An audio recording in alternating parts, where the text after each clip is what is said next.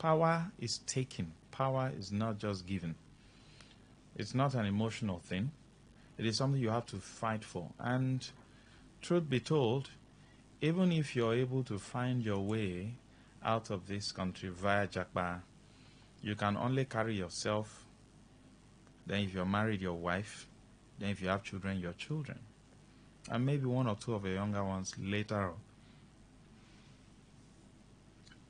You can't carry the whole family, both extended. The best you can do is to carry your immediate family. So that's to tell you that we must do everything possible to instill discipline in leadership. We must find a way to hold leaders accountable. We must be united enough as a people to start looking at things the way they are and not from political point of view or religious point of view. Because there's one thing that binds everyone together. That is the basic needs of life. Food, shelter, clothing. Everybody, Muslim, Christian, Buddhist, traditional worshipper, need clothes. You need food, you need shelter, you need water. Then I ask, why do we then judge bad leadership or good leadership from a point of religious inclination, political inclination? So this one says he's PDP, this one says he's APC or Labour or APGA. Is that what forms the basis of human existence? Every human being on the planet Earth eats food. Even if you fast, when you break, you must eat food and top it up with water and fruit. So food is essential. You need shelter. No one wants to sleep under the bridge. It's no one's choice to sleep under the bridge. Situations make people sleep under the bridge. It is no one's choice not to send their children to good school. Medicals, everybody needs it. Both the Muslim, Christian, traditional, worshipper.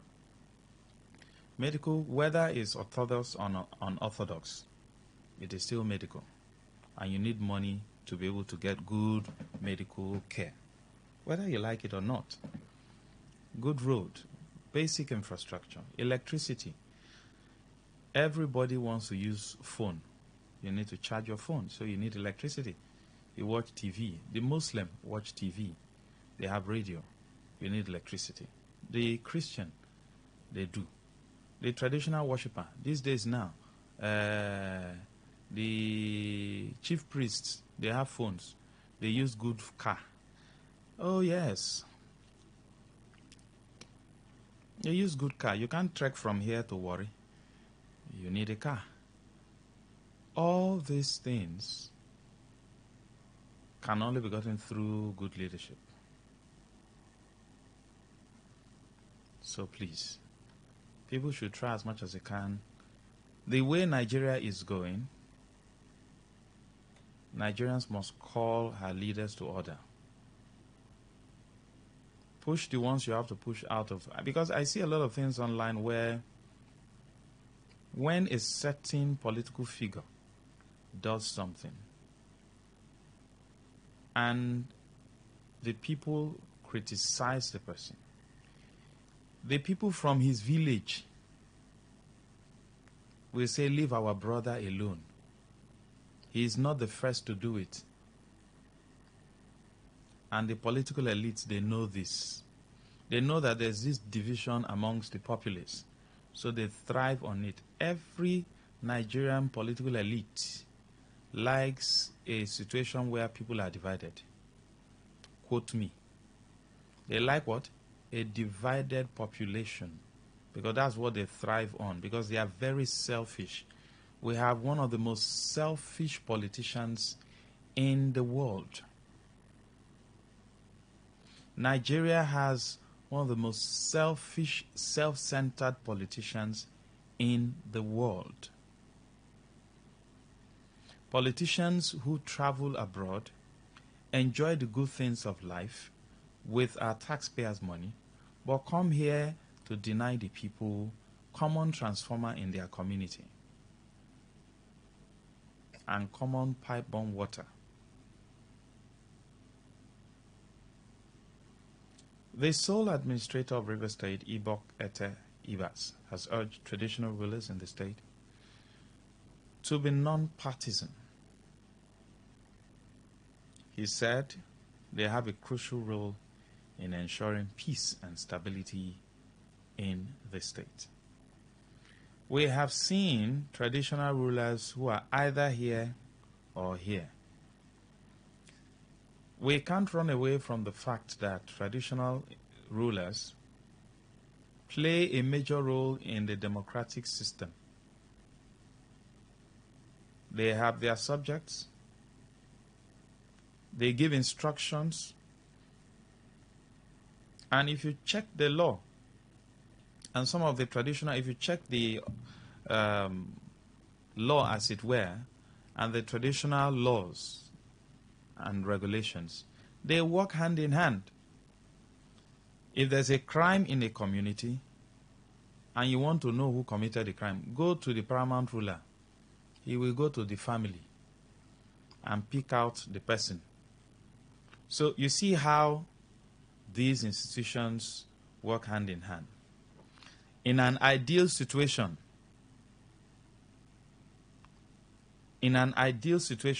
a traditional ruler looks around his territory and discovers that his people don't have basic amenity. He invites the governor or the representative or the commissioner or whoever it is within the state level, or if it's a kingdom, he invites the representative at the national level to come and see for himself how his subjects are suffering. Subject in this matter, in this case now, not people you just rule over, as in people within his territory. Like maybe, for instance, the Olu of Wari, the Oba of Bini, the Amanyanabo of Opobo, the King of Boni Kingdom. You understand? These are respected traditional rulers. They call the authority to order. They speak truth to power. They reach out. They have easy access to the authorities. And then they call them to do the needful because their people are suffering. The question is, did today traditional ruler, do they play such role?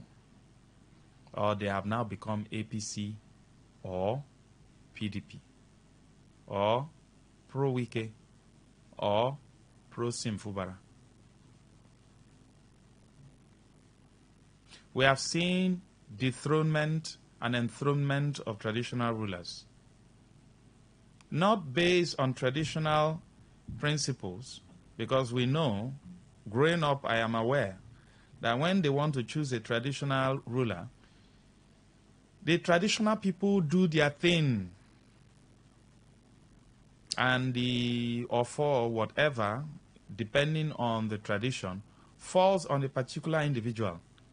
That individual will do the traditional rites, go through the normal process, and the person will now be coronated.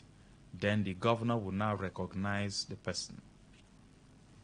When the Olu of Wari came on board, former President Olusegun Obasanjo went to see him, bowed before him.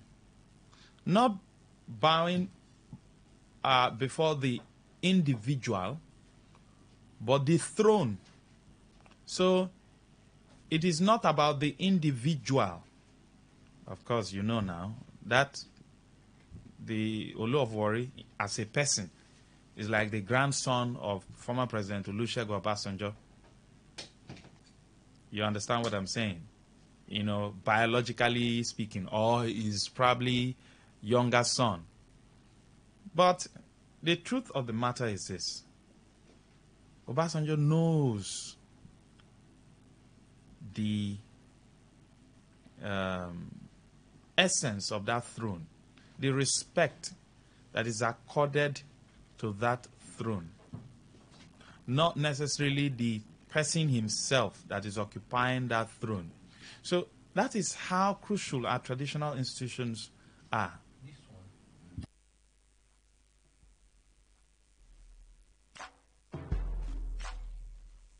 So the sole administrator, who is now in River State, is telling our traditional institution that, look, we have to work together.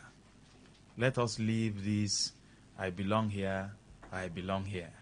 What matters is the development of the people and not your stomach. Yes, government recognizes first class, second class, third class, they pay them so that they can ensure peace and stability within their domain. Emmanuel Ndukwe, thank you, sir, for joining us. Welcome. Good morning, Maxwell. Good morning, Nigeria. I'm sure you were trying to take breakfast, which is very essential. I was trying to bring somebody that will come with me for this particular program. Okay. But the person at the 11th hour pulled out. The sole administrator is asking the traditional institution to do the needful and not to be partisan. You know, traditional ruler now saying he belongs here, you know, by their attitude, or here. Do you think there's going to be a synergy? For the meantime, when the sole administrator is here with the traditional institution, looking at the divided nature our traditional institutions have taken in recent times, especially in River State? Well, Maxwell, it depends on the traditional, those that occupy the traditional stools, individuals.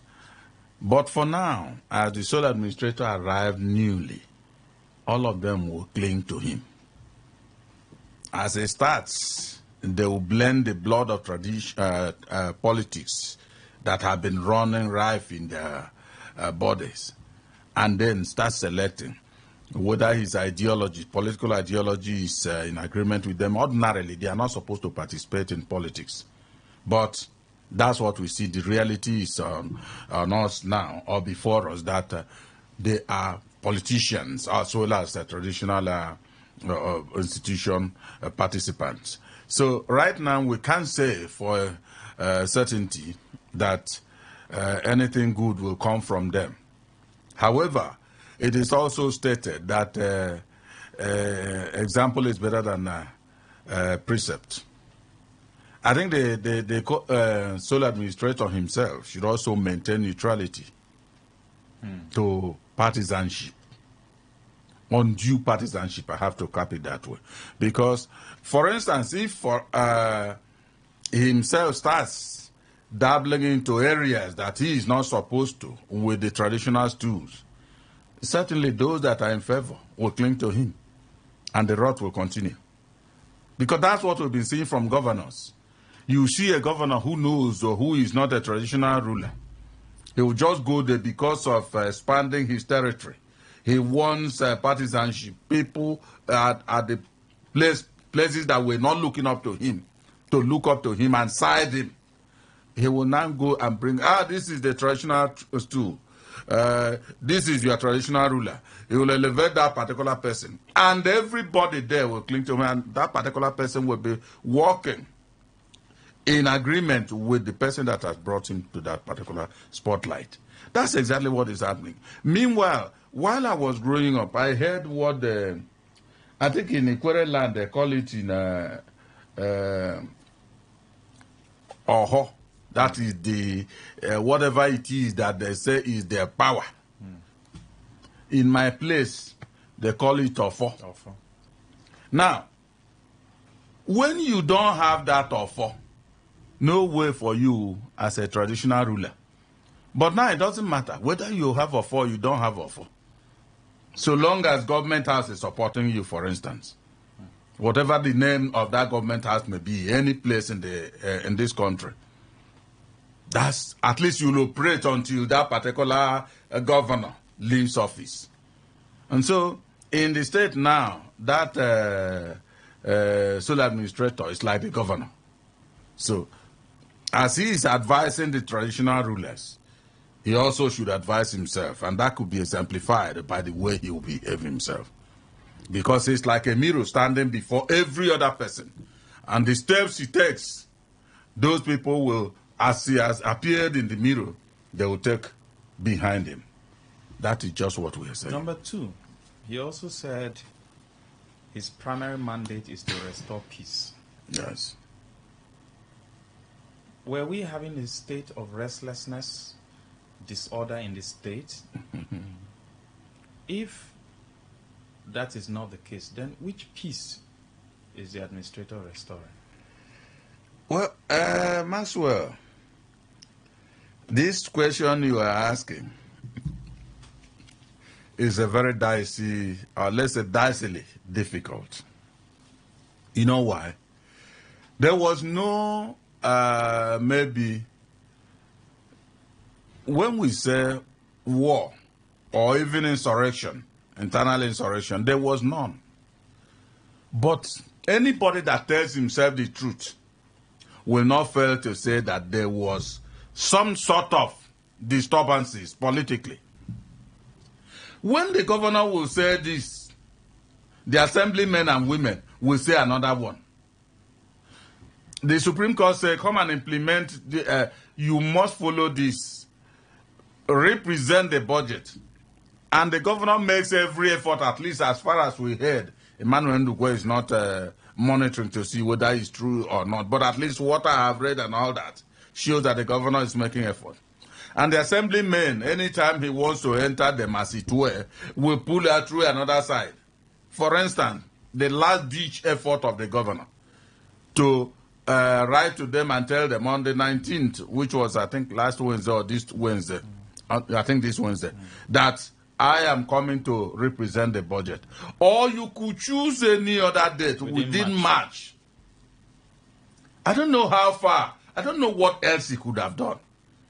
The assemblymen adjourned the Senate. You can know that there's disturbance, an political uprising. Even though we that are living here may not feel it. That is if we are not feeling it, because remember, it is government that moves everything either forward or backward or stagnant.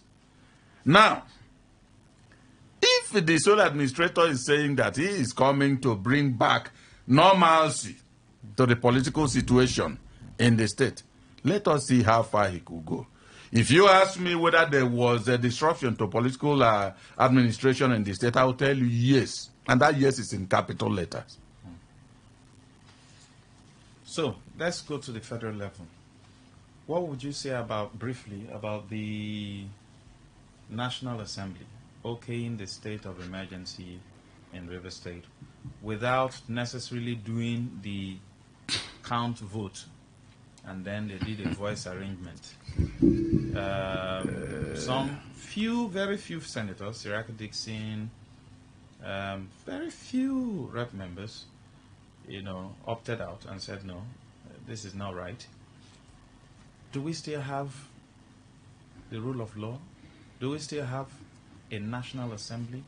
Do we still have representatives of the people? Since the declaration, Mr. President has come under heavy criticisms. Atiku Abubakar. Now, in this case, I don't want us to look at the figures. Let's look at the messages. Obi, so many people have criticized Mr. President for the step he's taking, for the step he took, even though some people have justified it and said, well, it was in the best interest of all parties, including Rivers people. But the National Assembly, people were looking up to them to say, no, Mr. President, maybe there are other political ways you can solve this issue, not to declare a state of emergency. Suspend, in fact, I think the major issue is suspension of the governor, deputy, and the State House of Assembly, democratically elected, even though in the facial value, elections in Nigeria are usually manipulated. But let us assume we pretend to have a democracy and then bring in a sole administrator. That the National Assembly was a hope. People were looking at them as people who would probably do the needful. Well, on the sideline, we cannot reliably confirm that, water passed under the bridge and some people took one or two things. We have heard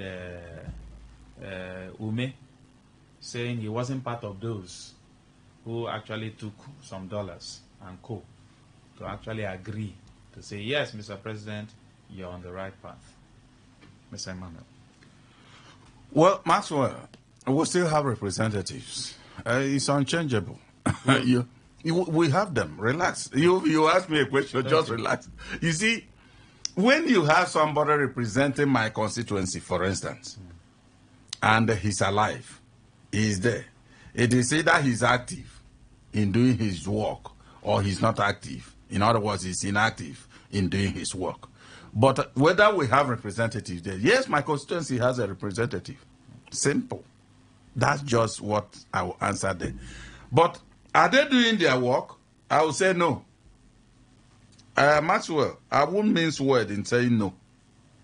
Because you, assuming the National Assembly, see, I don't understand what is going on in this country, and that is why when I look at it, I get tired of this particular nation. I said, even all these things we talk, we are just wasting time. Oftentimes I say that, well, when we talk finish, we go home and sleep. That is if we can sleep where we live. We sleep. If we can't sleep, perhaps we continue talking there until another day comes. Until we become worried, we stay off that talk, maybe by compulsion. You see, the Constitution says 2/3 of members, not members seated, 2/3 of, if there are 20. 109. Thank you. And then 360? Good. Now I think for the House of Rep, it should be about either 200 or so, and then 80 for senators. Incidentally, it has reached where they should do their work. I don't understand what people are saying we are representatives. Yes, you are. There's no doubt about it. I have emphasized that. But are you doing your job? No.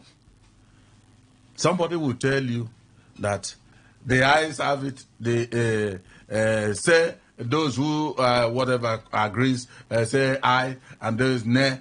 The ayes have it. Tell me when ayes have not have it.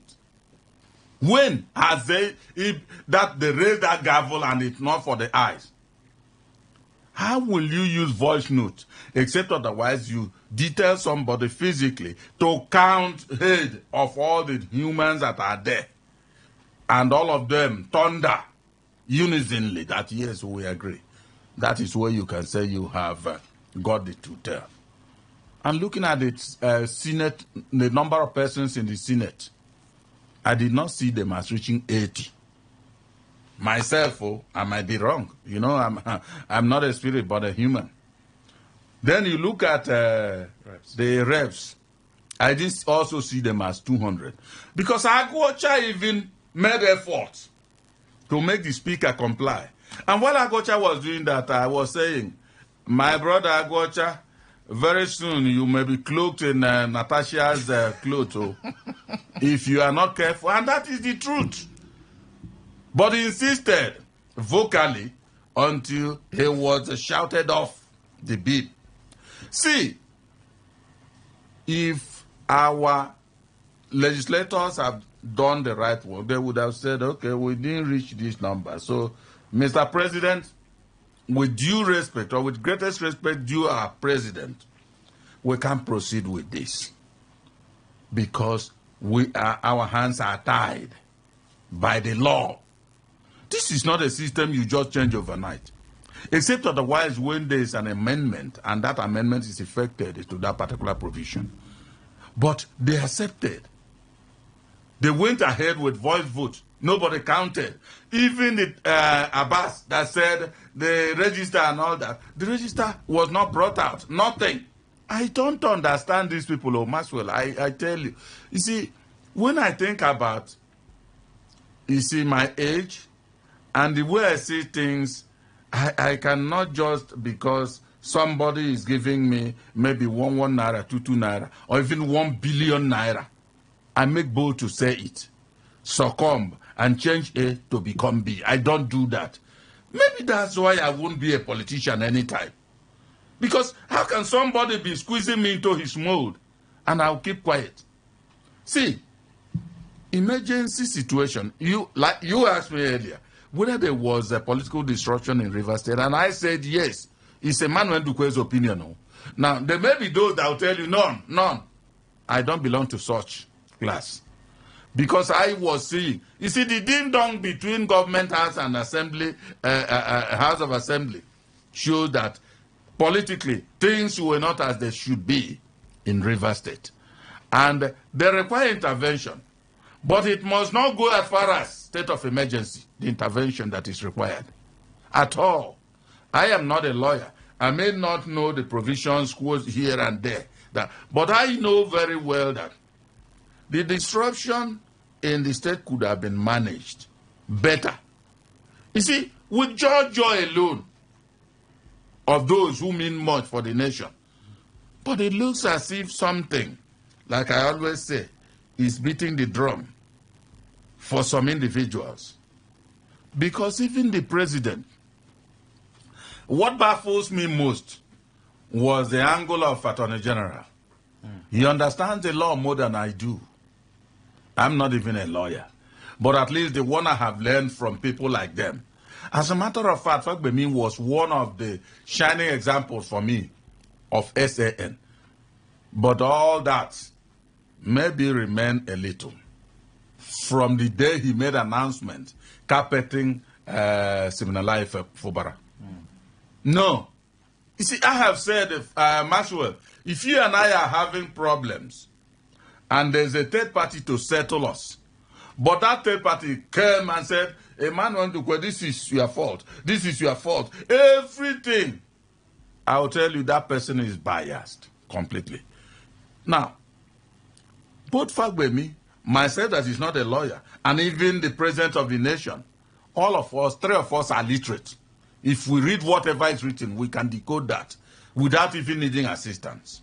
Now, it did not, there's no, what do they call it? 305. 305. Good. Did not stipulate removal of elected government officials. No. The president sees it. Emergency. Were people's head falling off their shoulders? Or their necks? Yes. Was it falling off their necks as they come out in Rivers State? The answer is no. But there were political disruptions. There's no doubt about it. Anybody that says otherwise is just trying to, indeed, tell us false. But they went as far as removing Fubara, the governor. Why would you remove the assemblymen and women? And you see, what baffles me in this country, once anything favors some individuals, they will become what Igbo men will call turncoat. That's the Englishman. You see, the assemblymen even were doing as if they were happy. Meanwhile, the thing didn't favor them. It didn't favor them. Which month and year was it? I think 2023 when election was conducted. What they call election. You see, Maxwell, which one are we talking? When you talk about election, I always tell people, elections in this country is no elections, rather selections. When it happened, see, if I am part of the people that are going for any position and the authorities want me, I will win. Whether I come out from my house or I don't come out, I will win. That is what obtains. But Emmanuel Ndukwe, they have also confessed that they usually write results. No, you see, I am saying as a bystander who understands. No, they were the ones who confessed now. No, see. They also confessed that votes of Obi were given to some other people. My dear, let me tell you. Not from me and you, from them. Let me please dissuade you from going that line. Because see, these people you see that you heard it from yesterday. If you ask them today, they will deny that. No, we will play the audio. The assemblymen did not defect. And we'll play the audio now. No, but did they not defect? They defected. Thank you very much. And they were asked, they said, no, they didn't defect. We will play the audio. It was the time that we started hearing from the award. And you see, these people, when people allow corruption, eat them up. It's difficult to. The assemblymen were even happy somewhat, pledging allegiance immediately to the sole administrator. As if they were not, I'm not sure people at that level would have been disruptive of movings of the society, except politically where they belong. Because I am not saying that if you are wrong, that you should not speak. No. So I am saying both us and the House and all that, when you are asking about the legislators, they will always do what politicians are not want to do. See, a leopard does not share his spots. 0810-9510-951. Two major issues we've taken a look at. Do you still have representatives who are actually representing you? And then the sole administrator talking to traditional rulers in the state. Do you think they are going to have some form of synergy? Like Emmanuel Ndukwe said, will the sole administrator also be non-partisan? It is not enough for a father to tell his children, behave well, and then he is not behaving well. Good morning. Good morning, Maxwell. Go ahead. My name is A.B. Samuel. All right. I'm calling you from Rupoko. All that Ogaima has said there, it's just what is happening in this country. As I'm talking to you now, whoever that wants to come and carry me, let them come and carry me. Yes, what I am saying now, all that has been done here in River State is completely wrong. Completely wrong. We continue to cry about this matter. I am A.B. Samuel. I'm calling from Rupoko in particular, in the Chukwu Estate. As I'm talking now, I am in the house. Let anybody who wants to come and carry me to come and carry me. What is going on in Nigeria here is completely wrong. Now, as I'm talking to you now, the judiciary, the executive, and the legislature belongs to Wike and Tunumbu. Well, you can't prove that. Proving what we are seeing now, presently now, what we are seeing now, what is going on in Nigeria now, everything is, we are going down, down, down. We are going down. Where are we going with this kind of system? Thank you. In a place where yes. Thank you. Honestly, I am not happy. As I'm talking to you now, my name will remain A.B. Samuel. Let anybody who wants to come and carry me, come and carry me. I'm in Rupaku. Let anybody come. I'm angry. I'm so angry, yes. Because what is happening in River State is so wrong. Very, very wrong. Yes, let them come and carry me. Anywhere they want to take me to, let them take me to. I'm ready to die now, yes. I am an elder in Rupaku, yes. Thank you, Thank sir. you. Thank you. Don't worry, nobody's carrying anybody. Good morning. Good morning. Yes, go ahead, seriously. Yes, Honorable Chris. I greet everyone. You remember my statement since how many you see that 8-point agenda. That is the problem. I keep on asking. This sole administrator now, is this son of the soil? Which means Igbo man can rule Ikwere man. Akwairo man can rule Ikwere man. How does this kind of a thing happen? Is it taboo now? Is it taboo? So the administrator, we don't want our money to be thrown in the hand of a stranger. This money now, you can't do such a thing now. Thank you, Chris. I keep on asking you people, do we have elderly people in Ikwere land? I pity some people. Thank you, sir. All right, this one says, okay, let me take this. Good morning. Yes, Maxwell, good morning. Doc, go ahead. Okay, my name is Dean Divine. Thomas, I'm calling from Gulf State. Maxwell, you see, let me tell you something. You see, allegedly, before you cut me off, you see, yes, Wike, Akpabio, and Tinubu, these three people have destroyed this country. You see, yes, Wike, is busy destroying River State. No, you can't say they have destroyed this country. The country is still in existence. Lucky, let us tell ourselves the truth now. What is working in this country? Is it the judiciary that is working? If you claim there's some form of malfunctioning in our system, it didn't start from this tenure. What I'm telling you is that the corruption in this very government is alarming. What are we even talking about? Tinubu knows that removing to Fubara is not. He doesn't have that power to sack a duly elected governor of a state because years a week wanted Fubara out. And he went to Tinubu, and see, let us tell ourselves the truth now. I'm an equal man for crying out loud. Let us not deceive ourselves. Yes, a wicked will stop at nothing to get what he wants. He is ready to lick your anus for him to get what he wants. Don't use that, That's please. what the matter. Hold on. Excuse me, sir. No, don't use that. There are languages we don't use on radio, please. He's a bad man. He's evil. No. There are some words we don't use on radio. Yes, you can tackle the matter, all right? But I wouldn't want you to arrogate some words to individuals. We're here to solve the problem of this nation. All right? Let's not use foul language. Sorry, sir. Please. President Tinubu has taken Rivers people for granted, and so he should be ready. Okay, Sir Festus Digbani. Monica says, right now we have no representation in Rivers. Rivers state allocation for 6 months is trillions, so for it to be spent without appropriation says volumes. All right. Good morning. Hello, good morning, Maxwell. Go ahead. Good morning, Daima. Good morning, my brother. I'm KMOS 4. All right. Maxwell, the new administrator, he will not be neutral. He will never be neutral. Forget about the statement he has made.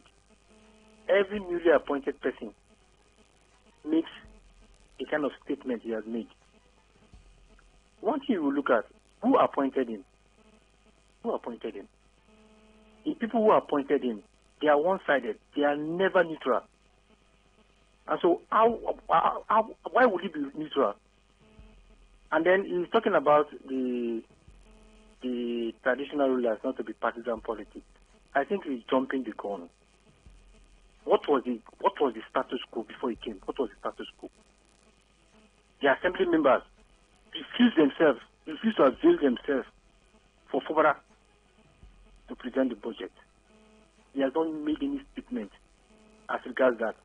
And the assembly members, people who we are taking off as a democratically elected people, who we are taking off, are supporting what took them away. It's not funny. So I think there is nothing. Whatever they are doing there for me is nothing. They should return Rivers State back to democratic governance, please. Thank you very much. Thank you very much for your time. Let's take some messages. All right. All right. This one says,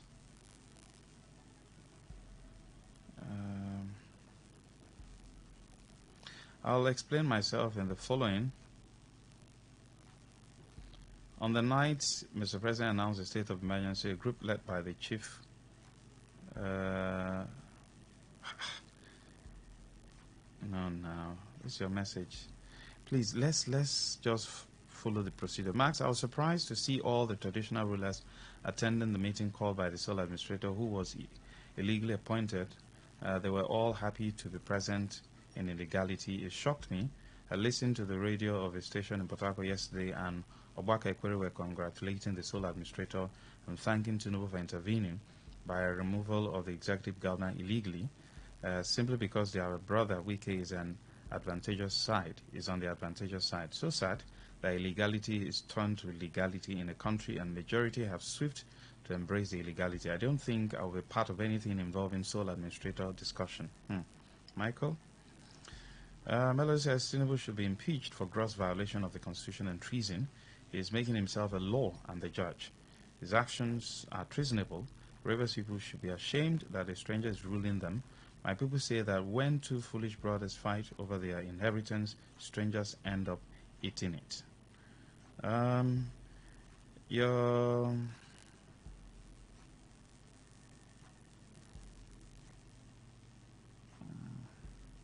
Well, Dexter, please don't attack my guest. Please don't do that. Nigeria has never worked. The president and Wike has consistently and intentionally insulted the sensitivity of helpless Nigerians. Tinubu would do everything to compensate Wike for his 2023 exploit for him. I never doubted Nnamdi Kanu. If we drop our poor prejudices, we will agree with him. But but he's incarcerated today. Let us cry together until we are prepared. Sakalu, thank you. Good morning, Max and Ogaima. Countless times we have been hearing this kind of talk from our politicians, but the question is, do we still have honorable, respected, traditional rulers that you can beat your chest and be proud that is not corrupt in this our state, River State? Because all that I know are appointed by the governors. So tell me just one that is not corrupt. Eric, thank you. Max, he who pays the piper dictates the tune. The new sheriff is here on a mission, and few fingers will rape our economy. Queen? All right, let's see if we can take one or two. Good morning. Hello, good morning, Max. Yes, go ahead. Good morning. My brother. Okay. You know, when this woman that came in to take over government house, when he came, there was a statement that he made. He said that River State is peaceful. That was one of his statements. The next day, he said he will make sure that there is peace.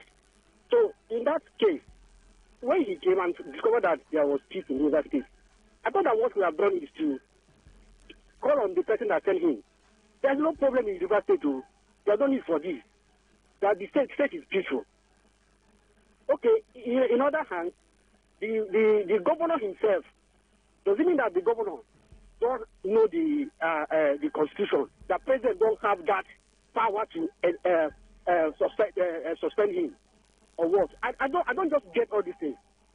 President is acting out of the constitution, and someone that is acting out of constitution again, he just keep quiet. You see, that's why sometimes, the Bible says, follow peace with all men. But there are sometimes you don't need that. But even in heaven, there was a war in heaven. It's not that I'm preaching violence, but there are some things that when you follow with peace, you have power as a governor. You have, just like the president have power. So they've messed our governor up here because they've ridiculed him. There's nothing bad. Even me myself, what governor has taken in this state, I cannot take it. Honestly speaking. But look at it at the end of the day. What he's running away from? Finally came. What he's running away from? Thank you. They boasted, they were emergency impeachment. They say that one is not coming forth. They have to manufacture something. Thank you very much. Thank you. Thank you, Master. Thank you.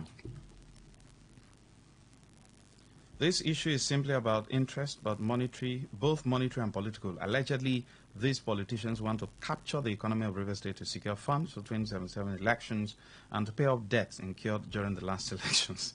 How do you know? Emmanuel Ndukwe, where do we go from here? Are we sliding down the drain as a country? Because the bedrock of every democracy is the rule of law. We have seen flagrant, globally, you usually say what is one on the hand does not need a mirror. Politicians disobey. I've seen people in power disobey court order like, it's just like when you are conversing with your child. Are we sliding down as a country? Yeah, we are, especially when we openly profess sentiments that are illegal. There's no way anybody will say that we are moving forward. Rather, we are moving. In fact, Maxwell, if we were moving backward, it would be something golden. Because you could move forward and meet errors that were very well. But this one, we are stagnant, standing perpetually on the soiled ground, as it were. Now, I really do not know where we are moving from here to. because everywhere has been spoiled.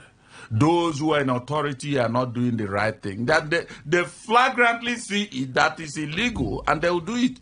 Then, So what do you no think? hope? Well, Marcel, I do not know. I may not be. I think I choose a word of pessimism in this instead of optimism. Perhaps because you know that I'm a human, my projection may not be perfect. I'm not perfect in the first place. There's no way something imperfect will bring us a perfection. However, I think if they have a rethink, because it's possible for a human to do that, if they rethink and tread on the better path, things will be better. But if they don't, if they remain on the stagnancy of the soil, spoiled soil, we remain where we are, perhaps deteriorate more. Max, please tell me why I shouldn't stop talking. We don't have active governor. I should ask questions. We don't have assembly members. I can ask questions. Remember, sole administrator is not to be probed during and after the interim period. Whatever recklessness he does financially and otherwise is not going to be probed. Of course, how can illegality prove the same gang of illegality? Thank you, Michael. Thank you, Mr. Emmanuel Ndukwe. Elder Emmanuel Ndukwe. Thank you very much. You have seen so much in this country. Thank you very much. You need to write a book on that. Thank you. Stay with us. Don't go anywhere.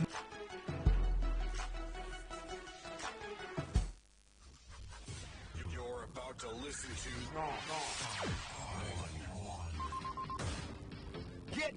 Get ready. It's the world of broadcasting as Today 95.1 FM brings you entertainment, information, education as they unfold every day. Today 95.1 FM. Do you know that I'm necessarily mentioned? Do you think I used to climb some tree alone in this video? So, you see, not benefited anything from Nigeria. What was your favorite Nigerian movie growing up? 1, 2, 3. Isakaba. Yeah. It took time. Conspiracy. Today 95.1 FM. Don't touch that dial. Make sure you are tuned to your numero uno. Tell me, where's your money now? Why, I will not take Arno.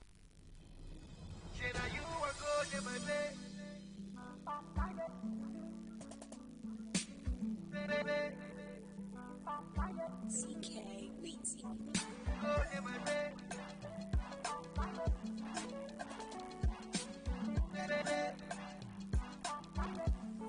Yeah, Shana, you are good in my bed. You know the fear face. When I be say you don't goody, I be you chop place. Oh, wow, wow. Hey, if that play make you stop up, as I know they take out. Yeah, cause I be bad shop guy, and I know they fake out. Oh, wow, wow. Hey, with my baby, my wonder woman. A superwoman. Oh, with my baby, my wonder woman. A superwoman. My special woman. See my guy, take a cheap pillow.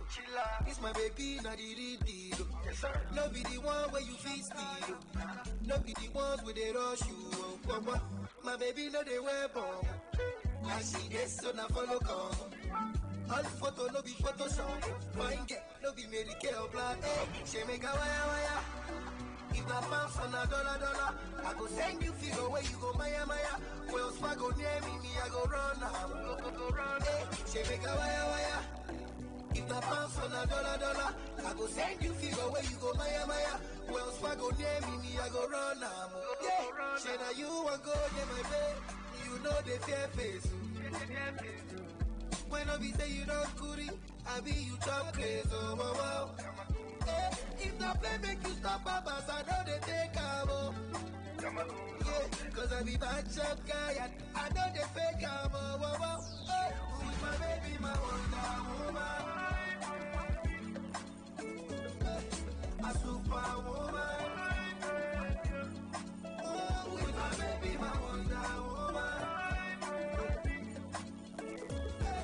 A superwoman, a special woman. Yeah, all of it, loco. I won't be no to it. Only more jet for shoko. Yeah, ọlọ́bẹ̀ ló lọ́kọ́. Àwọn bínú tú wí, ó ní mo jẹ fọ́ ṣọkọ. Ṣe make a wire. If na pounds or na dollar, I go send you figure where you go maya. Wells Fargo near me, I go run am. Go run. She make a wire. If na pounds or na dollar, I go send you figure where you go maya. Wells Fargo near me, I go run am. Say na you a go get my babe, you know the fear face. When I be say you don't goody, I be you chop face. Oh wow. If the play make you stop papas, I know they take a yeah, cause I be bad chap guy, I know they fake a who is my baby, my wonder woman? A superwoman. Oh, who is my baby, my wonder woman? A superwoman. A special woman. Strings mix.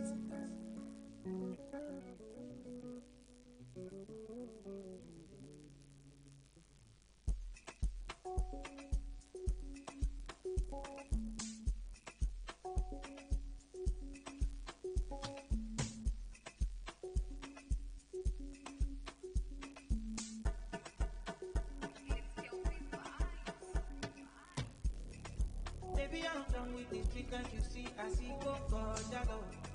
Can you decide if you coming with me? Talk to me, what's going on? Oh, baby, personally, I don't think I can do it for so long. And if you leave me, I'm moving on. Come on for share sorrow. Come on for share sorrow. Share that sorrow. Come on for share sorrow. Come on, that sorrow. It in my body. They feeling my sound, they call me Osadede. If I see you, your fancy go by me daily. This no be tongue song, yeah, my bedroom for street on my tongue song. Come to my section, so we can drink, no be got on. I will not lie to you, I care for your love, no jealousy. Spend my money, baby, non-stop. Don't get it mixed up. You are listening to Today 95.1 FM, your premium talk, news, and sports station in Port Harcourt. We are the voice of the people.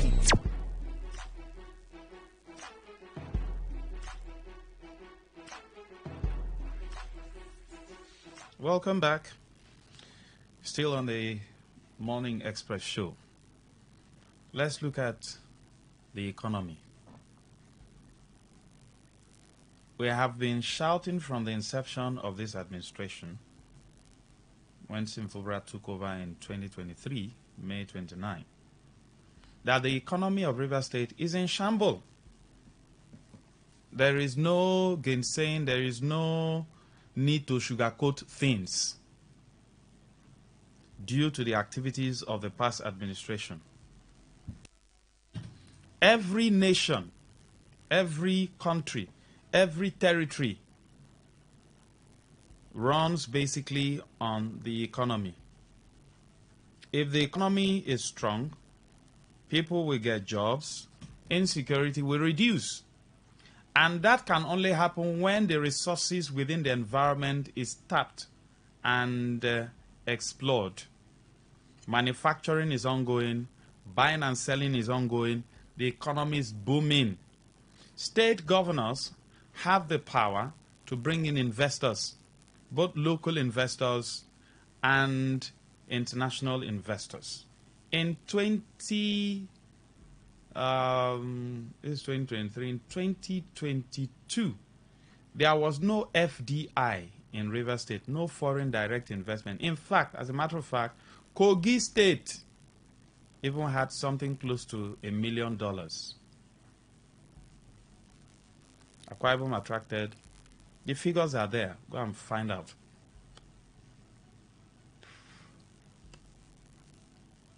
And that is why it is incumbent on Rivers people when you are shopping for, don't just move with the bandwagon. We have seen all that is happening.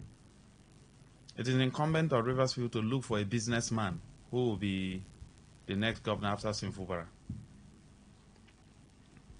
A businessman. What you are seeing that is happening between Donald Trump and other countries is business interest.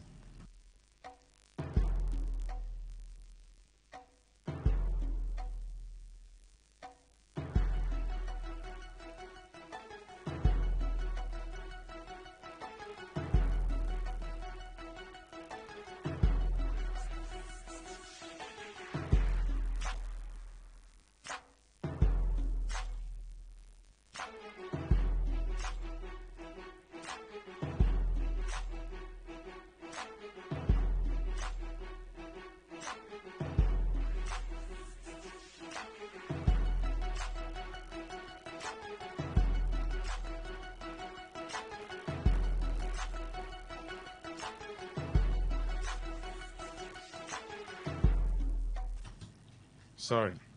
Now, we must ensure as a people that every governor thinks business is not, I've said it and I will keep on saying it, all this inauguration of the road flag off is childish. It is childish. That is not governance. We want to hear figures. We want to see creation of jobs. Before Donald Trump came on board, you heard figures. It's not this thing that is going on here. I don't even want to talk about Mr. President's own. You came and companies are moving out. The ones who even moved out when Buhari was listening, the ones that were still around, they started moving out. And you say you are touring around to go and bring investors. I mean, who does that now? Like, who does that? The small school we went to, we still have sense. GSK, go and price the average antibiotics now. It's quite expensive. These are the guys who were producing antibiotics and other drugs. Okay, the local investors that are around, you are suffocating them. No diesel, no fuel. Now, Dangote says he will halt the selling of petroleum products in Naira because you have also stopped him collecting crude in Naira. Why? Because he's reducing fuel price, and then the next thing, you want it to remain at that high level, NNPC and co, and they know all the politics that they are playing. Who is bearing the brunt? Nigerian citizens. So in Rivers State, the moment they heard there was a state of emergency and the sole administration coming in, let's look at the economic impact. You heard the other day, Mr. Smith, the security man who was talking about an engagement he was supposed to have with a client, a company, and then they said, hold on, they are even trying to look for a way to study the situation if they can move out. These are the implications. We'll look at it, but let me not just talk. Before you ask me, am I an investor? Or am I into business? Yes, I'm into business. But let's talk to a man who is into bigger business, the oil and gas sector. He's, basically into training. And this is an energy epicenter of the nation. Mr. Maxwell Atago, the CEO of Flamingos Energy and Services Innovation Limited, is joining us on the program. He has both local partners and international partners. He talks to people all over the world. So when he's talking from the point of experience. This is what he practices. So his friends from Dubai, Kuwait, US, Canada, Italy, they talk to him. They know the situation in Rivers State. They don't think they don't know. All this in the jargon and say, stop the marketing our state. Stop the marketing. Is it not the politicians who are demarketing the state by their actions? So you think those people are fools? They don't know. They didn't go to school. Well, Mr. Atago, what are the economic implications? Thank you, Mr. Maxwell. You see, it's a very unfortunate situation. The reason is because, in the first place, the state does not have an economy. If you look at river citizens, for instance, you can't even say this is a sector they are playing. You go to the oil and gas sector, they are not there. That's the truth. Take a stock of all the big players in LNG, the managers, you can't find that people. You cannot find them. That's the truth. The only place you can find some of our people is like Total, where you have people from Onelga. You understand? Some are local, some are international, doing their international jobs under the same company. Now, you go to Shell, our people are not there. There is no part. Now, you go to the banking sector. Even the Access Bank that is being owned by Wingwe, who is a Rivers man, our presence is not there. But we must commend him, and he has tried. He did the best he could to go to that level, climb to that level. Now, I come to the agricultural sector.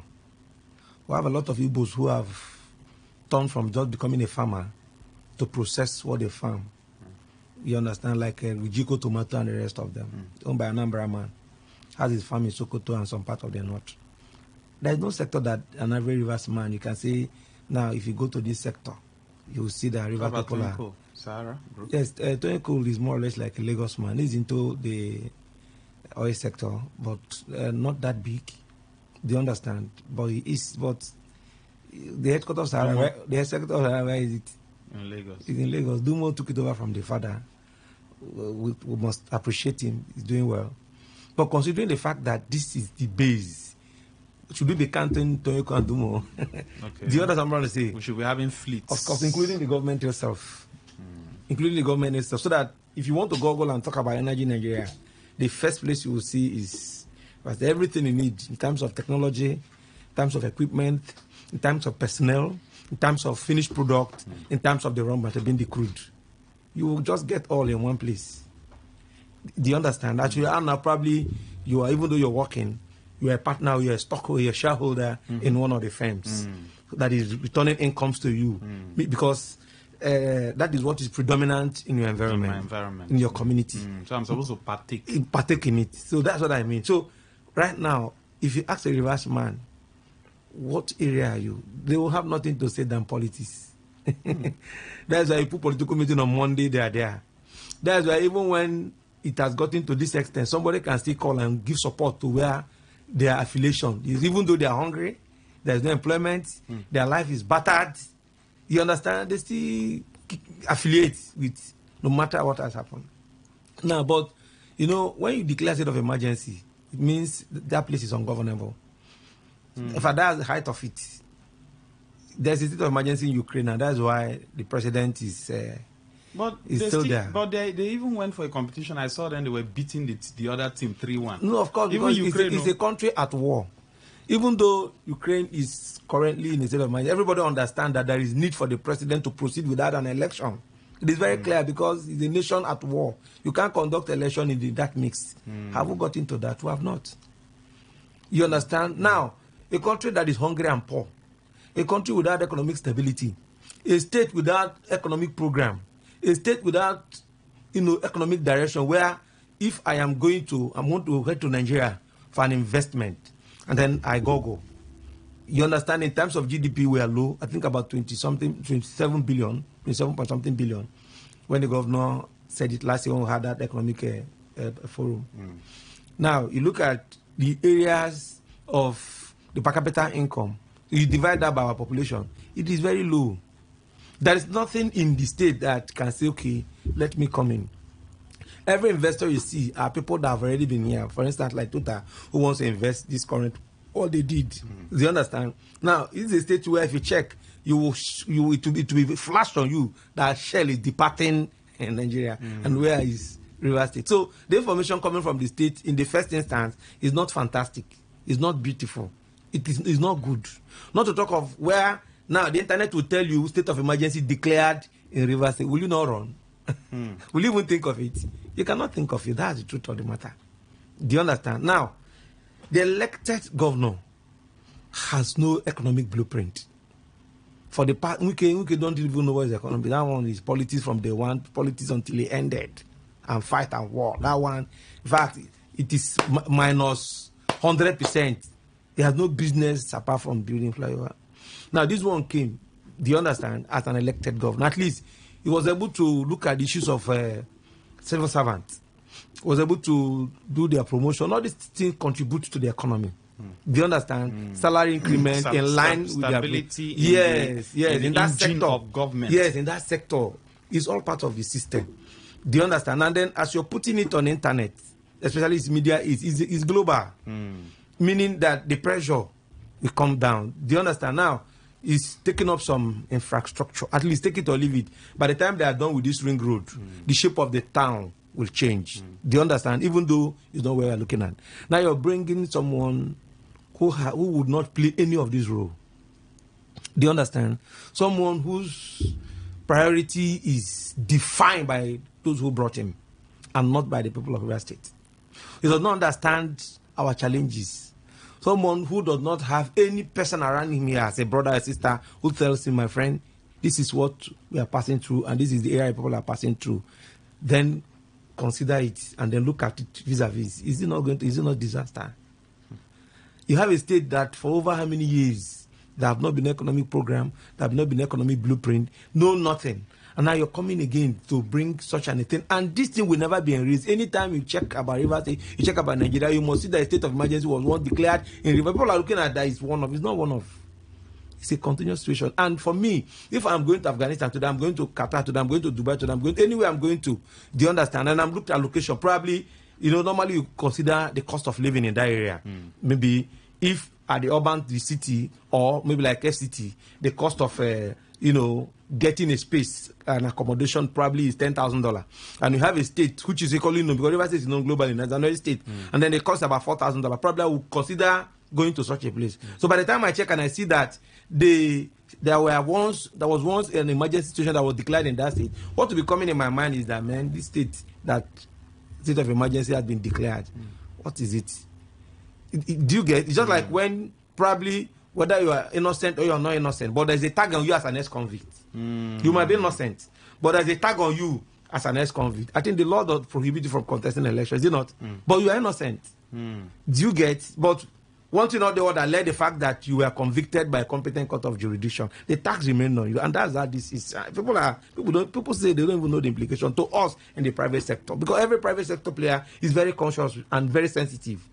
The thing that does not matter to you matters so much to us because it is money you're going to invest. And most times, some of these funds are either funds belonging to investors, they understand, to shareholders, or funds that is being borrowed from the financial sector. So you must be very careful. So why do you think the politicians, some of them, are okaying it and nodding their head?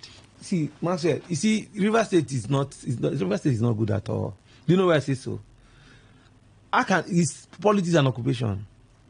I think I heard you said once, say, Google all the questions, we don't see politics. How can somebody all his life?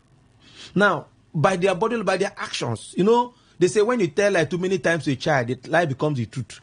An average young boy in River State, now the only thing he understands, the only thing he thinks is politics. Do you understand? That's the only thing he thinks. So he knows nothing about the economy. Even those who go to school to read one course or the other have no understanding about what they have gone to school to read.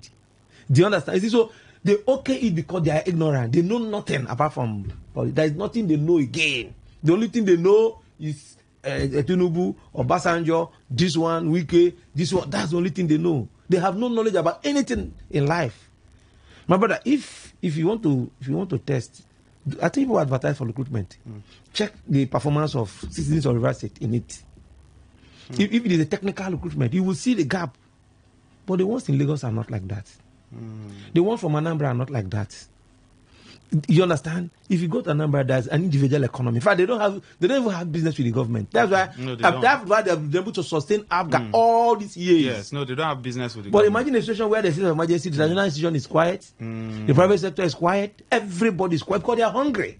In one way or the other, they survive through government. Even the one that the government is giving him nothing believes that one day he doesn't want to be in the bad book of so-so, he doesn't want to be in the bad book of so-so person.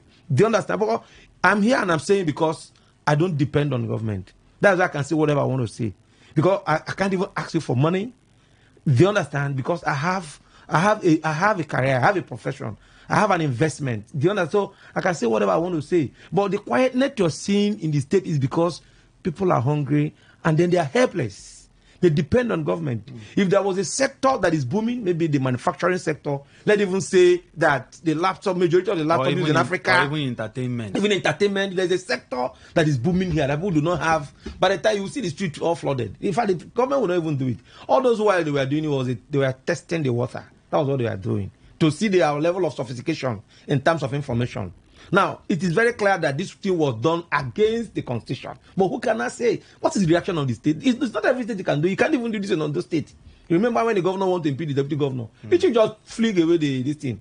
You understand? The later thing to her. Do you get? Ondo State may not have, it's not an oil producing state, but in terms of unemployment, my brother, they're even better than Lagos. That's the truth. That's the reality. You understand? Now, River State rank one of the highest states of unemployment. Why? Meanwhile, the federal government, it is the economic zone, an economic state of the federal government. Even when the president was making his broadcast, he said he cannot watch or fold his arms and watch a state of River State degenerate to such level. You know that the state holds an economic role in the country. Take away River State from Nigeria, Nigeria will feel it. But yet, the citizens are so poor, the citizens are so helpless that they cannot even speak. Now, they only have to align so that they will tell their guy, remember, I've been called for radio, I've been abused Maxwell, she be on a hearing, so that they can find him something. Maybe after calling, they will call, I beg, I need 5,000, I need 10,000. My brother is very shameful. Honestly, that is states like River State. You have citizens that cannot feed. You have citizens that are thousands and millions are jobless. Can you tell me the economic zone that we have in River State today that can create employment for people? There is no one. If you were here early 91, 92, when TSK started in Bonny, a lot of our youth went there. The crime in town Borokiri reduced because a lot of them went there, do labor and all that. Do you understand? You know, so, but look at it today. Now, Shell is leaving. It must create a vacuum because there are service providers, a lot of private providers to Shell. But let me shock you. Do you know the owner of that, the one who has bought that company, Shell now? The Renaissance Group, the MD, is Tony Atta from where? From Benue State. Do you understand? Among all the, you talk about MD Western, you talk about, there is no riversman among it. But these men were all there in Shell as staffs. Let me ask you this. The Victor Giadams, Tony Okocha, Senator Magnus, Wike, Abie Sekibo, all of them. Is it that they don't have a stake here? Because even when I watch them on TV, on a national, international TV doing interviews, I ask a question. Is it that these guys don't have a stake in this state, or they don't care what happens economically speaking? You talked about the Renaissance that is buying off Shell assets now, and there's no riversman there. And I'm waiting to probably hear that, okay, you had 1 or 2 or 3 riversmen who even also the state government at the share. Or in the state government, probably they are also share. If that happens, it means anything that wants to come and disturb the environment, they'll quash it. Yeah. They won't allow it to happen. Even these men have also called. We say, no, Mr. President, no, you can't do this. Because they know they have a stake. You know, the Tony coal is in Lagos. Yeah. Probably it doesn't have a stake here. Yeah. Is it the reason why these men probably okay some of the things that are happening in River State? Because maybe allocation will just come and then sharing formula will take place. You see, it's all about your level of investment in a system. For instance, if I've invested in this Today FM, whatever I want to happen to this Today FM, I will not agree to it. Now, United States invested so much in Ukraine, and Trump knows the implication of pulling out, that they would never forgive him. Do you understand? Now, he has betrayed the friendship he had with Putin. He has told you he's going ahead to sign the mineral deal. Yes. Do you understand? Because he prioritizes his country. Where the treasure of a man is, they have to be there. Yes. Now, you see, that 1999, we laid a very wrong foundation. When we came on board and said, hey, share the money, to us, it was just a slogan. But it has gone deep to the heart of River people, including these people you're talking about. Because at that time, they were very young. And most of them did never had a career when they come into politics. Do you understand? Now, the private sector was never promoted. It was all about allocation and the sharing of the allocation. And that is why their energy, their strength, and that is what is causing this crisis. Allocation. Yes. How to share it. Yes, allocation. Who takes what? Yes, and sharing of allocation. So now, when Odili came on board, Trasamadi was still there, Revoke was still there, though Michelin then were still there. And when they started complaining about energy, started complaining about light, do you understand? There were a lot of complaints. Those companies were putting up community issues and a lot of issues. When they got tired, they started leaving one after the other. The government didn't attend to them. The government never attended to them. When they got tired, they started leaving one after the other. And today, Trasamari is a shadow of herself. Do you understand? Now, it is because do I say they don't have the understanding? Because you can't take away the economy from any state. The moment you take away, you separate the economy from the state, then there is no state. What you have there is just a shrine. Nothing is existing there. Because the economy deals directly with the life of the people. And there's no government without the people. You get what I'm saying? There's no government without the people. And then, now that the welfare of the people is not being attended to in terms of health, in terms of employment, in terms of anything, you're running a shrine now where they appease the gods. The gods don't appease women, no. They appease the gods. So the citizens only appease you. We watch you live in affluence. Isn't that what is happening? We watch you drive bulletproof car. We watch you send your children abroad. We watch you, live in a mansion and a mighty house, fully air conditioned, while we live in a thatch house. No, be God you don't be. You become a God now. So, more or less, what you operate is nothing but a shrine, if you ask me. There's no country that does not prioritize the economy of the country. You don't come close that. You don't threaten them. And that is what is happening in Russia. Putin is becoming frightened over Ukraine, thinking of joining NATO. The security of his people. And then he has put up so much investment to ensure that does not happen. So the only way, because Ukraine is an independent country, the only way he can stop it is to invade them. And that's what he did. And Ukraine is a very small nation. It's a small nation now. Yes, it's to invade them because Ukraine have formed an alliance with America, with the US. Then the Americans want to checkmate Putin for the safety of their own people. This man will blow mad one day and blow nuclear and everybody in America die. So they want to checkmate him. They want to monitor everything that he's doing. Putin too is scared that his people's life could be at risk. The German people have put up some billions of euros they have support Ukraine now. They have equally increased their budget for what's called for security budget. Everybody wants to save his country. But in this case, you sit down and agree that over how many states of Nigeria, yours should be ruled by another state citizen. That is 1, 2. You have forgotten that stigma, that state of emergency. If you open your Google, you will see Plateau State. They won't declare emergency. Plateau State. You will see Adamawa. Yes. You will see Borno. You will see Yobe. Do you know it's still there? Yes. And if you have not been here, before the maximum force of the federal institutions is being put in place, you understand, to declare state of emergency, meaning at one point that state is ungovernable. You can't think of such state.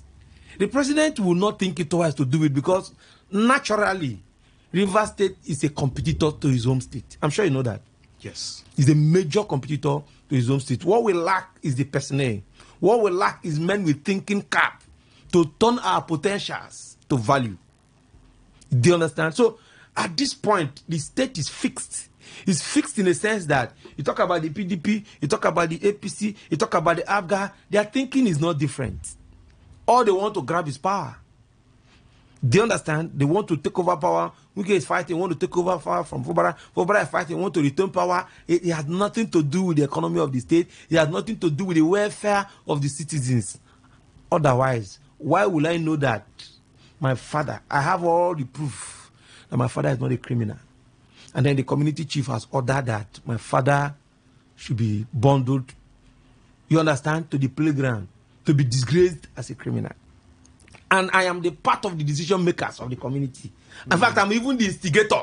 Knowing that stigma in my family will remain that his father was, disgraced as a criminal. Even though and you innocent. Too, you become the son. He's innocent now. Your wife is innocent. You know he's innocent just because probably you want him to give you a piece of land and you say, hold on.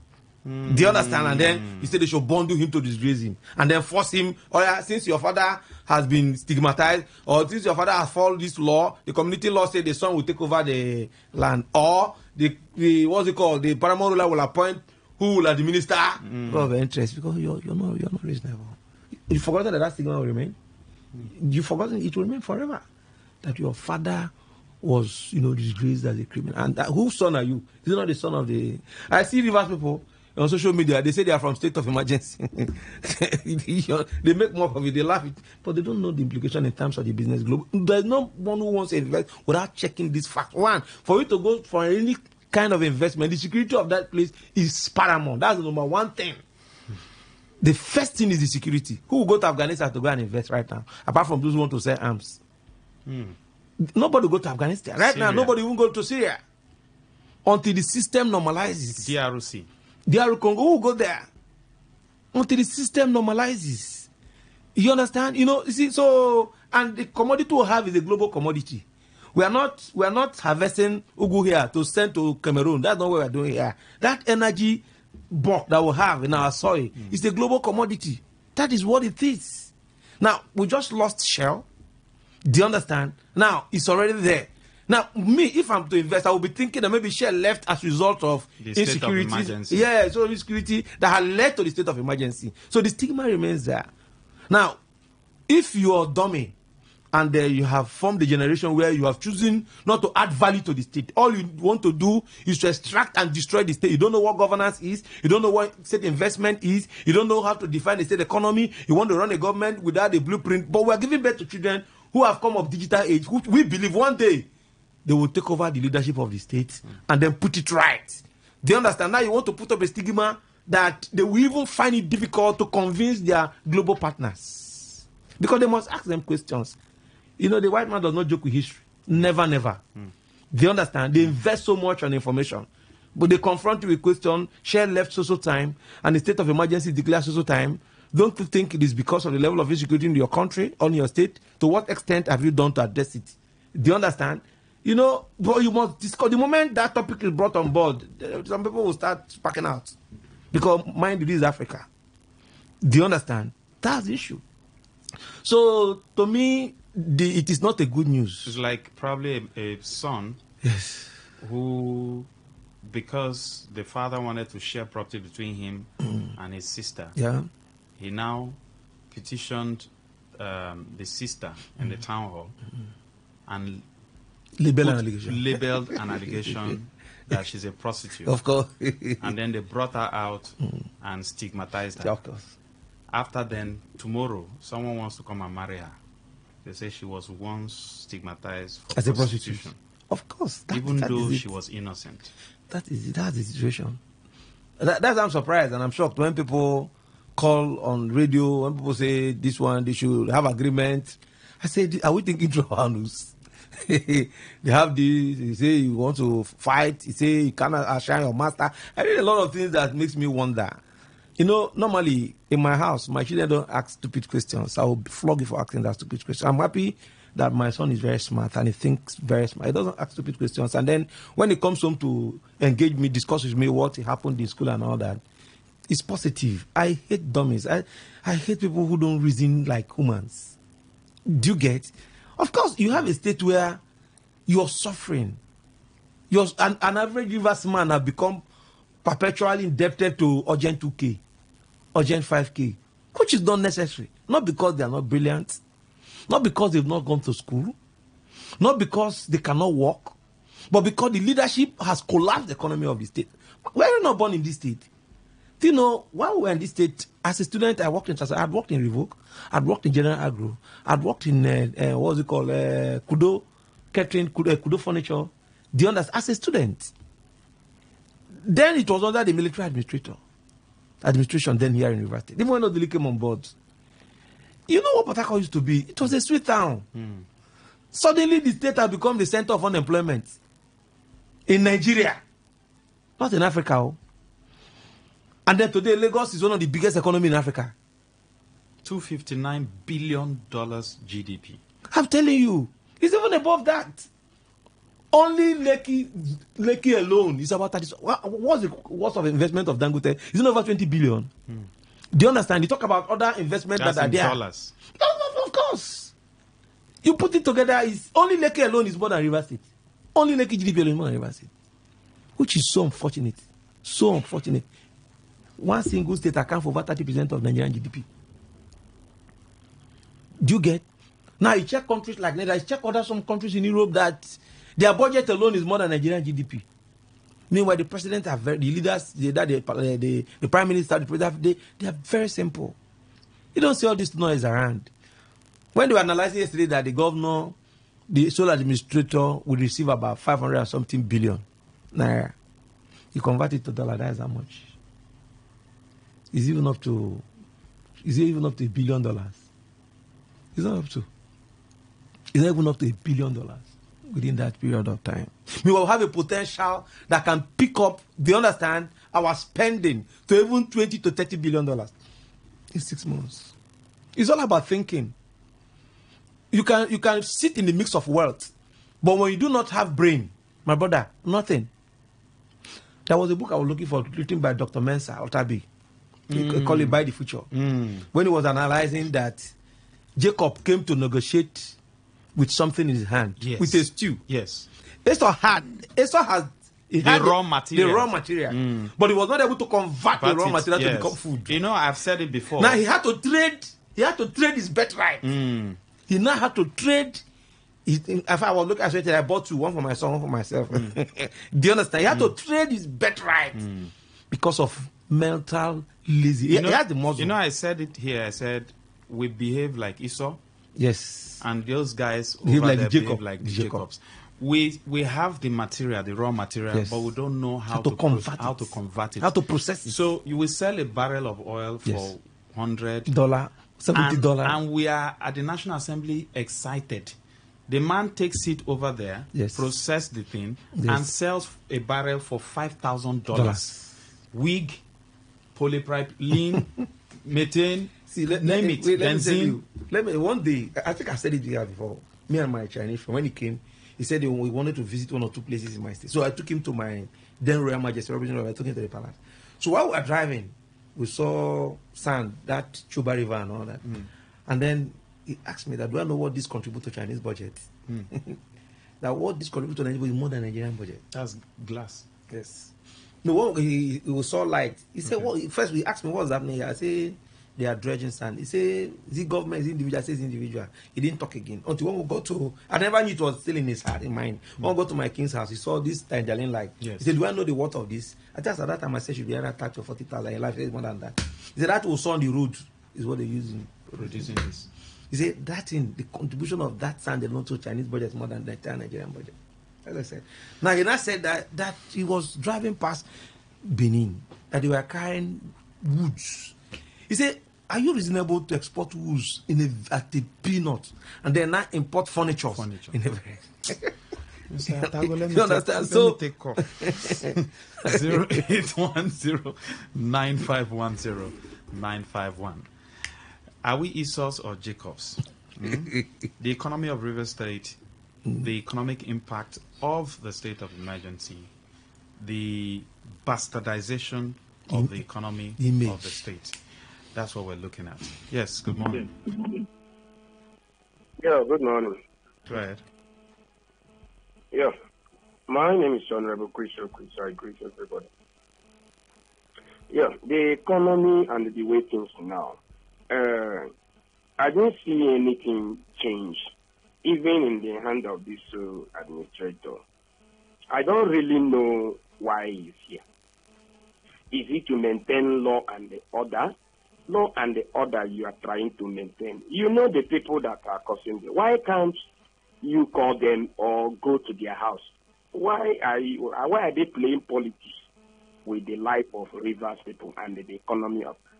Like I said in the morning, the money that they are afraid, they don't want their money to be spent the way that they spend. Thank you. Focus on the economy. Our focus is on the economy. Good morning. Good morning, Lucky Maxwell. Robin Maja, go ahead. I'm greeting to you, my brother. Yeah. You see what we are discussing this morning, Lucky Maxwell. When this government, similarly Fubara, the suspended governor, was there, even before he came in, I kept on shouting that don't consolidate on the things that kept us backward. Like I was telling Lucky Maxwell, you kept on shouting. You're talking every day. The lecture you give to people on radio is worth millions if it should be paid for. But yet these people close their ear. Now we're talking about the economy. The land that were being grabbed in River State in Port Harcourt here, it's not local economy. I can't go to my farm now. Is that not local economy? Yes, I agree that I am hungry. The former governor said so. The only thing that works in River State is politics. I see them around, those whom I can give a plate of food a day. When they say, hey, thank God we have removed him. And after that, we have removed him. Are you going to be the next governor? You have removed him. People are happy. Every day, they connive with people, external forces to collapse the economy of this state when we are shouting on the governor to wake up and grow up. We are talking about some guys found every day here. We are talking about the steel factory. We talk about the airport hotel. Lucky Maxwell, God will bless you and bless your station. And God bless my brother, Maxwell Akago. And God bless oppressed people of Nigeria like me, Rabbi Majari Pama. Happy weekend. Thank you very much for your time. Good morning. Let me take this message. We're looking at the economy of River State. What is the impact of the state of emergency? Good morning, Max. God will help us someday. Our prayers shall be answered. A person like you will be in power, and you will bring your guests and other thinkers like him to build the state. Maxwell, I have learned a lot of courtesy of your station. Does it mean that these guys in government do not listen to radio, particularly 95.1? Mr. Dennis, they do listen. Good morning, Maxwell. Please, that man in the studio is dealing with me heavily with great insight. Can I know him to reach out to him for more insight? Pastor Vincent, thank you. Feel free to join the conversation. What do you think is the economic impact? What's the impact of the state of emergency on the economy of River State? That's if we even had an economy. Good morning. Good morning. Go ahead. You asked me the economic impact. He has virtually no, of course, it will have negative impact. But if we are talking or looking at the positive side of it, I do not think there will be any positive impact from the state of emergency. Because the people that masterminded the state of emergency did that only to restore their structure and not for the economy, for the interest of the economy to grow. So if you are looking at the economic impact, then we should be looking at who should hold sway to the quality of River State, which is why they are fighting. What you have in River State is politicians. You don't have leaders in River State. That is why people celebrate, clap and sing, and very same capacity. Nobody is interested. Thank you. Good morning. 0810-9510-951. 0817-0000-951. These are the numbers you can call. We have an entrepreneur, an oil and gas expert. So, like I said earlier, when he's talking from the point of experience. He converses with friends all over the world, so he knows what he's saying. Good morning. Good morning, Mr. Maxwell. Yes, Doc, go ahead. Yes, Maxwell, good morning, and good morning to the guests there. Maxwell, do you know Transamadi, I can recall history, was carved out by Michael Opara, the then defunct Eastern State. It tells you how long it has been. That's the master plan for the economy of this region or this state to grow. Can you imagine that time till date? Now, we will say, okay, military came in and took over everything. But Maxwell, let's talk about since 1999 that civilian returned to the country, that's this current civilian administration. Maxwell, do you know how much money that has entered this state? Maxwell, have you driven from here to Ahoda? Have you taken also from here to Kalabari land? Have you taken off from here to Echie and Imo State?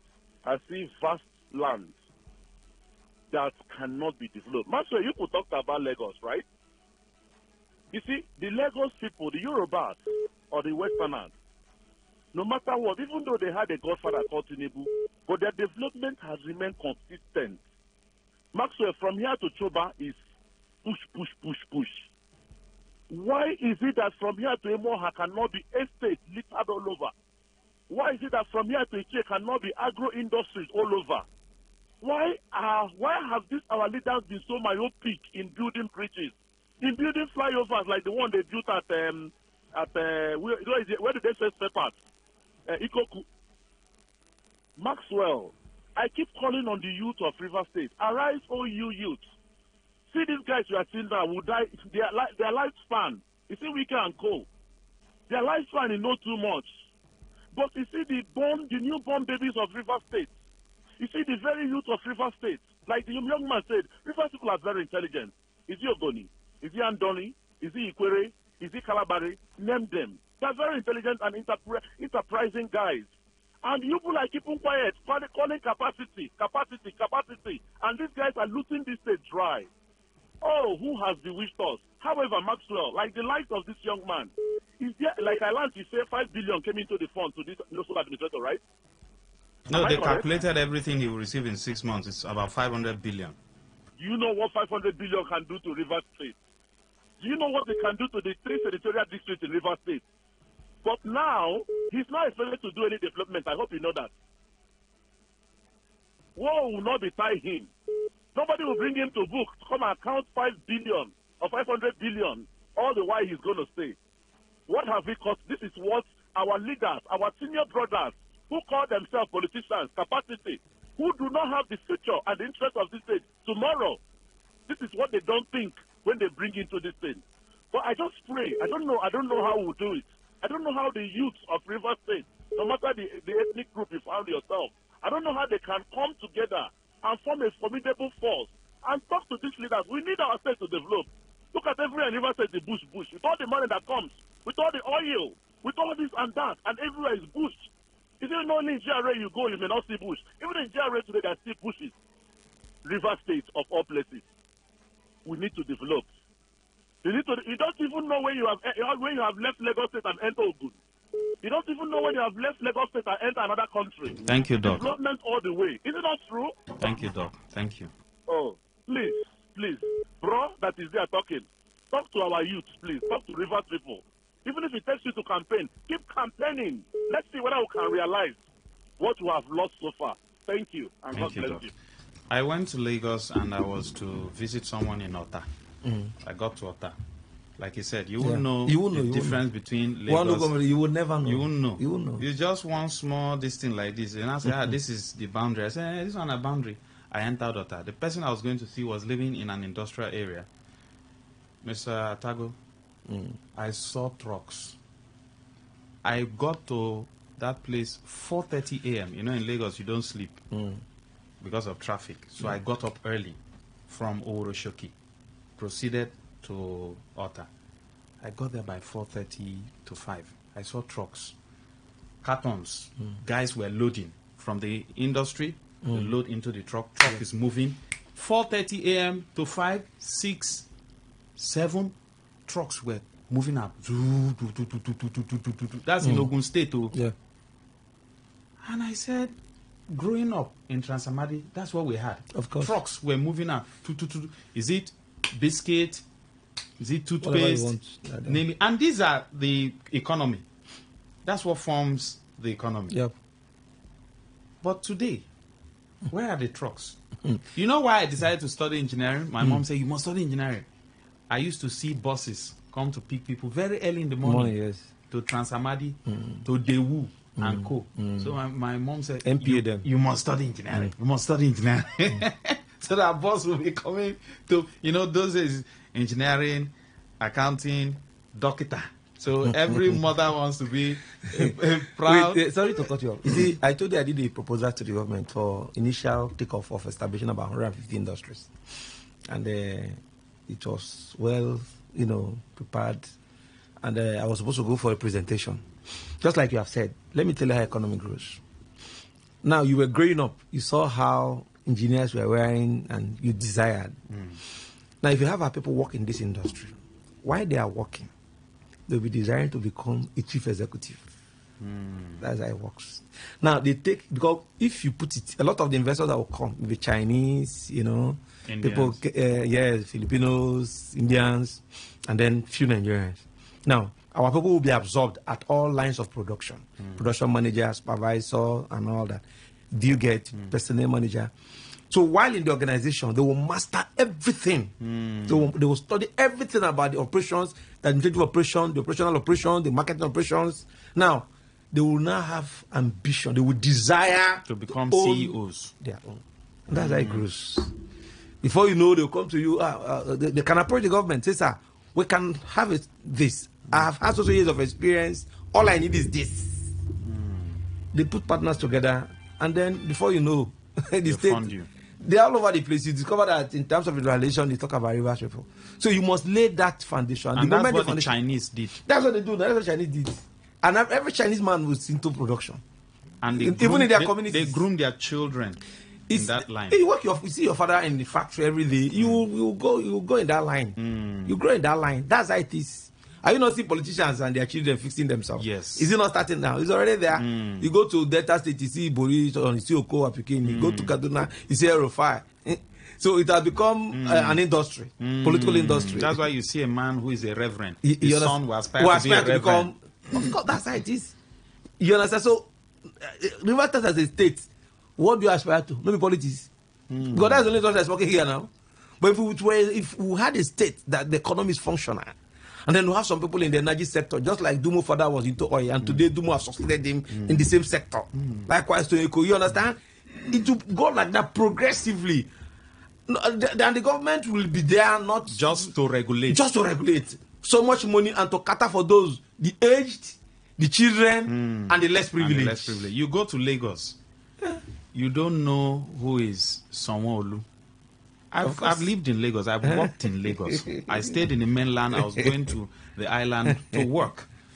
You don't know who is the local government chairman. Yes. You don't know. It's an active economy. It's an active economy. Lagos is brick.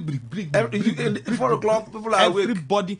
Do you know the bank manager who works in a bank on the island, who lives in the mainland, is driving, and he stops by and picks people and they pay. There's no big man in Lagos. I entered Jeep all through when I was going to work. I was not entering Danfo. I hated Danfo. So I entered Jeep. We'll get to Admiralty Way. That's where my office was. Oh, yeah. Then I'll trek a bit. I'll get, after security, now I enter office. Because I lived at the mainland, so I was going to, so I didn't want to go late. So I always wake up early. It's an active, you get to Ikoyi, is it VI, everywhere. It's an active economy. People don't sleep. You get to this bridge, the moment you cross in Ikoyi, there's a particular place where in the evening is market all through. Rice, pepper rice, this one rice, this one pepper soup, everywhere is... I've woke up in the night before to eat from the hotel. I never knew I was still going to be hungry in Lagos. Yes. I woke up around after 12. Yes. I walked out of my hotel, there was food. Yes, there was food. 4 a.m. you see food. Good morning, sir, and your guests. How did we end up having a man who has no conscience? They have destroyed the economy we were managing under Sassim. 6 months is not 1 week. Everywhere is now public holiday. We that are in the shop, nobody is coming to buy again. Emeka sent in that one. Max, the impact of the present administration on our economy will be nothing to talk about. It will be stagnant because he wasn't posted here to build or attract industries, but rather to pay meager salaries and allow his paymaster help themselves to our commonwealth. Queen, thank you. Mr. Tago, what is the way forward when the governor eventually comes back? Is he going to move with the speed of light? What more can a governor do? I don't know. The problem is that sometimes it's not even the governor, it's the people around him. And everybody that's around every political leader today. Do you think this will serve as a lesson? He should use this as a lesson, change the people around him. He cannot. Because what I know and what you know, he does not know. That's the truth. For instance, if you elect me today as the governor of Rivers State, you must have a thinking cap to come close to me. Do you get? Because after the election, first and foremost is the economy. Politics comes later. And then when the people is well taken care of, you don't need to bother yourself about election. You don't beg for election. People will definitely die for you to bring you back. You don't need to even suspend a kobo. Do you understand? You know, you see, so the problem is that they have, how will I put it? They have been indoctrinated, and they are not ready to help themselves because ego, pride. I am this, I am commissioner, I am this, I am that. Names without value. They're not even ready to learn. Every day they cage the governor at the end of the work day. They to tell him stories that he want to hear. Nobody will tell him, sir, please, people are hungry. The economy is bad. Look at the way Tinubu. Does Tinubu talk like someone who's from Nigeria? Does he speak like someone who has information of the sufferings and pains? You see a copper weeping, telling you, this is my first time of being independent. I've been under my parents all my life. How can I buy a crate of air for 6,000? One useless woman called and was threatening her. That is how petty the people have. But I must warn them. If this narrative, if this our thing, our reason does not change, the disaster will come. And when it will come, it will consume everybody. I'm not bothered about the country because Rivers has what it takes to be richer than Nigeria. I've said it once. Because Nigeria does not think. They stay there and share the money. Do you understand? But our people must be sensible. We shouldn't be unreasonable. There is no governor that gave Obasanjo tough time like Tinubu when he was a governor. Did he declare state of emergency in Lagos? He never did because he valued the economy of the Westerners. Rather than he went to Plateau. Joshua Dare, who never did much with him and declared the state of emergency, he went to Ekiti. But the same Tinubu took him to court too for that. Oh, well, to challenge it. Do you understand? He went to Ekiti. But Lagos was the economic hub. River State today is the headquarters of South South. It's the economic hub of South South. Every firm will be here and then launch out, in other places. But we are celebrating it. I had this thing, the governor of Edo State distancing himself, governor of Cross River State distancing himself. What is happening? Politics, APC. What is it? Well, thank you, Mr. Vaxa. Yes, the place is Obalende. You get to Obalende. Yes. At night, Obalende, you can stay there till the next morning. I was there late middle of life. I was in Lagos. While we were buying something, the taxi guy that used to carry me and my wife told us we have left Lagos, so we are now in Ogun State. Yes. There's no sign. Yes, the buildings are there. Everything is there. Same. Yes. You get to Obalende, a senior friend who is also in the media took me there. We ate rice and pepper soup. Oh boy, leave it. They have scattered the states. But that is gone now. They have scattered the states. Dead. Thank you, Mr. Maxwell Atago, for coming. He's the CEO of Flamingos Energy and Services Innovation Limited here in Port Harcourt. Let's come together and build this state. We have the capacity to be richer than Nigeria. Of course. This is not talk. We can give you fact. Of course. We have the capacity to be richer than Nigeria, but we need a thinking leader. Not this day your day, make a day my day. No, that thing is nonsense. Good morning. Stay with us for Law Today.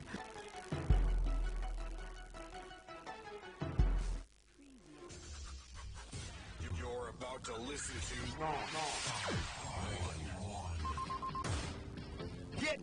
Get ready. It's the world of broadcasting as Today95.1 FM brings you entertainment, information, education as they unfold every day. Today 95.1 FM. Do you know that I'm a petroleum engineer? Do you think I used to climb and tree alone in the village? So, and you see, you've not benefited anything from Nigeria. What was your favorite Nigerian movie growing up? 1, 2, 3. Isakaba. Yeah. It took time. Conspiracy. Today, 95.1 FM. Don't touch that dial. Make sure you are tuned to your numero uno. Tell me, where's your money now?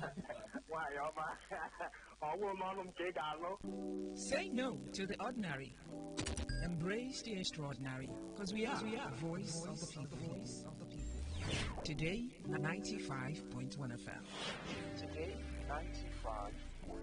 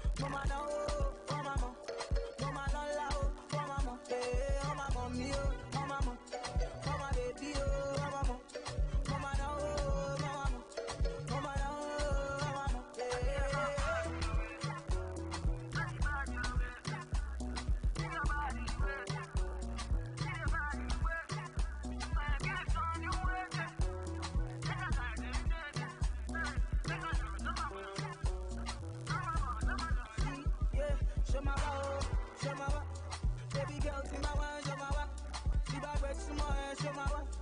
See my best in my shoulder. Oh my, oh my. Never walk up with it, see my best in my shoulder. Oh, hey. Say, baby, man, I'll get it. I'ma get mine, I'll get it. I'ma get show my dog get it. Why show my dog get it? Oh, baby, man, I'll get it. I'ma get mine, I'll get it. I'ma get show my dog get it. Why show my dog get it? Hey, want my money, oh, want my mom. Want my baby, oh, want my mom. Mama no, oh, want my mom. Mama no love, want my mom. Hey, want my mommy, oh, want my mom. Want my baby, oh, want my mom. Mama no, oh, want my mom. Mama no, oh, want my mom.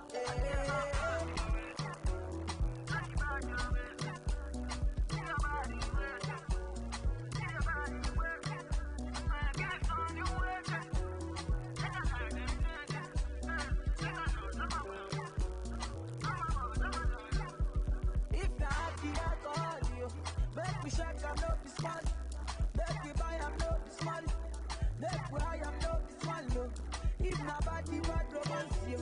Make I give you not this small. No. I go give you plenty much. I go buy you plenty much. Yo, hey. I'm a mommy, oh, I'm a mom. Mama no, I'm a mom. I'm a la la, I'm a mom. I'm a mommy, oh, I'm a mom. I'm a mommy, oh, I'm a mom. Mama no, I'm a mom. Mama la la, I'm a mom. Hey.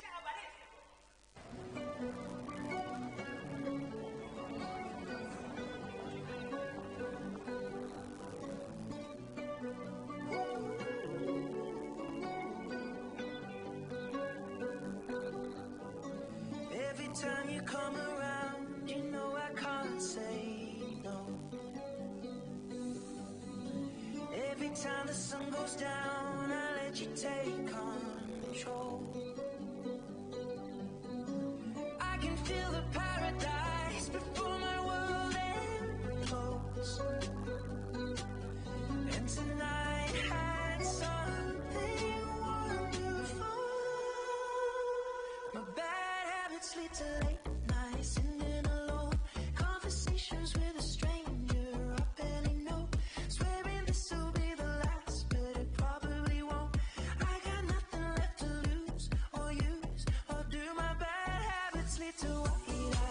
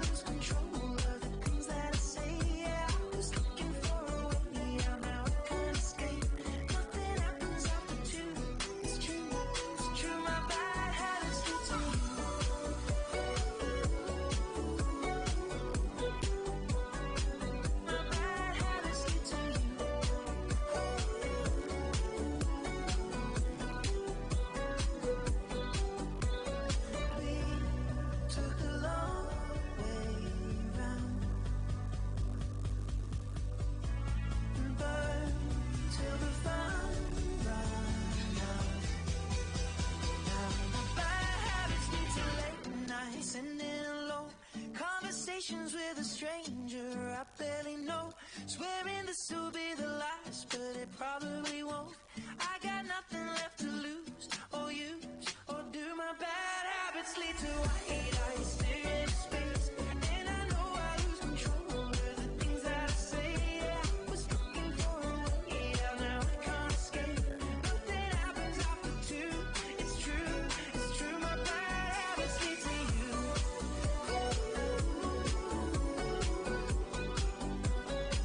My bad habits lead to you.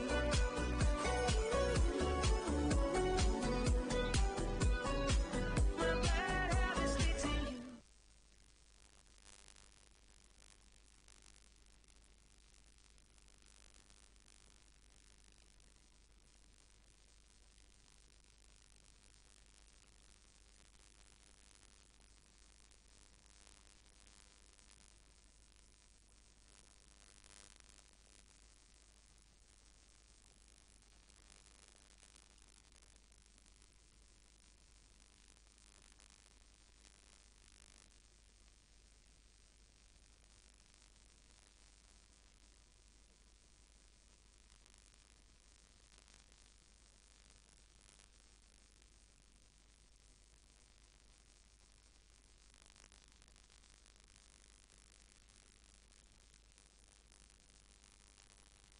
Don't get it mixed up.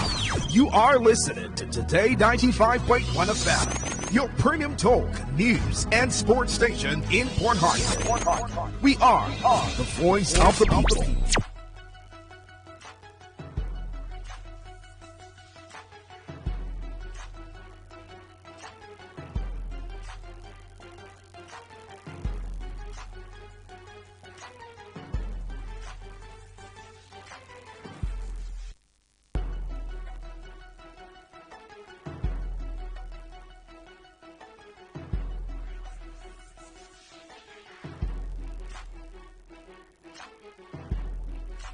All right. On the law today, I've been trying to reach out to a lawyer, but they seem to be very busy. You know, everybody is filing a lawsuit against the federal government now.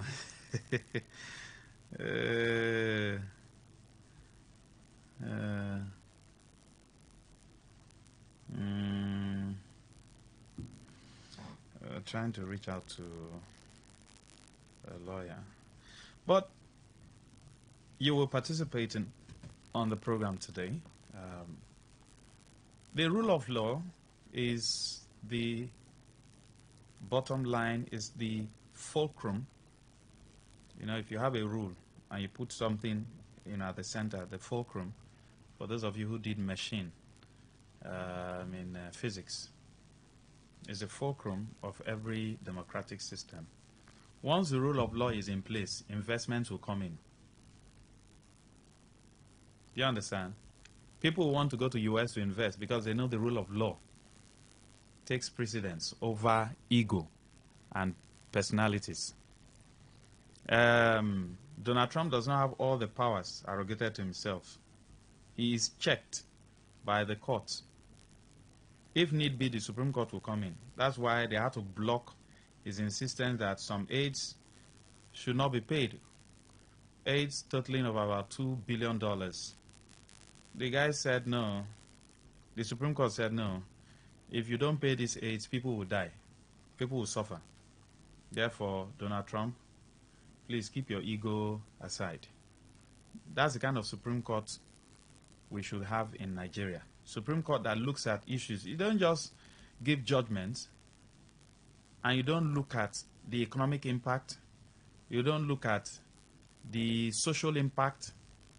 You don't look at the impact generally to the human race within that territorial integrity. The Supreme Court says no. We are looking at the bigger reason why this aid should be paid. We're looking at human beings who will suffer. So the fact that it comes from the president does not mean it will just go through. If it for here in Nigeria, the Supreme Court will give a nod. They will stop the aid. That's why, you know, for Supreme Court to stop allocation to a state, instead of them to address the issue that is the problem, call everybody to order.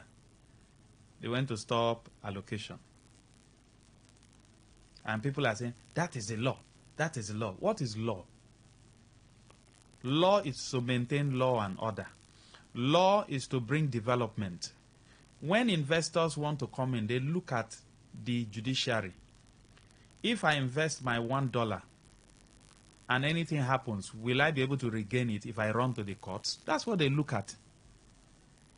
Those we need to be well trained and educated in this state and in this country to know that investors study the environment, they study the security situation, they look at the rule of law, they look at different judgments, precedents.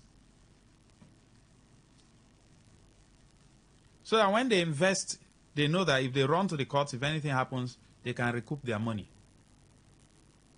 But when the opposite is the case, they won't come in. So the rule of law in a democratic system is the fulcrum of democracy in that system. It is the sauce. It is the sweetness. It is the main ingredient. You say egusi soup. Without, that's melon. Without egusi in that soup, it is no more egusi soup. It's a okra soup.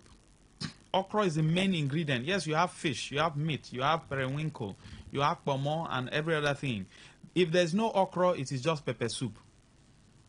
It's not even pepper soup. You can't call it pepper soup because pepper soup, you need some local spices.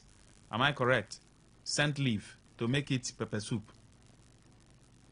You say it's afang soup and there's no afang leaf. Then there's no afang. You say vegetable soup. You bring a vegetable, combine it with what's the other one? That makes it a vegetable soup. So that's how it goes. So for democracy, the rule of law, people in authority must respect the rule of law. A judgment is given. These guys were sacked unduly. Reinstate them, pay them their money. The man in power refused till today, till he left power. So how do you now expect an international investor to come into that state or to come into that country? The federal government flagrantly disobeys court order. The case of Natasha, a court injunction was given. This matter, let's look at it from this angle. Hold on first. They went ahead and did their thing. Is it the Buhari administration? Release this man. Take him back here. Do this, do that. So where is the rule of law? Are we practicing a democracy? There are instances, you know more than me, that you can give plethora of instances. The question is, do we still have the rule of law? If you're arguing for and against, you give reasons. If you say we still have the rule of law, why do you think we still have the rule of law prevailing? If a judgment is given after a case at the High Court, at the Appellate Court, and at the Supreme Court, that compensation should be paid. This is it. Now, instead of the other party who is supposed to pay to go to the other party, the receiver, that's the plaintiff, instead of the defendants now to go to the plaintiff and say, okay, sorry, now that the courts are giving this judgment, we will pay. But we don't have $3.5 billion. We can pay $2 billion. The other party will look at it and say, okay, at least you have admitted that you messed up. Oh yeah, bring the $2 billion. If the Ogonis fought their case here, probably they wouldn't have gotten justice. But they went to international court. That's why you see the case of the Bonny people who want to probably sue Shell. They want to fight the case in UK. They don't want to do it here. Why? Because they want justice to be done. There is a law that you cannot divest without bringing in the host community. But the Nigerian way, they say, I beg, throw that people aside, nonsense people. Oh yeah, how much? $2.something billion. Oh yeah, take. You, oh yeah, carry go. And then you sidelined the community. That's Shell. But there's an existing law, 1958 agreement, that you can't sell off anything without involving the community. You have desecrated the land. You have not cleaned the land. Yet you want to... So the Ogoni people say, Shell, get out. We'll take this case to court. Oh yeah, compel them. They must come and clean up. That's where high prep came. Even though there's also a lot of politics in there. Clean the place now. You have not finished cleaning. Mr. President said they want to start collecting oil. Are we mad in this country? So the question is, do we still have the rule of law prevailing over, circumstances within our territory? Or we don't have the rule of law? I want you to sit down, think about it.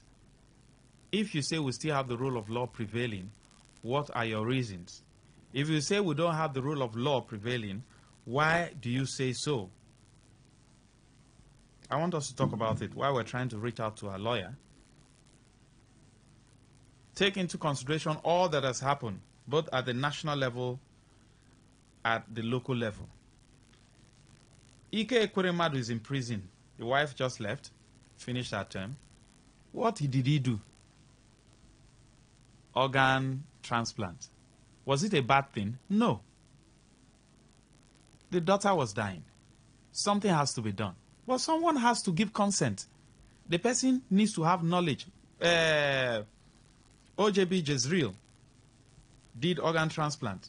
I think the wife, donated. Wives donate to their husbands. Husbands donate to their wives. Children donate to their parents. If you have 2 kidney functional, they can take one. And that other one, you can live with it. Except you now start smoking and drinking and doing every other thing that will damage that kidney. So, was it a bad thing? No. But did he do it the right way? That's where the problem is. That's what sent Ikwe Ekweremadu to prison. The rule of law. The rule of law. They asked the guy, do you know why you are here? I don't know. Do you know what is kidney? I don't even know what is kidney. Because they promise him, don't worry, don't. Nigerians now like doing cutting corners because of the kind of society we have.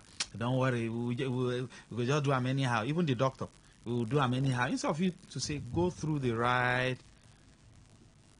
It's like, for instance, you have the issue of IVF now. God is blessing people through IVF. Am I correct? Now, there's what they call surrogacy, where if a woman can't carry pregnancy due to health issues, she doesn't have a womb, her womb is damaged, they can contract someone, but there has to be contractual agreement. A lawyer has to be there. The person must be knowledgeable enough to know what she's going through. That I'm going to carry the baby of another woman. The sperm and the egg will come from the parents, the donor parents. But this woman is going to carry because her womb is healthy, everything, and then the doctors will do the needful.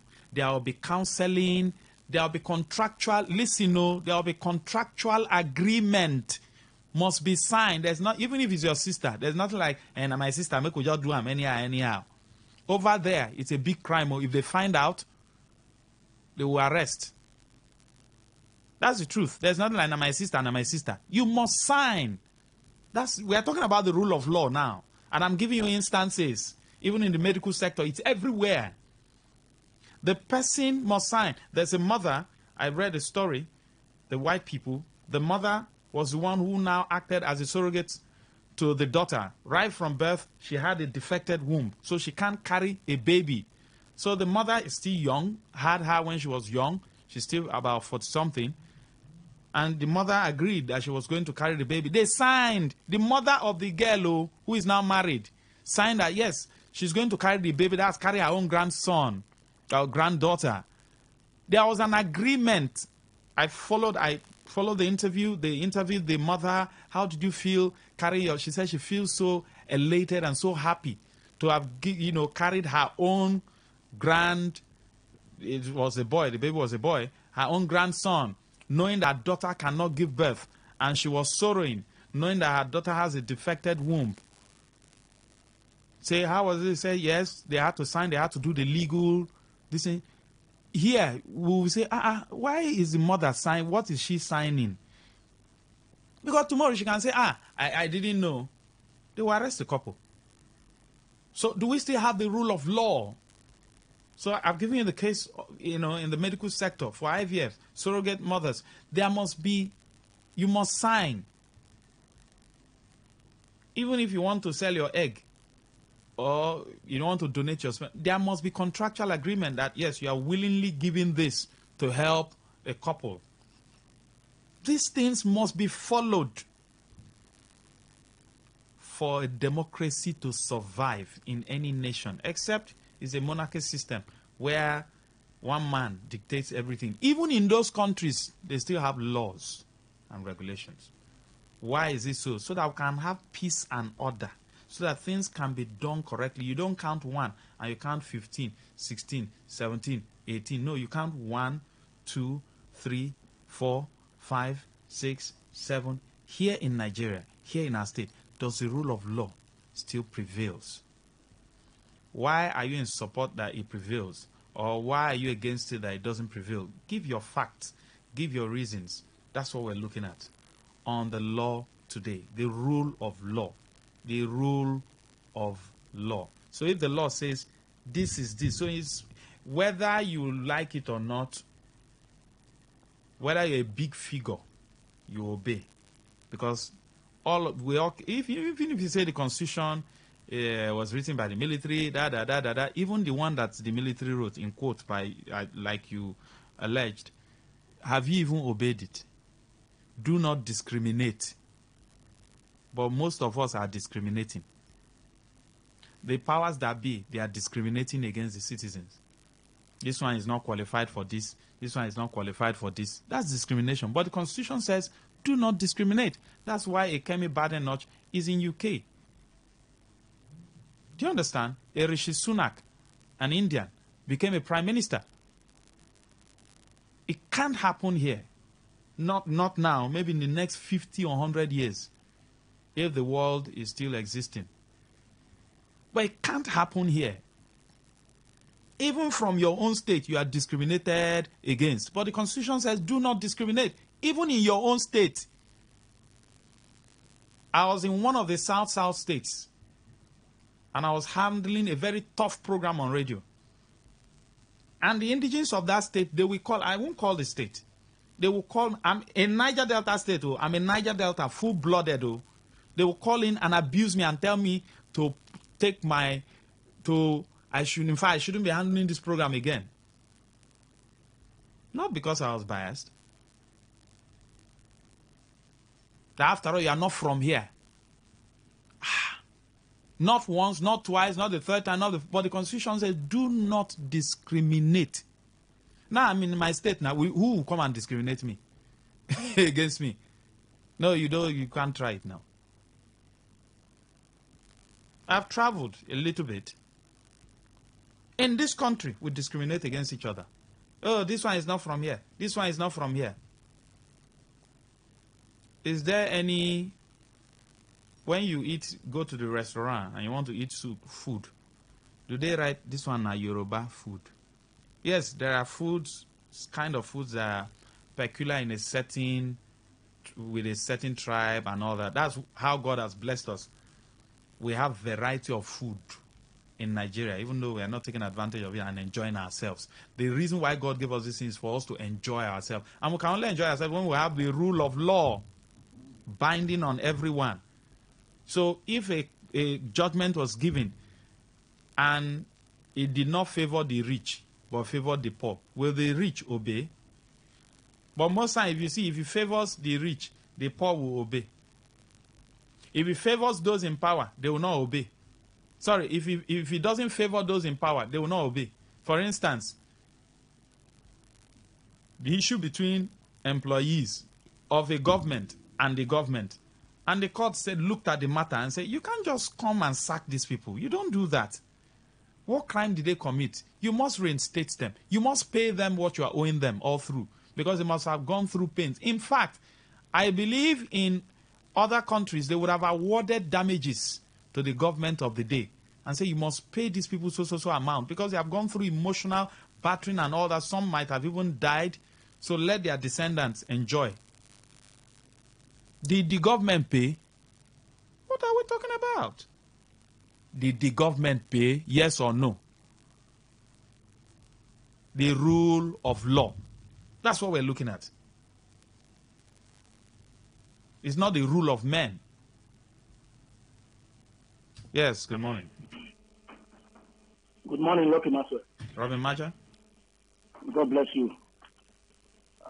In Nigeria of today, I'm of the view that rule of law is gone.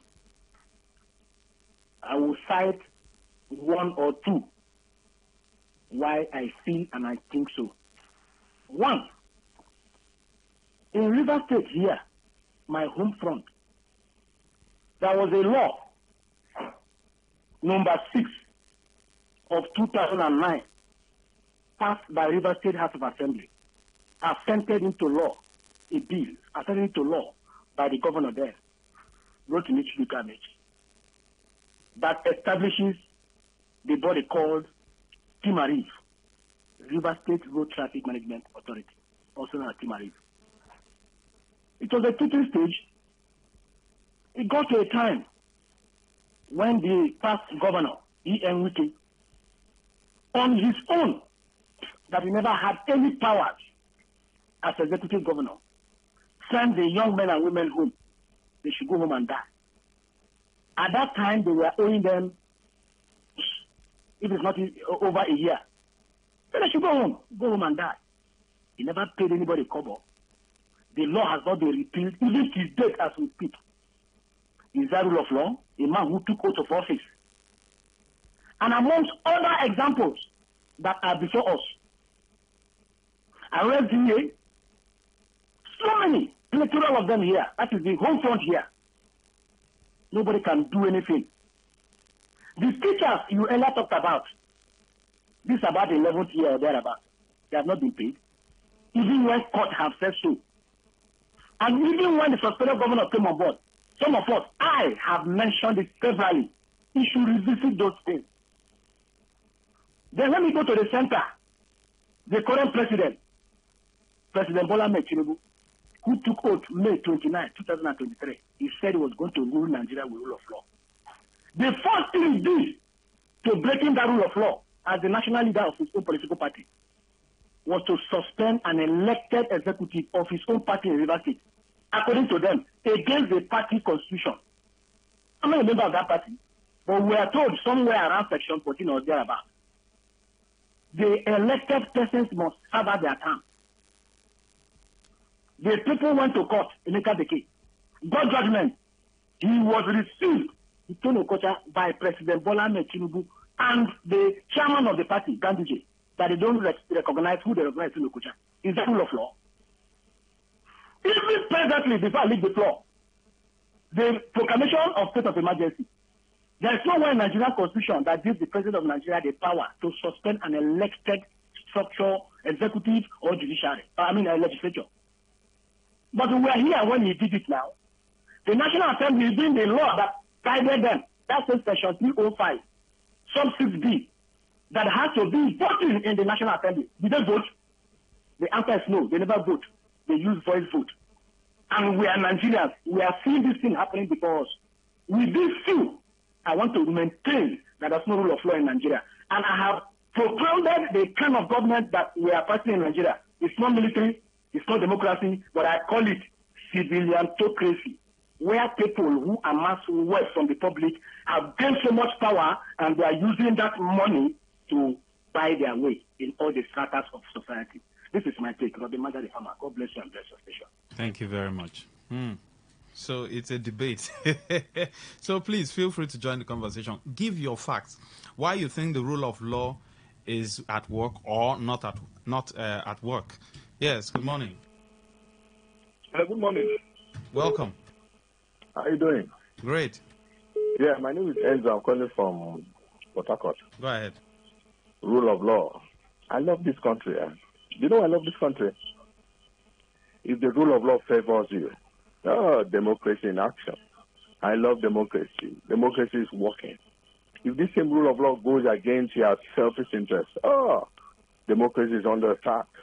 Our politicians are wicked because they went against their own preferred candidate. I live in a society where, in this country, election is only to be adjudged to be free, fair, credible, and acceptable only when my preferred party or candidate wins. If my preferred party or candidate does not win, forget it, the election was rigged. How do we make progress with this kind of mentality? I'll use River State as a perfect case study. Look at all those who have been chanting and ranting about the president declaring River State, the state of emergency in River State.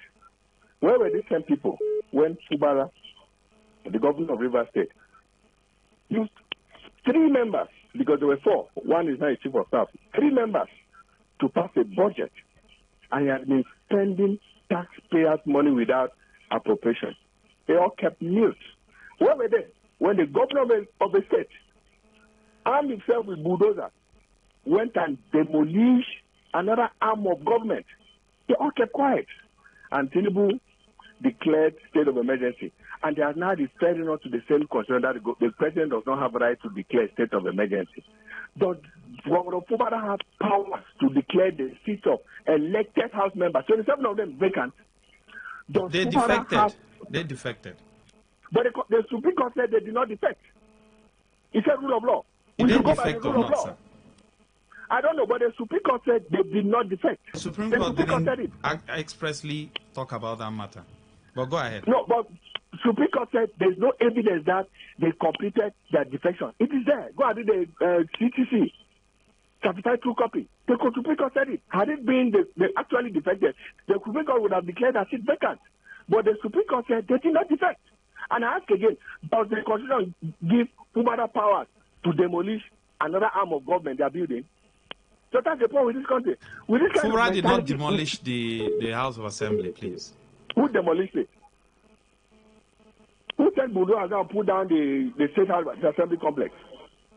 I want to know, educate me, who did? Who did? Can a state out of 32 House members, can a governor run a state with just 3 members? Can a governor be running a state and spending taxpayers' money without appropriation by the State House of Assembly? Is it possible? So where is the Constitution? Where do we not preach? Why do we not preach rule of law? Like I said, we preach rule of law when it favors me. Same me, I'm not excluding myself. I'm also culpable.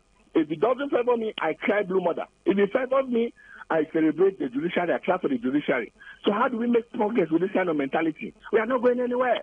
Like Riley said, if a politician gets a favorable judgment by the court, the poor man will jubilate. But I can tell you, millions of oppressed Nigerians are languishing in jail for crime they know nothing about. Their fellow poor people will not protect on their behalf. But whenever a politician steals our common patrimony and they take that politician to court, it pops up with this, they arrested me because I'm an Igbo man. They arrested me because I'm a Christian. And you see poor people protesting.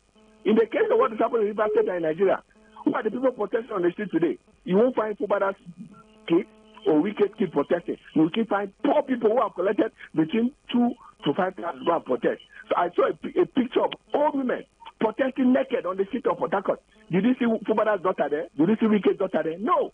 So poor people are always at every point in time ready to defend the oppressed even when they're doing the wrong or right thing. Right. Why their fellow poor people are in jail, languishing in crime they know absolutely nothing about. We are not going to make progress in this part until we recalibrate our mental state and embark on mental restructure. We will not restructure our mindset not to work in this country. Good morning. Thank you very much. Good morning. Hello, Marisol. Go ahead. All right. Please, I want you to, even if I'm the one, when somebody is speaking something that is not correct, stop that. Even if I'm the one, you stop me. All of us were in this country, in this state, when they threw dynamite in House of Assembly. And the governor gave us the report that they gave the report that place is not okay for people to be. So you now have to demolish it to rebuild it. You know what happened? And now when people are talking about rule of law, the governor did this, that. So it's not correct, it's not good for you to use wrong to rewrite wrong. Just educate us I'm just begging, just educate people. Mostly this person that just called now, I plead you, just use a minute to direct, because many people are listening. Some people are not even getting information of what is happening. But when they are listening to radio, they may be misinformed. Please, just direct this caller that just called now, because there is an issue between the defection and the remaining people. And that is not the first time it's happening. We did it. So I want you to address this topic that the president has corner, please. Even if it's a 1 minute, please. Thank you. Now, the issue of the House of Assembly in Rivers State is very unfortunate. The Speaker read out the letter of those who defected in the floor of the House. That place is called the Hallowed Chamber. I was in my house or my studio or anywhere when they said they have defected. He read it out. They swore an affidavit in court. I wasn't the one who put a gun in their head. I don't know, I don't have any knowledge if it was the governor who told them to defect or if it's the FCT minister that told them to defect. It was their choice. It's like you are married to someone, a woman, and then you beat her up and send her away that you don't want to marry her again. And then she goes to her parents. And the parents say, now so your husband talk, oh yeah, no problem now. We'll go return in bride price. Then later, when they brought the bride price and everything, you now say, no, she's my wife. Then they are now insisted that, you sent her away, Oga, carry your this thing and go. She has the right to say, I know they do again. Now you stayed on your own and you said you wanted to send her away. You don't want to marry again. Not that you were just having small misunderstanding and you say, if you do any other, I will divorce you. And maybe you later apologize. This one, you sent her away. So they were the ones who defected. However, very unfortunate in location. Something that the appeal court, Law 101, states that location. Something that the appeal court, Law 101, states that this issue is not these people who even entertain this matter in the flesh, does not even have jurisdiction. You see, that's the issue. So, and then they said Supreme Court is final. Right? Supreme Court ceased allocation. You declared a state of emergency. And then you now release allocation. Are you now defying the Supreme Court? Not that in a state of war. Michael says, they accused, sadly, the daughter of Ekweremadu is still alive. No news of a new donor to save the daughter of Ekweremadu. You just mentioned where the rule of law is invoked that led to his imprisonment, in contrast with lawlessness situation we have in Nigeria, where we have upside-down turned constitution of no rule of law. Where rule of law still works, will Nnamdi Kanu still be in detention till today? Where rule of law still works, is this illegally imposed governor of Rivers State be here as a sole administrator? Will he have the moral justification to be here and by extension collecting allocation that was suspended by the Supreme Court? I said Supreme Court too. All right. They accused Fubara for demolishing the House of Assembly, but praised Tinubu, who demolished the elected executive of Rivers State. Double standard mentality, very annoying. For the records, all the activities that happened between Fubara and State Assembly members supposed to have been put to rest immediately. The Supreme Court gave their judgment. And in obedience to the law, the two parties were working towards reaching an agreement of either to obey court order or default it. So why would anybody use that as a case, again, to tarnish the image of the governor? Thank you, Michael. All right, let's go ahead. Good morning. Please, is the rule of law working in Nigeria? And I want you to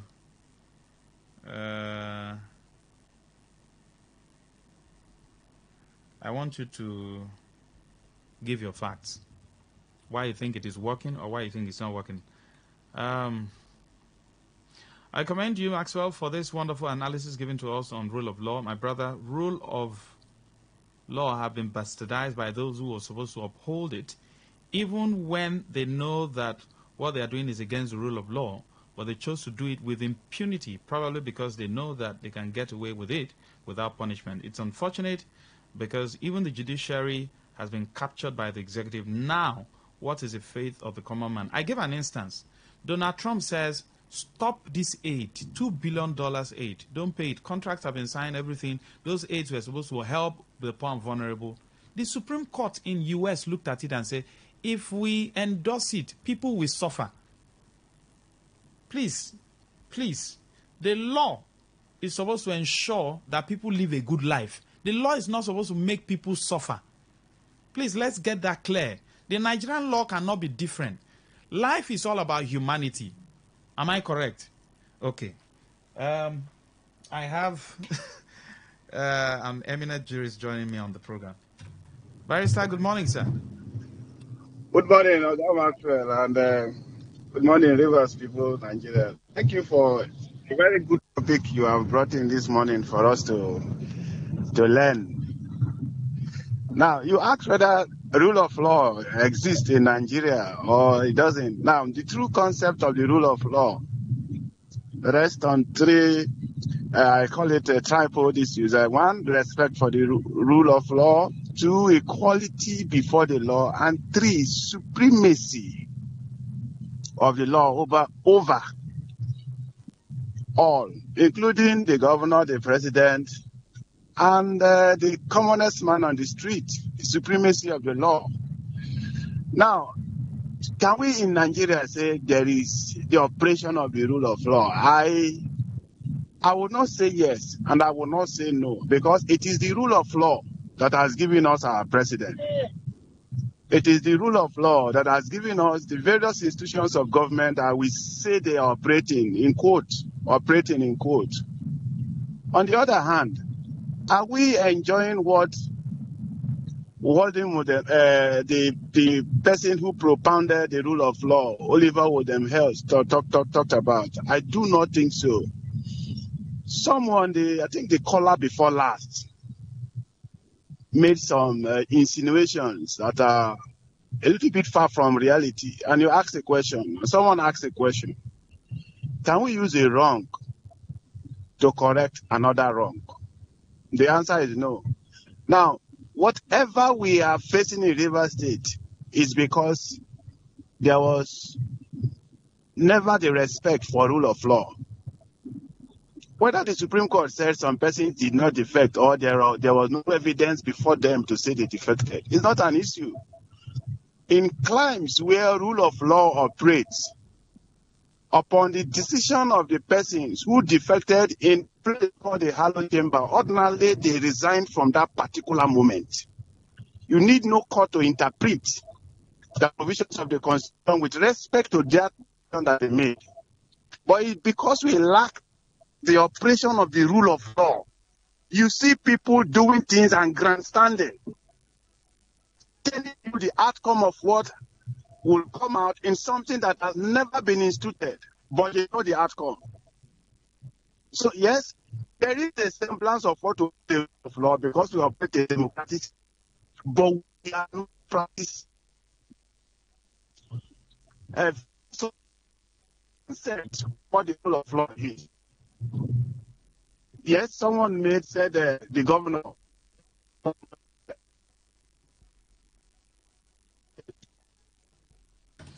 Barrister Jamala, I'll need to reach out to you again, please. Please, the network came in to shatter the rule of law.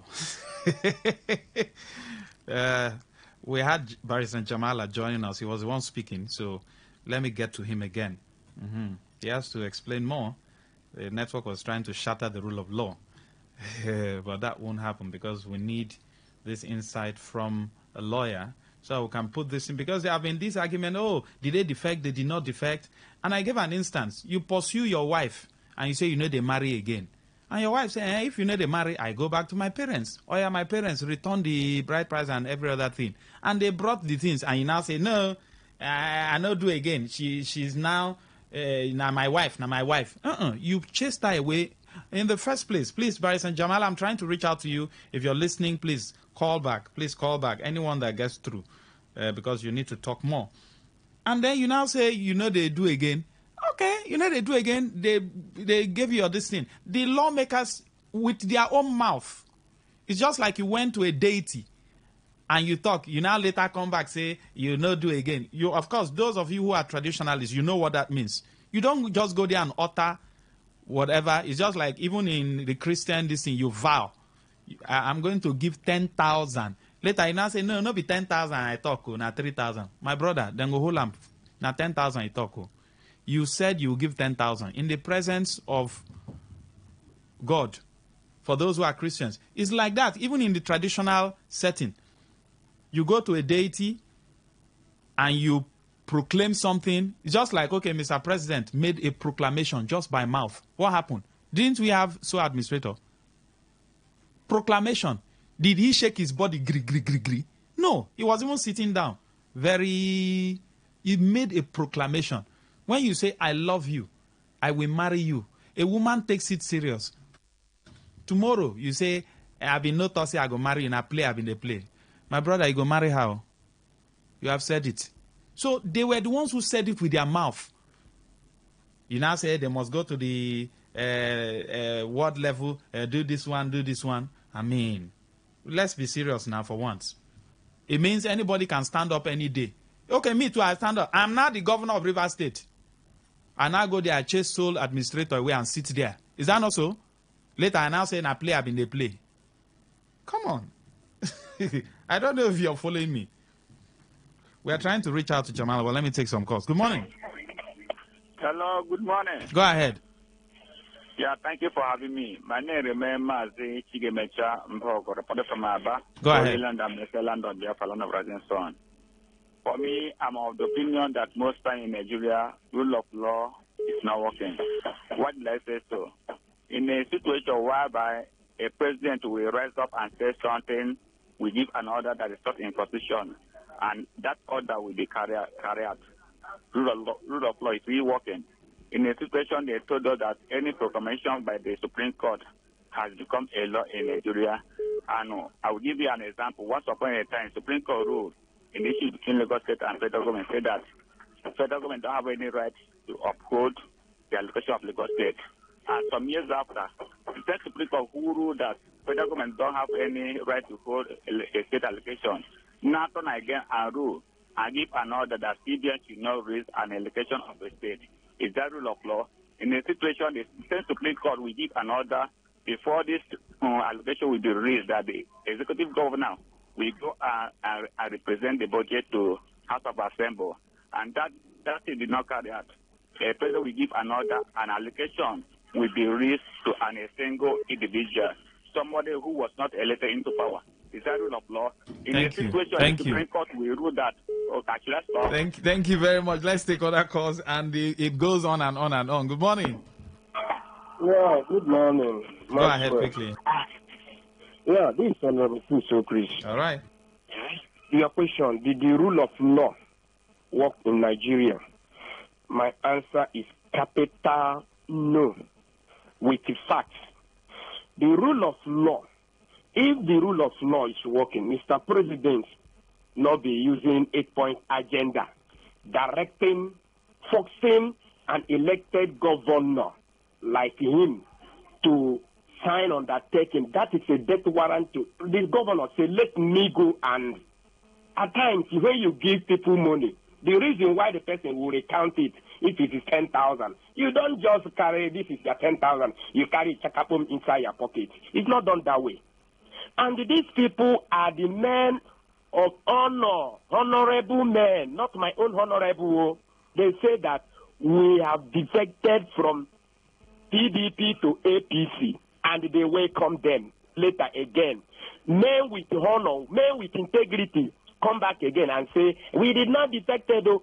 People with standard, with high quality education are telling me that they did not, that Supreme Court. Thank you very much. So Thank you. Yes, thank God we're able to have... Yes, Barrister, go ahead. Yeah, sorry, I don't know the level I was before the Yes, rule the House of Assembly guys. Yes, I said if we are in a situation or in a civilized society where the rule of law reigns supreme. This movement from one court to the other ordinarily shouldn't have been there. The citizens are trained to the extent that they take responsibility of every decision that they make. That is why you see in the US, someone will go to a place, kill one person, surrender himself to the police, and is responsible for his action. I shot him, yes, I did. But in Nigeria, that is not the case.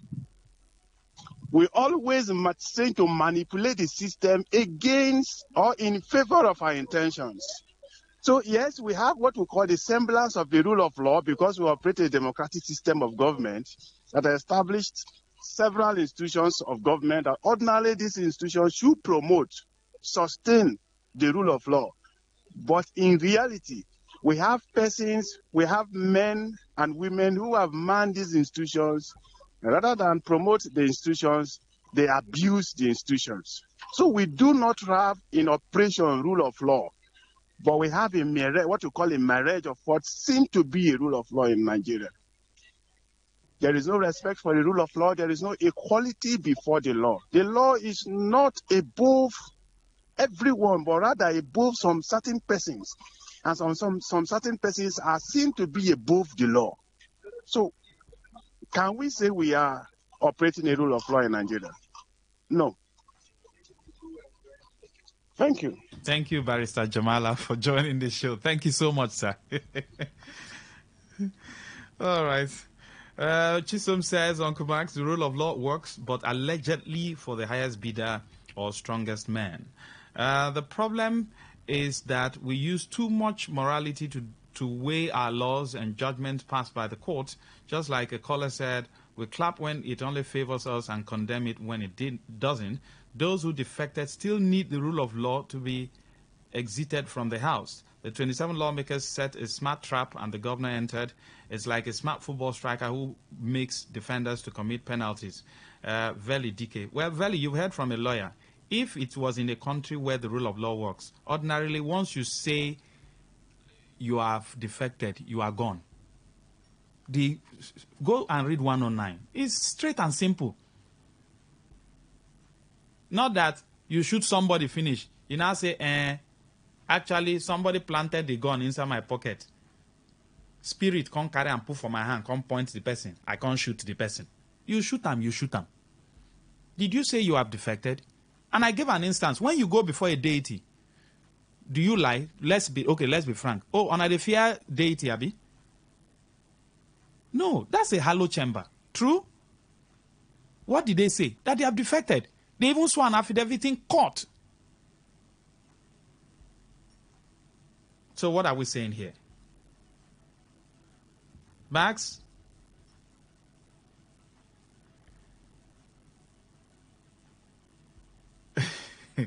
Max, have you seen a lawyer? Anyway, I like this, your lawyer, even before now. He started with yes and no to your question and ended his speech with a big no. Well, Michael, he said we have a semblance of the rule of law, but we respect it. A judgment is given. Pay these people their money. You know, agree pay. The most surprising thing, President Tinubu being the chairman of the ECOWAS was, Elder, I don't understand. The message is not flowing. Political rule of law is what is being practiced in Nigeria. That's why whatever we do in Nigeria is being 100% politicized. Hansen, thank you. There is no rule of law in Nigeria. All right, Apollos, thank you. The rule of law is no longer in vogue. It has been overtaken by the rule of man.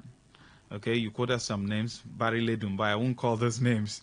In Nigeria, the rule of law is there, but trampled and bargained for interest's sake. That is why peaceful river state is trampled upon and a stranger is brought to oversee the oil-rich state. Newton's third law of motion will come into play soon. SAP Manager Festus. Are you a science student? Max, there is no rule of law, but rule of raw power, autocracy, might. In 1966, we had a supreme commander under the military rule. Today, it's been reenacted under what we pretentiously call democracy. Blame it on all the corrupt judiciary and worse. Okay, Kanu, thank you. The rule of law is not working in Nigeria because Nigeria is practicing militocracy and not democracy as we think. Comrade AB, thank you.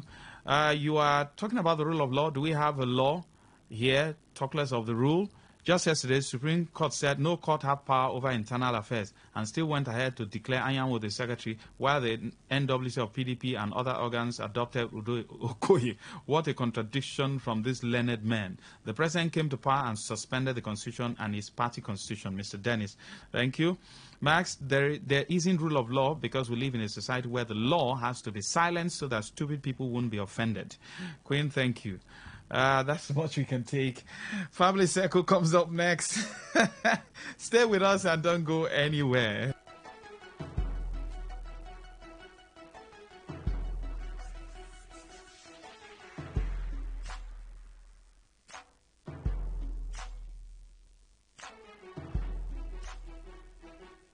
Say no to the ordinary.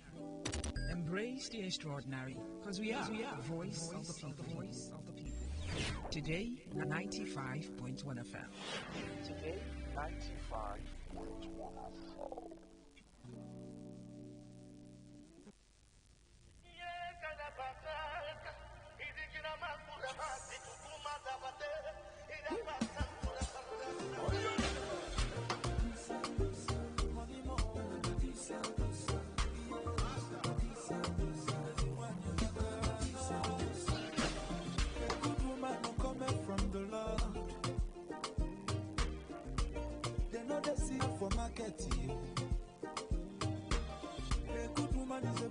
From above,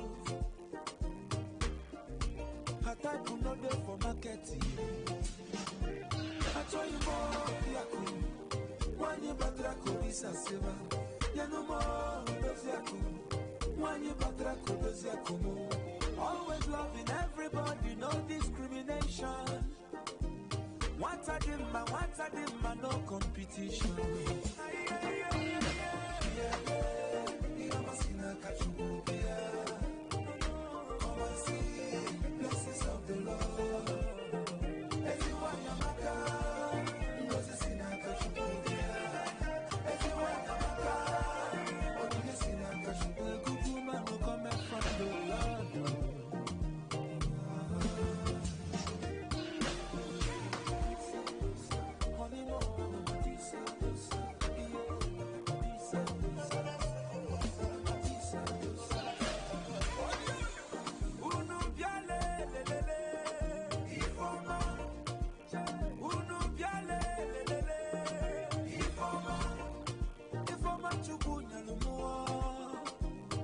Chuku is a blessing from above.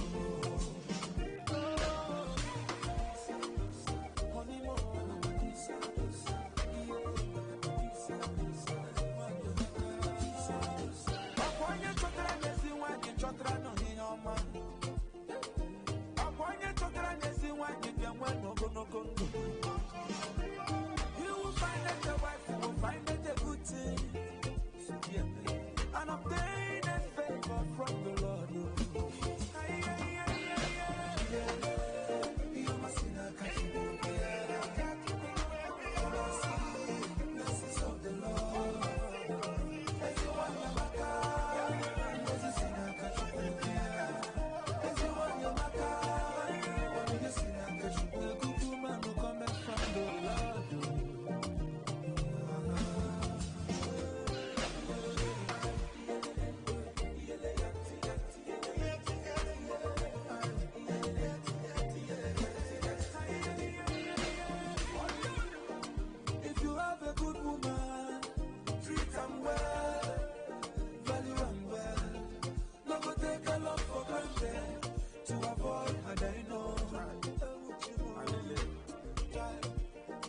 If you lose a good woman, everything goes better. Everything goes nyama. And so confusion. Wahala day.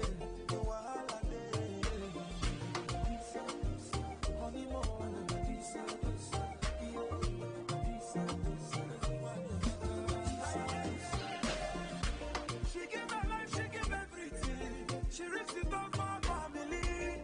No retreating, no surrender. I know you wanna also. She puts her trust in God. Oh. She is confident. She is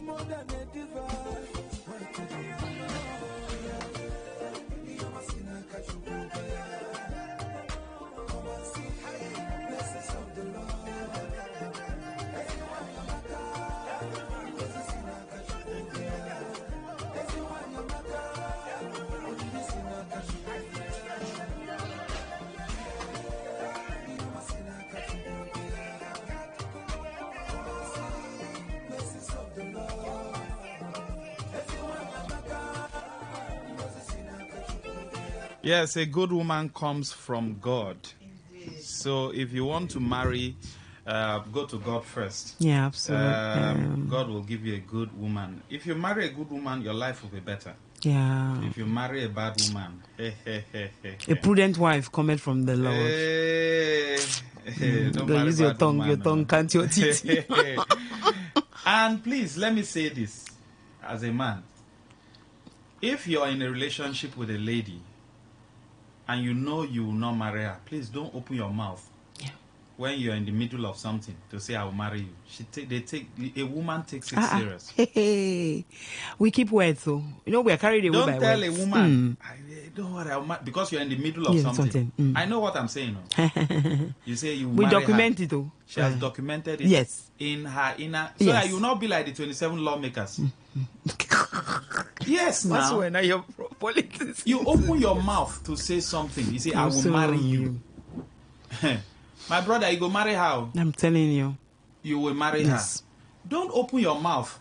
Yes, I love you, I love you. If she's pushing you and say, now will you marry? Say, calm down first. Yeah. Be sure that you want to marry her and spend the rest of your life with her before you tell her. Before you even propose and say, will you marry me? Don't propose and then go back. A woman takes it serious. Yeah, that's how women are built. Yes. Am I correct? Absolutely. So please be careful. Just because you're in the middle of something, you now make promises that you cannot keep. It is better you tell her, make we just day like this first. Yes. Make we know how you go be. Do you understand? Than for you to go and make that promise. No affirmation. The please. fact that you dated someone does not mean you must marry the person.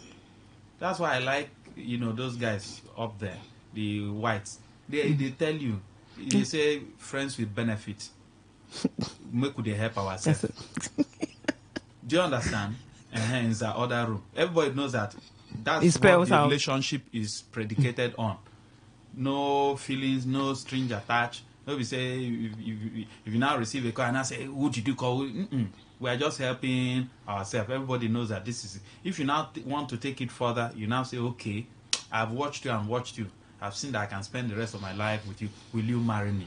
And the other person too, you too, don't be shining teeth and say, oh. When you know you're not marrying, I accept. Then later say it was a mistake. No be mistake, oh.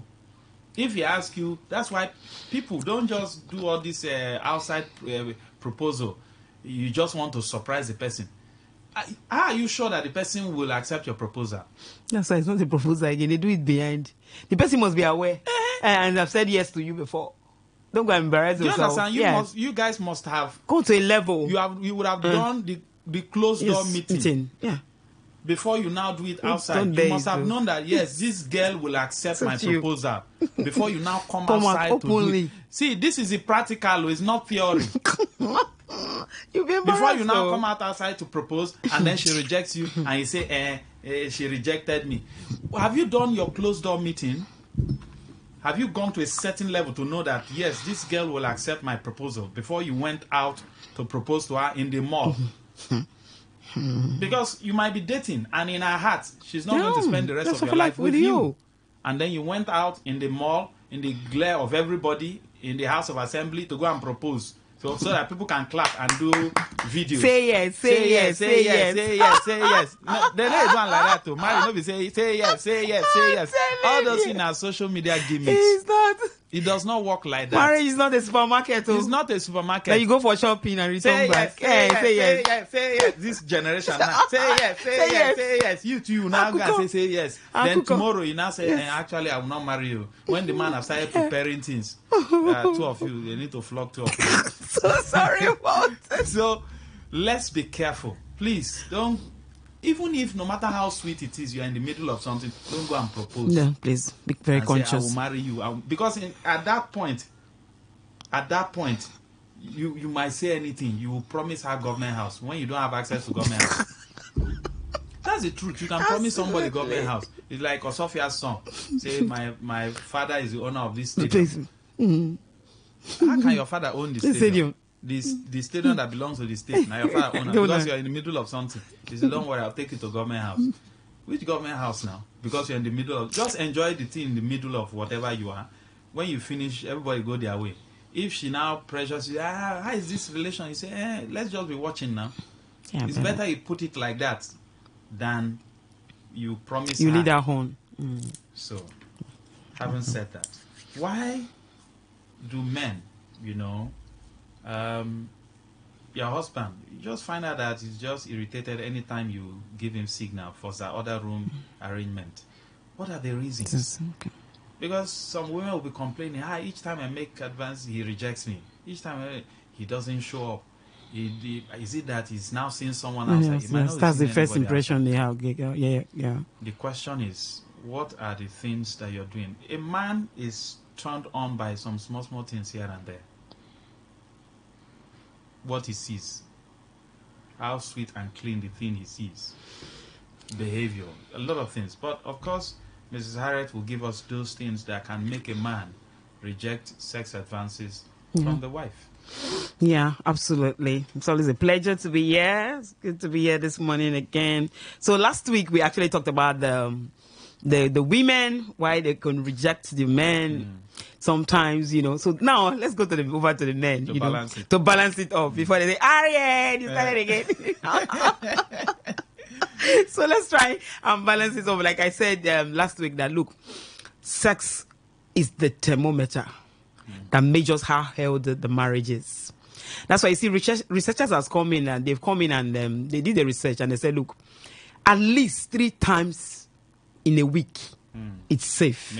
Minimum. That's still at the verge of safety. There's a particular video I saw. It made me laugh. A clergy was joining, a female clergy. Okay. He said, hold your ear. For the first 3 months, fire down. I don't want to hear this. Everybody started laughing. Yeah, because sex is the glue, is the oil that oils that relationship. It's not just the band, it's the glue. It's the gift that God gave to marriage to garnish it. So it's not something you just walk into and you don't have that sexual commitment. So I tell every young lady hearing the sound of my voice this morning, because I'm addressing the ladies now, if you don't have that sexual commitment in you, even the men as well, if you don't have it, you don't get married because it's part of it. It is part of it. It's just like you, you planted a flower without watering it. What happens? The flower eventually die. You understand? That is how sex is important. Very important. So let's look at some of the reasons why our husbands reject us sometimes, But the first thing that goes to a woman's mind, I'm no longer sexually attracted to my husband again. He doesn't like me. I'm sure he's going out with another woman. I'm very sure that man is this emotional distance. He's just trying to create it. I'm sure he's emotionally connected with another woman right now. You will start complaining. Because the first thing, yes, that's the first thing that goes into our mind, I say, yes, it's true that men don't have timetable because sex to them is physical. Do you understand? They don't have a break. Like women that have a break, there's something called menstrual cycle will come in. Sometimes pregnancy, you have a period to relax and everything. But men don't have periods of relaxing. Swings. So all the time, if you give it to them, they are ready to good to go. But it doesn't mean that because they are good to go, that they don't have a fluctuation of their libido as well. They do. Just like the women, they have a fluctuation. There are things you will do. Even when the man is erected, it comes down immediately. It comes down immediately. So don't think because you are a woman, you're using it as a weapon to manipulate your husband, to punish, manipulate, and control him. There's an extent you will push a man, even when he's erected. Sometimes the erection gives them direction. But sometimes that direction, they can make a U-turn and everything will die down. So one thing I tell women that can make a man run away from you and tells you, look, even if I use the food where they give me, without this food I would die. Let me die instead. I will not have it. Yes, it can go to that extent. Number 1, disrespectful woman.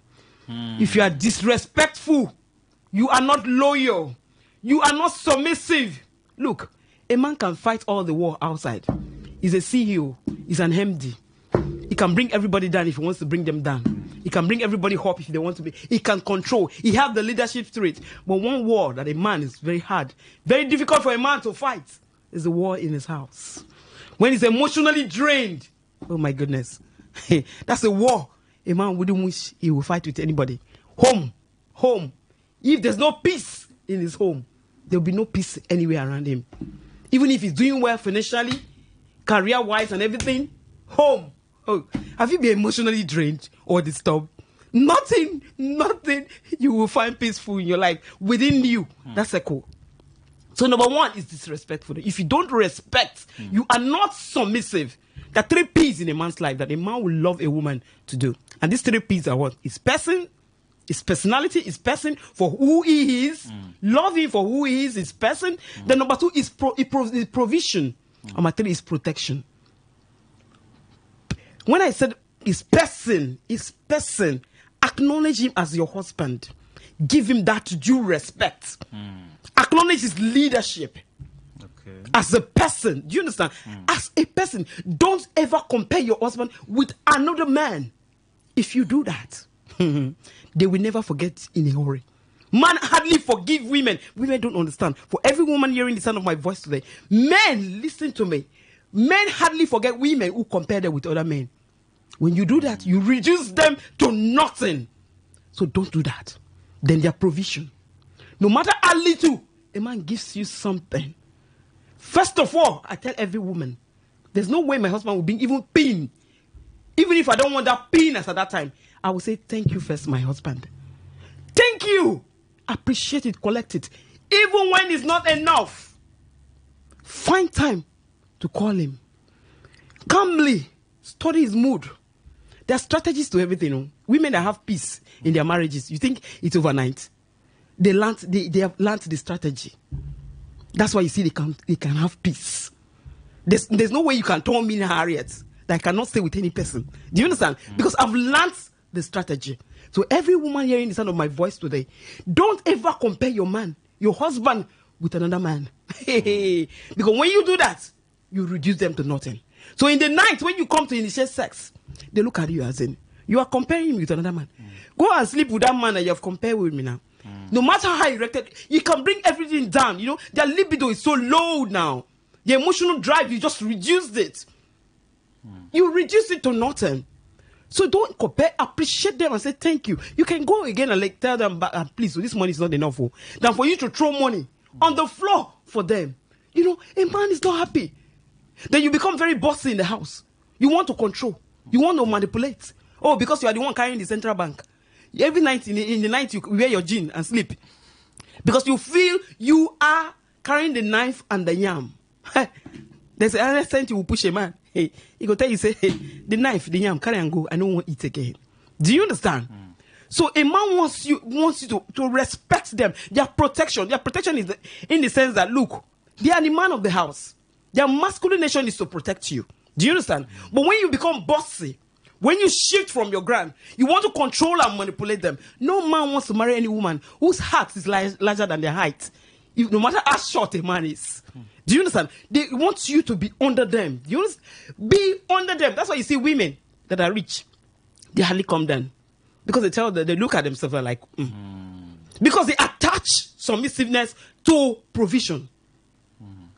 But any woman in a divine purpose know that submission should never be attached to provision. Oh, because you are providing for me. That is why I'm submitting to you. Because the day Harriet starts to make money, I will not submit to you again. Because I feel, why am I submitting to you? I can pay my children's school fees. I can do everything. So that is what is affecting those women. And when you ask those women now, they've left their marriages. Our markets, small boys, they carry hand, they rub their head. Do you understand? It's an insult. When Queen Vashti in the Bible, when pride came in because she was so beautiful, and the king wanted to introduce her to his subjects, but that pride got into Queen Vashti. He said, who is the king? Please, she's busy. But when the crown was taken out of her head, she became nothing. So most women will not understand now that the men are the crown that you are carrying right now. When you disrespect them, put them on the edge all the time, they're emotionally drained, psychologically and mentally drained. You don't know what you are doing. One day you push them to the wall. A point of no return. When you initiate sex, they look at you, what? What is it? Please leave me alone. I need to sleep. That thing, carry and go. Because you have pushed them to the limits of no return. It might not be that they are dating other women. There's some men who have locked up and sealed their hearts. I would rather be a celebrity. I will not let me remain because of the women that they married. Because of the level of torture that most women have led these men to. So disrespect. Hey, a man, if he wants to have sex with the finest woman on earth, if he has money, he will do it. Especially a man that's not in divine purpose, he will do it. If he wants the best meal so far, if he has money, he will be in Nigeria and will order for me in the US, and the food will come. He will eat it. But you see this thing called respect, loyalty. Hey, Maswa, I cannot emphasize more enough. People think you are a fool. You are a mumu. I do a lot of shakara. I keep saying it. But you see me, before I get to my gates, all those shakara that I do as a MD of my cup, this, whatever, I pull them out. I become a wife. Call me an housemaid. I do not care. It's the work of an housemaid I'm doing.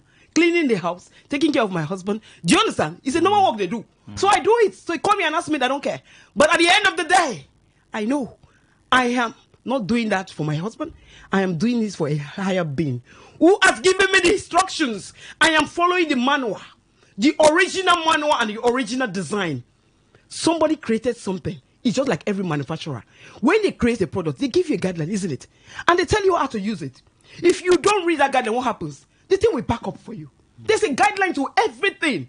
God Almighty said, look, for a woman, be submissive. But to the man, he said, love your wife. And that's the most difficult thing for men to do, to love their wife. Because devil, Satan is capitalizing on that. And he's also using women not to submissive. These two things, if a man and a woman can do it, the way they will cleave, nobody can break in. Because that's what the first law. Women, be submissive. Men, love your wife. So when you understand the strategy, you are not a fool. People will think you are a fool. You are a mumu. You don't know what they do. See you. That's why this man, they control, they manipulate you. Yes, I be mumu. I will sleep on the floor for my husband. If he wants to step on my head, Harriet. Step on my head. I am ready. I'm your wife. I'm your assistant. That's why I'm here. I am a mumu before my husband will leave it too. But outside, I'm not a mumu. But before him, leave him. Because I know at the end of the day, what I get, the peace that is in that home. I am building a home. I am the home builder. I am the woman. It's the woman that builds the home. If the house comes down, it is the woman's head. She has not done her responsibility. She has not done her job very well. So you have to be very careful. Initiate peace as a woman. So one of the things that will make a man say no to you, disrespect. Disrespect. So every woman hearing the sound of my voice, know that today you are not a fool. You are not a slave. You are simply doing what God has asked you to do. You talked about being a slave. Yes, and yes. That's the issue. That's the issue. This present generation. Now, they think that, by cooking, by honoring their husband, that they are being a slave. You talked about divine purpose. Yes. You talked about the manual of who created the institution called marriage. Yes. When a woman, you cook how many meals weekends? My fridge is up. I cook a lot. I cook a lot. Now, I probably wish some people would see you physically. Physically, let me see the woman that's talking because they don't even know. From head to toe is shakara. You know. Now I'm not wondering when you get home. Yes. You take off your weave. Everything. Yeah. You take off everything. You now wear your apron and yes. enter the kitchen and cook. And clean my kitchen. You do pap and akara. Akara. Yes. Every morning, every Saturday morning. For your husband. For my husband. Even when he's still sleeping. When he's still sleeping, now, I put in the flask. Why would a lady who is getting married feel that is a job of a slave? That's where they're wrong. That's why you see marriages are failing compared to our parents' time, the older generation. My mother raised me in the way that I saw. That's why you see attachment style, the way people grow, your relationship with your caregiver matters. It will determine your romantic relationship as well. You know, I saw my mother waking up very early in the morning and even though my father asked other wives, But she does this constantly. And I also grew up knowing that, look, this is where peace can be found. And I saw it in the manual. This is what you should do as a woman. Have you read the story of a virtuous woman? Do you know I carry the Bible and I look at all the characteristics of a virtuous woman? Sometimes I sit down and I score myself, Harriet. Where are you going? Are you right in this direction? Do you wake up early in the morning? Do you understand? I don't see myself in the slave. I have a guideline that I work with, and that's the virtuous woman. A virtuous woman, look, she's a merchant. She's a businesswoman. She's a farmer. She's a seamstress. Do you understand? She's an upholsterer. All in one woman. Tell you that God has given you the strength. He gave us the strength as a multitasker, a multiplier. Anything we touch, we are accelerators. Anything we touch, we multiply. It's a gift that's given to us from above. So if we don't use it very well to build the home will come down. So a woman who sees is a slave because she's doing that, it is our responsibility. That is why she's a caregiver. That is why she's given a boss to breastfeed. When she takes in, the man does not have a womb to harbor a child, isn't it? Then when a woman harbors a child and brings down the child, what happens? There's breast milk, isn't it? And what happens? You don't need to teach a child that is born on that very day. Immediately you put that child to your chest. She lashes on immediately. She's not taught, isn't it? And she has been in the stomach. That to tell you that automatically a woman, yes, is a caregiver. Our children, when they're hungry, do they go to their father? Why do they think towards their mother?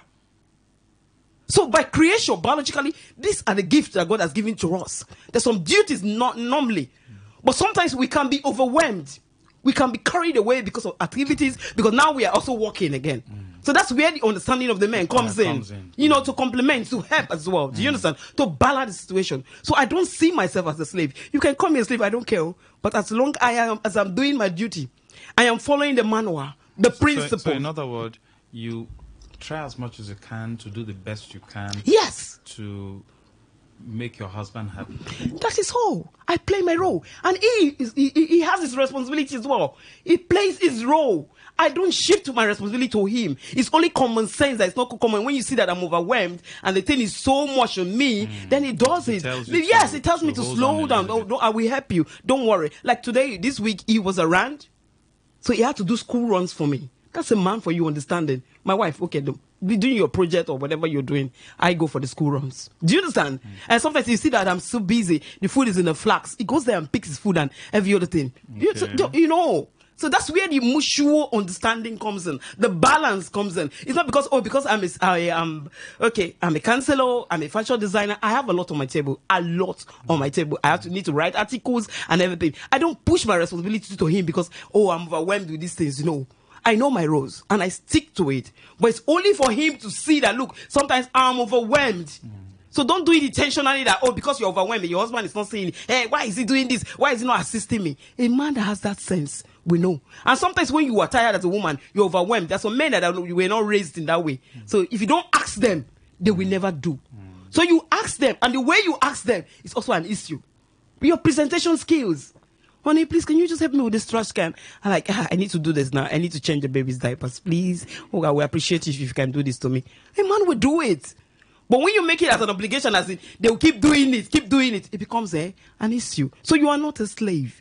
Whatever you're doing, any woman hearing the sound of my voice, don't let people fool you and tell you are a slave. All the women that tells you that they're slaves, you are a slave, where are they? They're not in their husband's house because they cannot stay. And where are they now? In the night, they're crying for men. They need men, but they cannot go back because they can never be submissive like you are. So they envy you and your husband. When they see your pictures, you see everything outside. They don't know the extra work you've done to keep that relationship as a woman. You are the home builder, not the man. So every woman hearing the sound of my voice right now, you can be classy, you can have everything. But you see that home that God has given you to build, you must build it until it finishes. When you disrespect your husband, yes, the man can totally cut off sexually. Sexually, yes. Then number two, let's move to number two.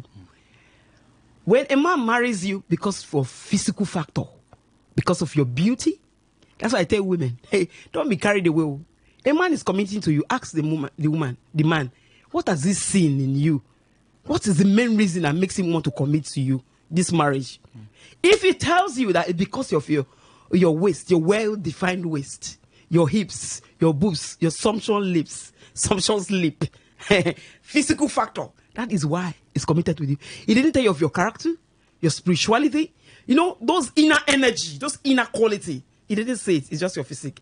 Know that when children comes in, start coming in, pregnancy, your boobs will not remain like that. The waist will not be as defined as it used to be. That hourglass shape that you used to have will begin to become an elephant gradually. And what the man saw initially was this hourglass shape. This is what led him to say yes, carried away. His erection has given him a direction, and sometimes it leads them to their grave unknowingly to them. You marry, he marries you. When baby start coming in, and maybe you're not that disciplined type. They say chop as you like. Oh, you have to breastfeed the child, and you begin to chop the way you like because you want to breastfeed. And the weight will start coming in. If the man sees you, he's turned up. Your weight and your look turns him up immediately. So he goes out to look for another woman that has that shape, because that's what he wants. That's why he married you. But you have lost it. It's not there again. So you have to be careful. So these are the reasons that will make a man to say no to you sometimes, because those things that the reason why he married you, he's no longer saying it again. Then again, on top of that, there's some women naturally. You are smart. You dress as well. If you ask anybody about Harriet, I'm not just saying it because I'm the radio or whatever. I want to make an announcement. Go and ask anybody that knows me. From 20 years ago that I was in Uniport, people who knew me, they still know this Harriet today. I have not changed. I take care of myself when it comes to taking care of myself. I don't change. I don't mind. I take care of myself. But there's some women, as soon as you marry them, they give birth to a male child. It is finished though. Now, me get house. Landlady, you are tying wrapper on your chest. Men are visually oriented. Men are visual beings. They are carried away by sight, what they see. What they see. I tell you, Master, I told you. There's sometimes when my husband is carried away with work, I go and engage him. There's some dresses I will wear. And I'll go and engage that man. Alpha, who are you? You're not so strong. You leave work. Make I check this thing. Whether I didn't work. Where's the apple now? I never now. Where's the apple? Are you strong? He's busy like that. There's some dresses I will wear and pass him. Twice, 3 times. The man was like, Alpha. And before you know it, I used to have you. I didn't read my people.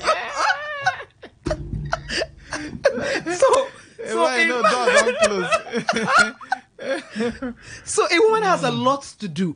A lot to do. You understand? So not because you are the landlady, you're giving birth to a male child, they said, and you be landlord, you don't get house. You understand? Because of the male child, Africans, you understand? 24 hours you're tying wrapper on your chest. That same wrapper is what you use in cook. It's that same wrapper you will sleep with at night.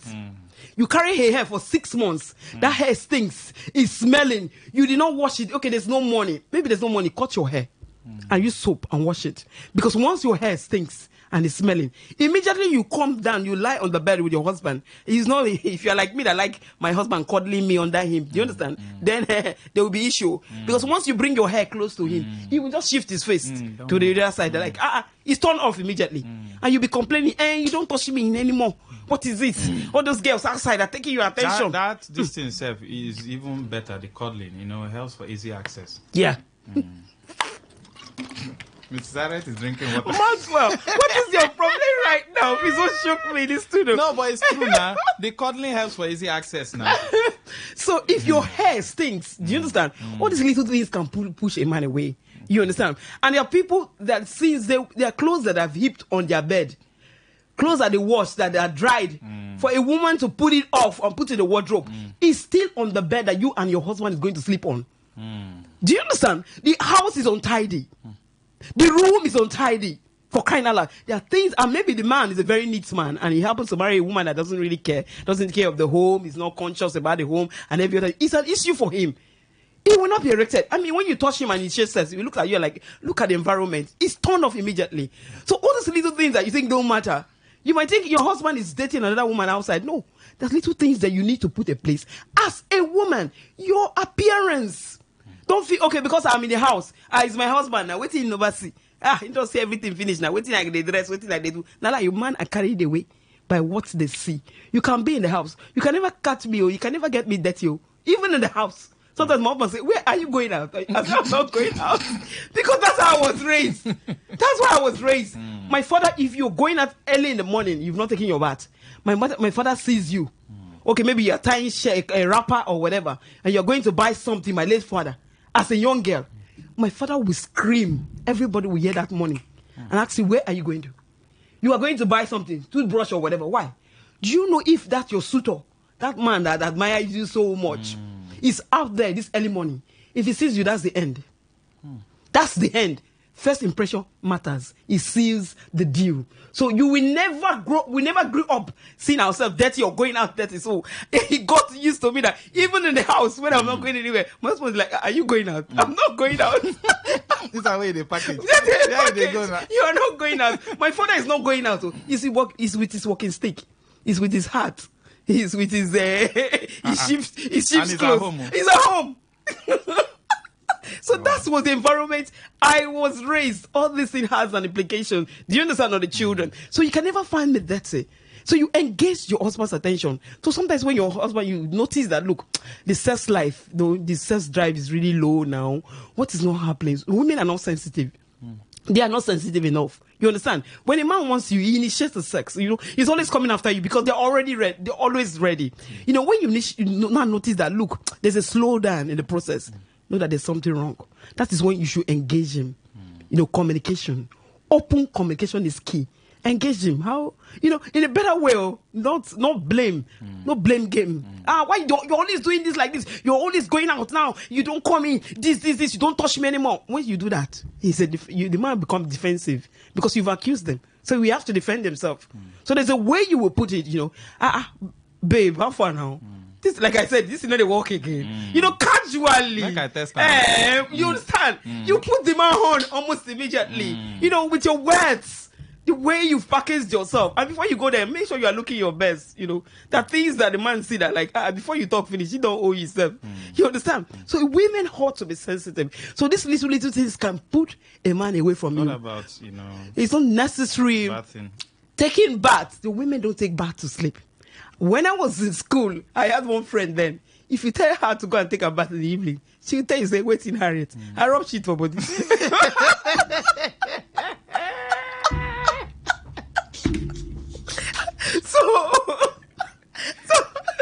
I can't imagine how a husband will feel now. You know, I rub shit for body. The women that cannot even invest in good nightwear. Nightwear can turn a man on. You own this, the thing you wear inside, it can turn a man on. You roll on.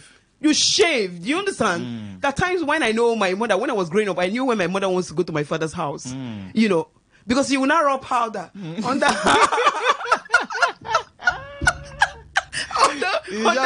armpit and her neck. You know that she wants to go to the factory to go and collect. What's that you talk? I don't talk.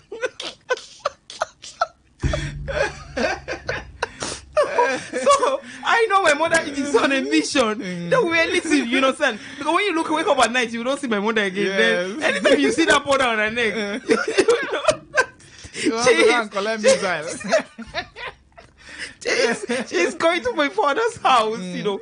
So all these are little things you might not know, but the things that make a man want to touch you, want to be around you. That same woman he met, my husband calls me babe, and they asked him in the seminar, why you calling your wife babe? Is she a babe? He said, look, that woman that I married like 20 years ago is still the same woman I see.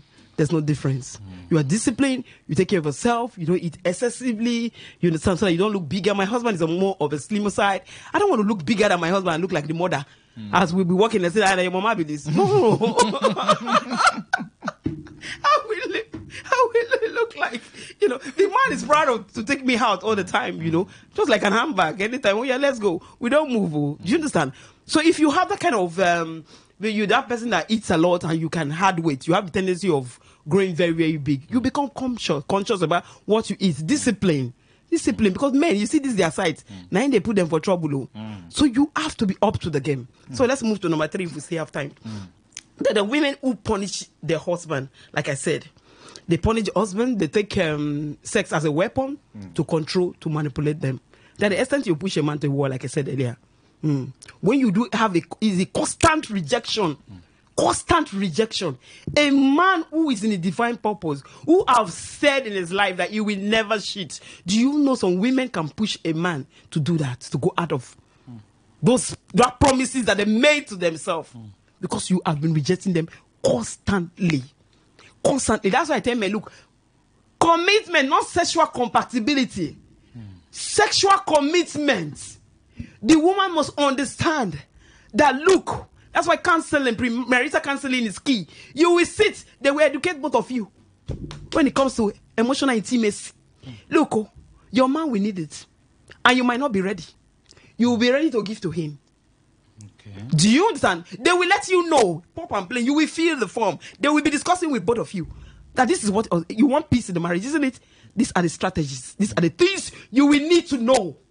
If you're comfortable with it, you're fine and good. If you're not, my dear, back out, because it's going to bring his ugly head out, and it is capable of destroying the marriage. I've seen many marriages coming down for this sex reason. Women rejecting their husband of sex. So men intentionally walked hard from the women. It is that bad. Food. Food. It's a food. Not food. It's a food. So when you constantly do that all the time, not because you have because sometimes we have not for genuine reasons. Genuine reasons. It could be health reasons. Do you understand? Hormonal imbalance and everything, not for health reasons. Do you understand? You intentionally, because you want to get something for a man. You are demanding something from a man, and the man has not given it to you. And if he comes to the night to initiate sex, you tell him that, no. You keep rejecting. Sometimes you don't even say it, but your actions. Your body language. You wear gin to sleep. Why? Like which married woman wears gin to sleep? Make I ask you. Huh? Then they wear kaftan, go play ball. Like the Super Eagles yesterday. Did you see them wear?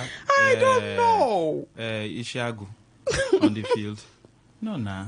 How can you be a married woman you're wearing gin to sleep? I had a case like that. Yeah. The man complained. I went to her, I said, Madam, are you married? She said, yes. I said, like, are you married? She said, yes. I said, this is your husband. And they wear gin. They sleep now. It's not well. They go party for dream. How can you be wearing gin to sleep, madam? So some of them are naive. That's why you see, the radio is very good to educate them. I said, your husband is not the talking type. Yes. Okay. The husband is not the talking type. Okay, the quiet one. Okay. So but the quiet ones are the more dangerous ones. He just sees her action and just turns him thank off. You. Yes, thank you. Because to him, he expects that, this is my wife now. This room is we. Nobody say children inside. It's me and you. So, and we lock the room before we sleep. So, in other words, how far now? I don't understand. Like, which one be this gin now? Yeah. Like, waiting be the reason. Yeah, what's the reason? But what's the implication? What's the meaning of wearing a gin? Yeah. How can you wear it spells gin out already now. It's a no-go. It's a central bank now. You don't lock the votes. Okay, even if there's duvet, even if you say cold day, there's duvet. You can cover yourself with duvet. You can lock the window. Yeah. So, but why are you wearing gin now? And I told her, I said, Madam, remove gin. Yeah, because there's a limit you can do this. So lift up the gate. No, I told her, I said, lift up your heads, O ye gate. Open the gate. And there are limits you can do this. Let the man enter and come out anytime he wants to. And that sorted out the issue. Thank you. That was and it's even a sin. It's a sin. Maybe they don't know. If you reject your husband, not for genuine reason, just to manipulate him, to control him and everything, because you are bossy, you feel you are the one carrying the knife and the yam, you are living the manual, the principles. So Mrs. Harriet, in other words, it's not as though, because he didn't give me money for that phone. No, you don't have any rights. There's no reason. No. Good enough. Except for health reasons. For health reason or mutual consent that you want to pray. You want to pray or something. Apart or something you want to fast. Apart from the one that is materialistic. No. Has no basis. No, please. Okay. Please don't. The Bible said it. They should read 1 Corinthians chapter 7, verse 3 to 5. It's clearly written there. St. Paul said it.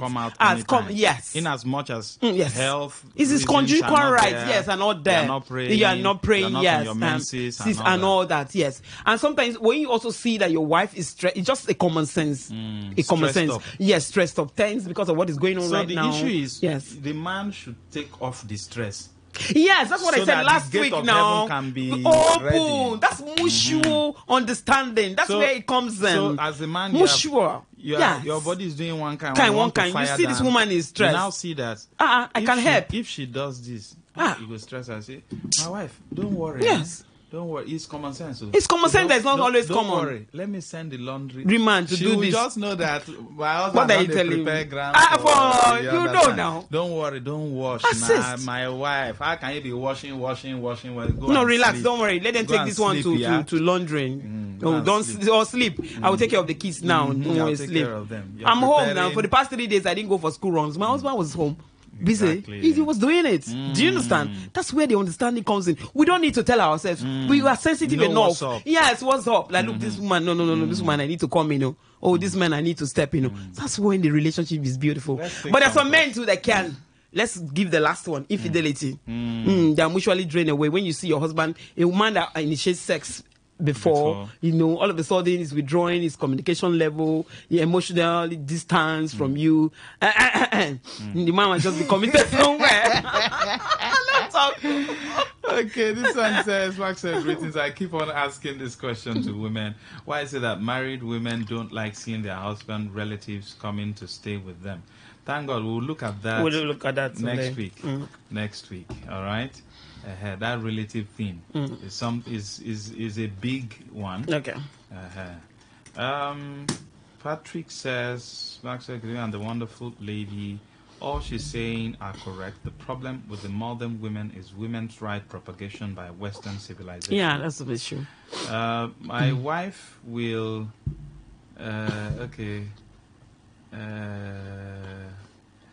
Max, no vex. So you said at the middle of something. Don't promise her you will marry her. Please, at the middle of what exactly? What if it's Bermuda Triangle? That's what you want to hear. That's what you want to It's hear. Bermuda Triangle. Madam, you are corrupting Maxwell. It says, my wife will wear a transparent nightgown and stand in front of TV that I was watching, and if she wants to pick something from the table, as if she wants to pick something from the table. Yeah, we do it a lot. Michael. My question is that what if the wife prays every day? What do I do? Zeus from Rukwaku. What kind of prayer? What kind of prayer? Is it at the time you are the... If it's normal prayer, it does not stop anything. Anything, no. Let me say this. There's time for everything. A respected clergy, he said something. It was in my church sometime. And he said, let me break the table. He said, listen. That even as a clergy, and you want to go and preach, and you did it Sunday early morning, that's when the anointing will flow more. That people feel is a sin. No, it's your wife. It's your wife. It's your wife. So if it's normal prayer, that you pray this every time day, now, of course, people this pray time every day now. Yes. But if it is like you want to do 3 days fasting for a certain purpose, period of time, and it's a mutual consent. That one is a between you consent. and your that is a wife. different matter. Yes. People pray every day, even traditionalists, they pray every Yeah. day. It doesn't stop you. So if she's using that as excuse, As a weapon please, against you, there's something wrong. Something is wrong somewhere. Yes, somewhere. Either she's not educated. Yes. It does not mean God will not answer the prayer. In No. fact, that's when God will answer the prayer more. Yeah. Can two work together Except they agree. Yes. One thing the enemy cannot break is when you are emotionally entangled. Entangled. God It answers was fun your and prayers what quickly. immediately. The woman So is a in fact, counselor. that one will initiate the prayer to be answered properly. She needs to be spoken to. She needs to She be needs a spoken to. counselor. Yes. Max, I want to get married this year. How do I know a woman that is ready? Because I'm not in any relationship right now. Ndu, it's not difficult. You will know. You will know. You will know a woman that is ready. You will know. You can test me. We can talk about it. Send a message to Mrs. Harris to tell you. Let's take some. Because yes, please. Go ahead. Turn up the radio set, please. Maxwell. Doc, go ahead, sir. Yes, Maxwell. Thank you. Mrs. Harris. You have won my heart today. You are so good. You see, if I'm a man looking for somebody, I will tell you that Mrs. Harriet would have been the one. You see, when you were talking, I had to call my senior brother's wife in about to listen because she does such programs and all that. I wanted her to also learn more, to also add to her own teachings and all that. What you say is superb. Okay? If anybody comes to dispute you or any man say what you said is not, that's not an ideal man. Any woman that can respect her husband, in fact, that can take her to heaven. Me, Max, you know now. Yes. You see that day, we didn't even talk about it. So I just tell her and say, my friend, they do. Oh, is that what you want? Piam, all of us don't land. So it gladdens my heart. I mean, Mrs. Margaret, you're good. Please continue. I wish I could have a way to, Mrs. Margaret, let me tell you, please look for a way when women have their conferences. Please. They need this teaching. It will keep homes together. These issues of marriage break here and there, disputes here and there and all that. I'm sure by the time they start hearing some of these messages, talks, it will hold a lot of marriage together. I salute you. You are wonderful. Okay, Doc. If there's any program like that, you can send in an IV. Just reach out to me and then she'll be there. Obviously, I will. I will oblige that, Maxwell. Fantastic. Thank you, Doc. Good morning. Good morning, Lucky Maxwell and Mrs. Farrett. Go ahead, sir. God bless you. This Pastor Hope. I'm enjoying your program. But there's something I want to contribute.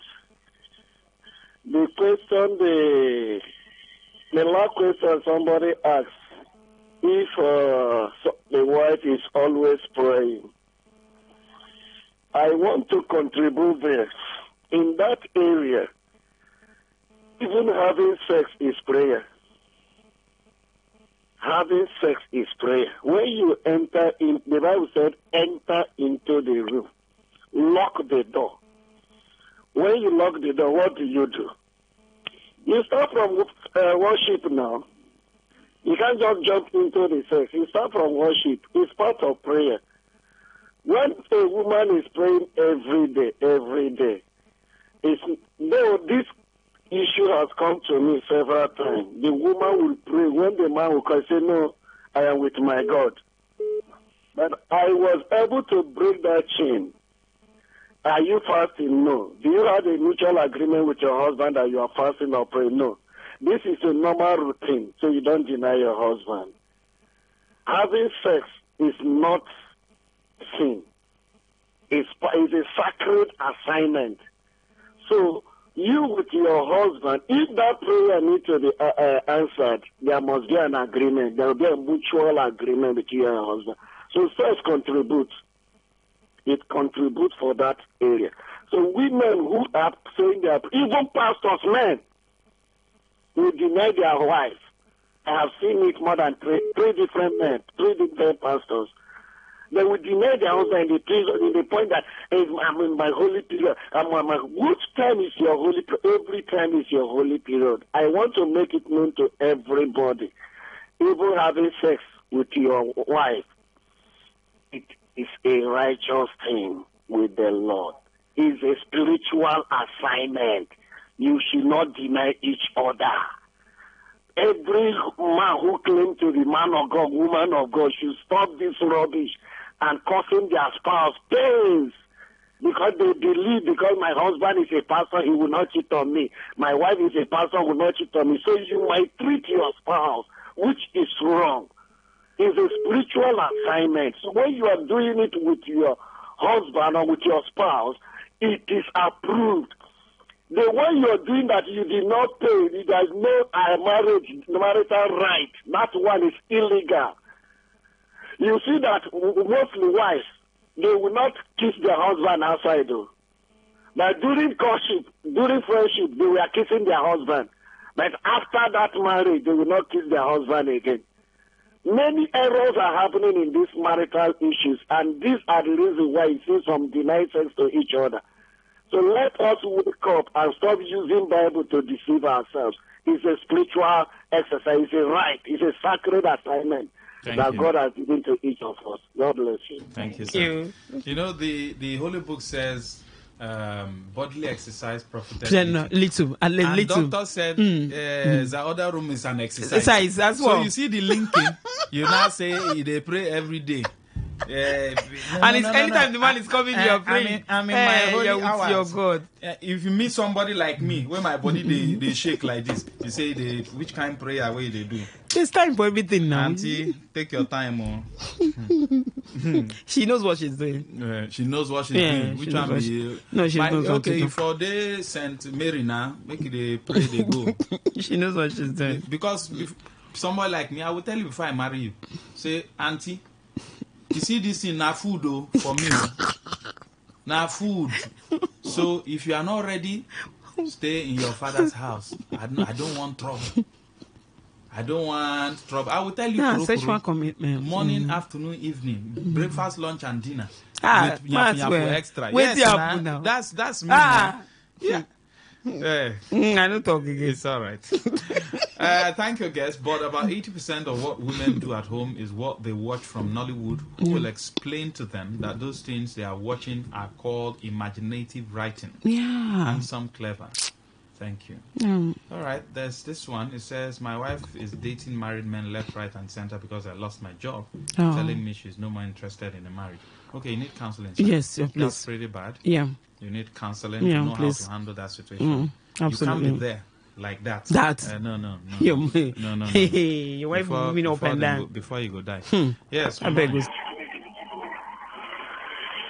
Good afternoon, Madam. Good afternoon. Yeah, good afternoon to you. Yes. Please, Madam, don't be annoyed. Please, can you advise some men of God? They call themselves men of God. They have scattered many families. I know, with experience. I can tell you now. Many ministries have destroyed many families. I know a man. He had 6 children, grown-ups, graduates. Up till now, the man don't know where the woman and the children that they are living. Up till now, and the worst part of it, they changed the man's name. That is what the evangelist asked them to do. They changed the man's name without the man's knowledge, without the man's consent. Up till now, for how many years ago? And the time we were living together, the woman abused even the children fight the man. Up till now, they changed the man's name. They say that the evangelist asked them to change the name. The man of God asked them to change the man's name without the man's consent. So please, talk to them.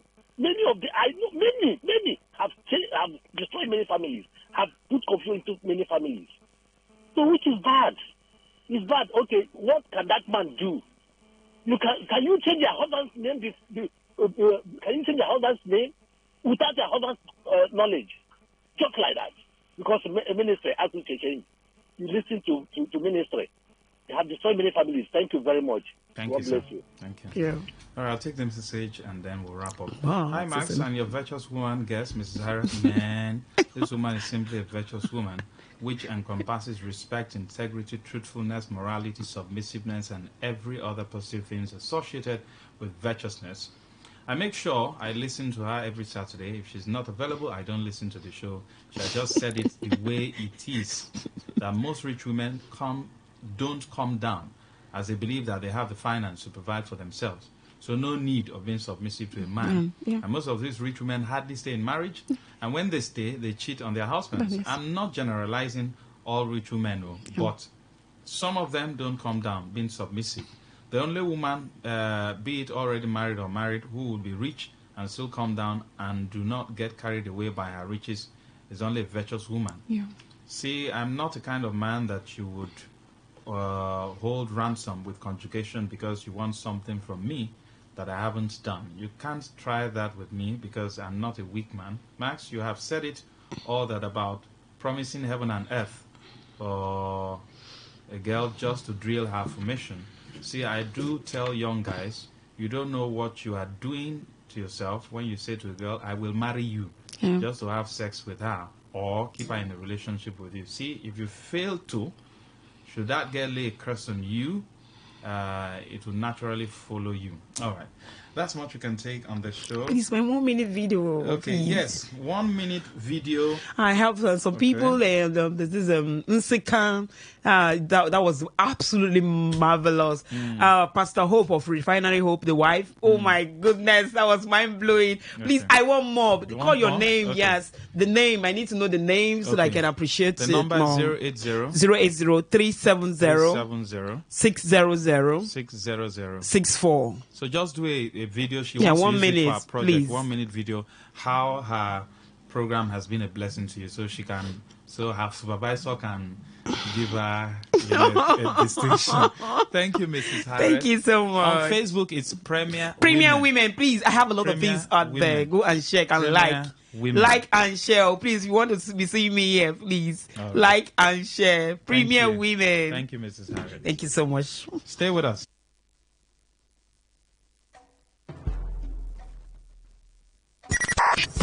95.1 FM, voice of the people. And we're back. Whether it's happening in Port Harcourt, South, Nigeria, or around the world, we've got you covered. On air, online, delivering balanced news and unbiased analysis. Today, 95.1 FM. This is Today, 95.1 FM, Port Harcourt. News.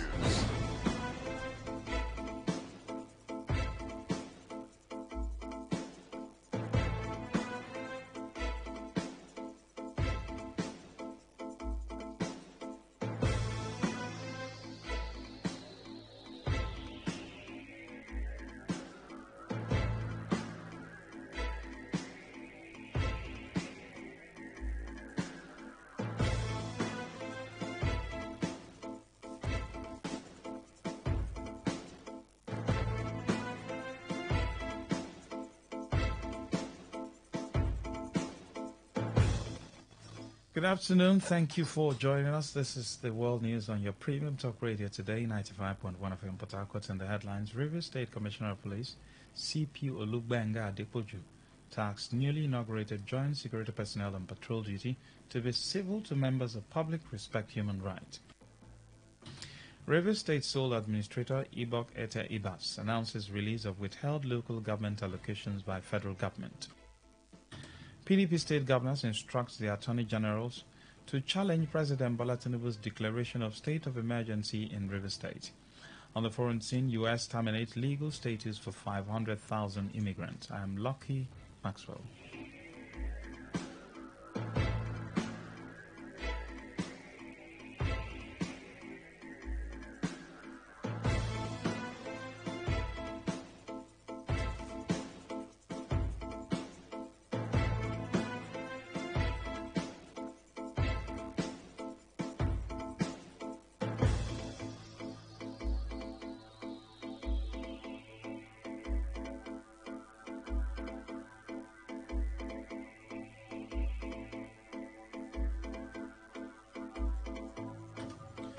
Thanks for staying with us. The Rivers State Commissioner of Police, CP Olugbenga Adepoju, has tasked the newly inaugurated Joint Security Personnel on patrol duty in the state to ensure they are civil to members of the public and also respect human rights. CP Adepoju, who addressed the Joint Security Personnel composed of police, Nigeria Security and Civil Defense Corps, and the military before their departure for daily confidence-building patrol, reassured residents of the state of their safety. The Commissioner of Police stressed on the need to ensure that the people are safe and the town is peaceful, warning the team to be cautious, civil, and diligent. CP Adepoju insisted that Rivers is peaceful and have been working in synergy with other security agencies before now, insisting that rivalry will not occur, especially following the fact that the team have been training together before now too. It disclosed that the operation will last as long as it should, and to the dictate of the sole administrator, assuring that the welfare of the personnel will be taken care of adequately. The Rivers Commissioner of Police used the medium to warn troublemakers to stay away from the state, as the police is well prepared.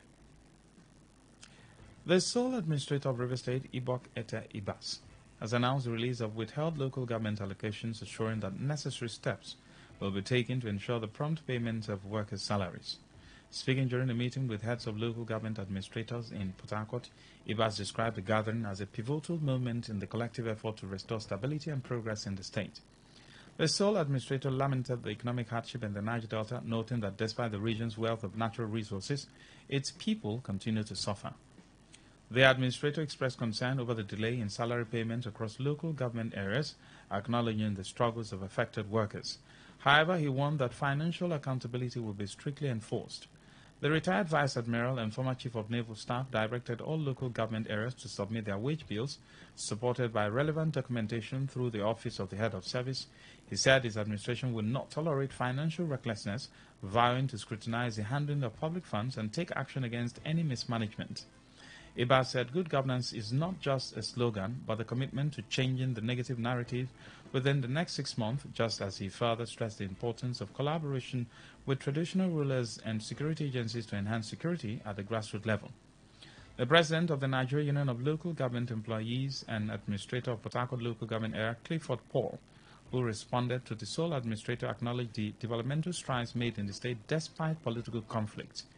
He commended the federal government for appointing the sole administrator, attributing the decision to his competence and leadership ability, and pledged to support peace and stability while urging the administrator to prioritize workers' welfare.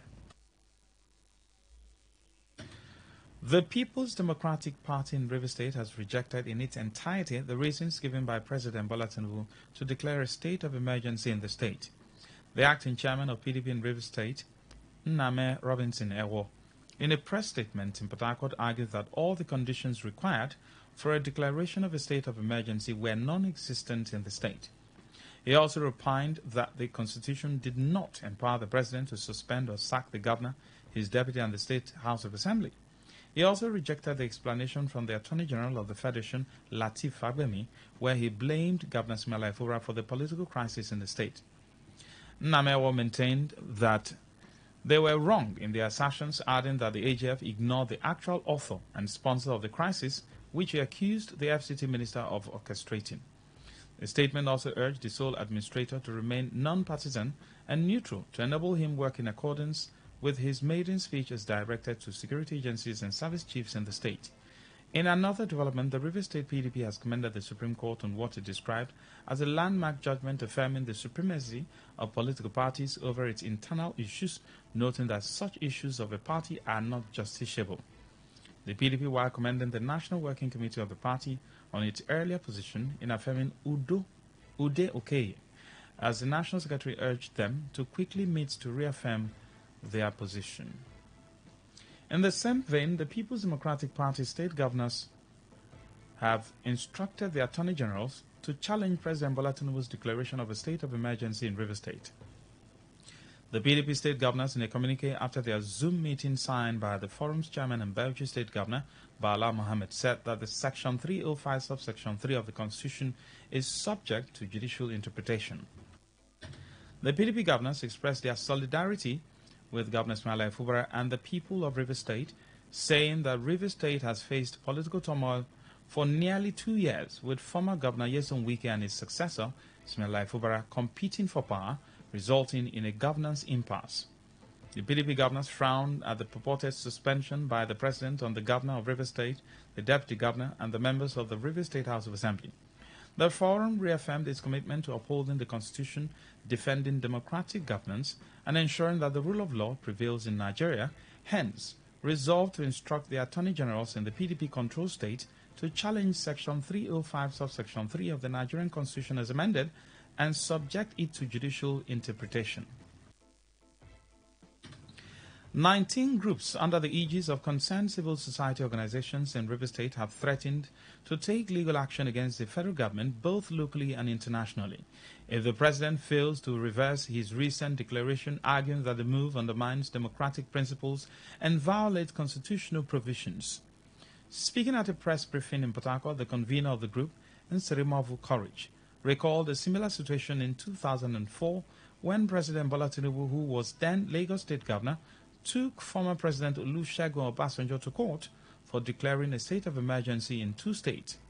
Courage also expressed disappointment over the president's decision to appoint an administrator in Rivers State, insisting that Section 11 of the 1999 Constitution empowers the National Assembly, not the presidency, to assume legislative functions in such cases. If the president has decided not to listen to the people of Rivers State and the people of Nigeria, there are legal actions we'll take. We'll petition the president internationally, and then we will likely go to court to challenge his action. The case of the Federal Republic of Nigeria against the Attorney General of Lagos State, 2004. That means it was this same president that went to court against Obasanjo when he declared state of emergency in Plateau State and Ekiti State. So how will the same Tinubu turn again to make the same proclamation, something he fought against? He further accused the president of acting in bad faith by openly backing the faction led by the minister of the FCT in the ongoing political crisis, inferring that a fair and impartial intervention would have focused on Nyesom Wike and his allies, whom he accused of blocking the governor's attempt to implement the Supreme Court ruling. The group also commended the governor and the people of Rivers State for their patience and peaceful conduct despite the ongoing crisis, urging residents to remain law-abiding and continue with their daily activities while hoping for a swift resolution. Courage further reaffirmed the organization's commitment to seeking justice and ensuring that constitutional order is upheld, calling on the federal government to act in accordance with the law and avoid actions that could further destabilize the state. In the same vein, a group under the aegis of Take It Back movement in Rivers State has also joined in condemning what they described as illegal and tyrannical declaration of a state of emergency in Rivers State by President Bola Tinubu. The group in a statement said the desperate and undemocratic maneuver to suspend Governor Smaila Fubara, his deputy and members of the Rivers State House of Assembly is an outright assault on the rule of law and a vile attempt to crush the will of the people. According to the statement signed by all the members, the group insisted that the current political situation in Rivers State does not meet any of the constitutional threshold, saying even if there were legitimate security concerns to warrant such declaration, it must have been ratified by the National Assembly within 2 days or 10 days. They insisted that what President Tinubu had done was nothing but a coup against the people of Rivers State by unlawfully suspending a democratically elected government, which they claimed is a blatant violation of sections 188 and 305 of the Constitution, which outlines procedures for removing elected officials. The group therefore demanded the immediate revocation of the legal state of emergency and full reinstatement of Governor Fubara, his deputy, and all members of the Rivers State House of Assembly, and decisive legal action by the judiciary and civil society organizations on those responsible for the abuse of power. You're listening to the World News on Today 95.1 FM Port Harcourt. We'll be right back after the short break. Every day, every hour, when the big stories break, depend on our 24-hour news team to bring you the latest. Today 95.1 FM.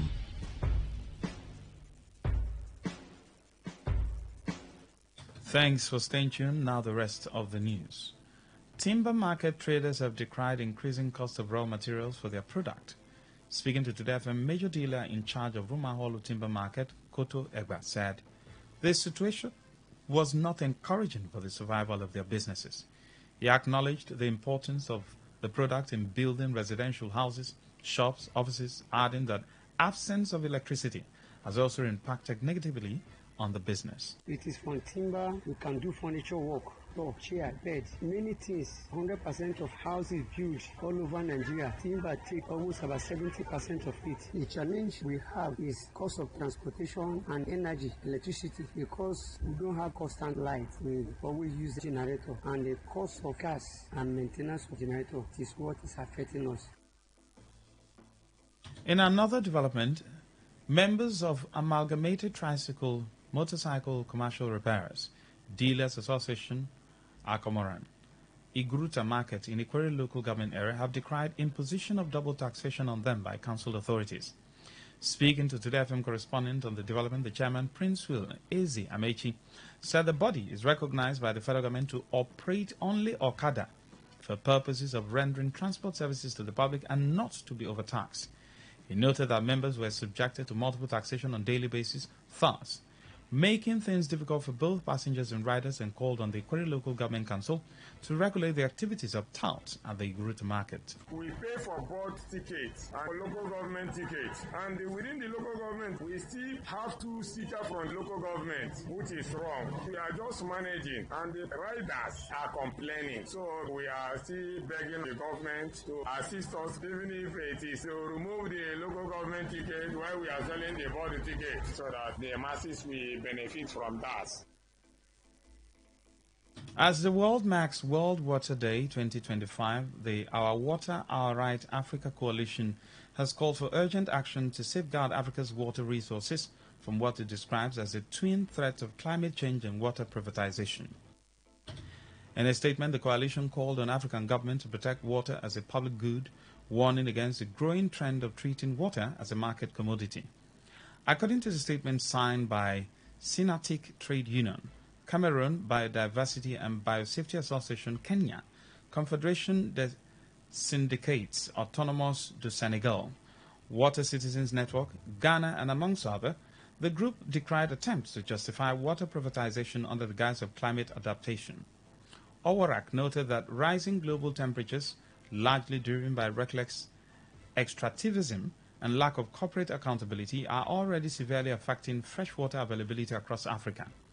They warned that allowing profit-driven models to control water supply would also deepen inequality and worsen access for vulnerable populations.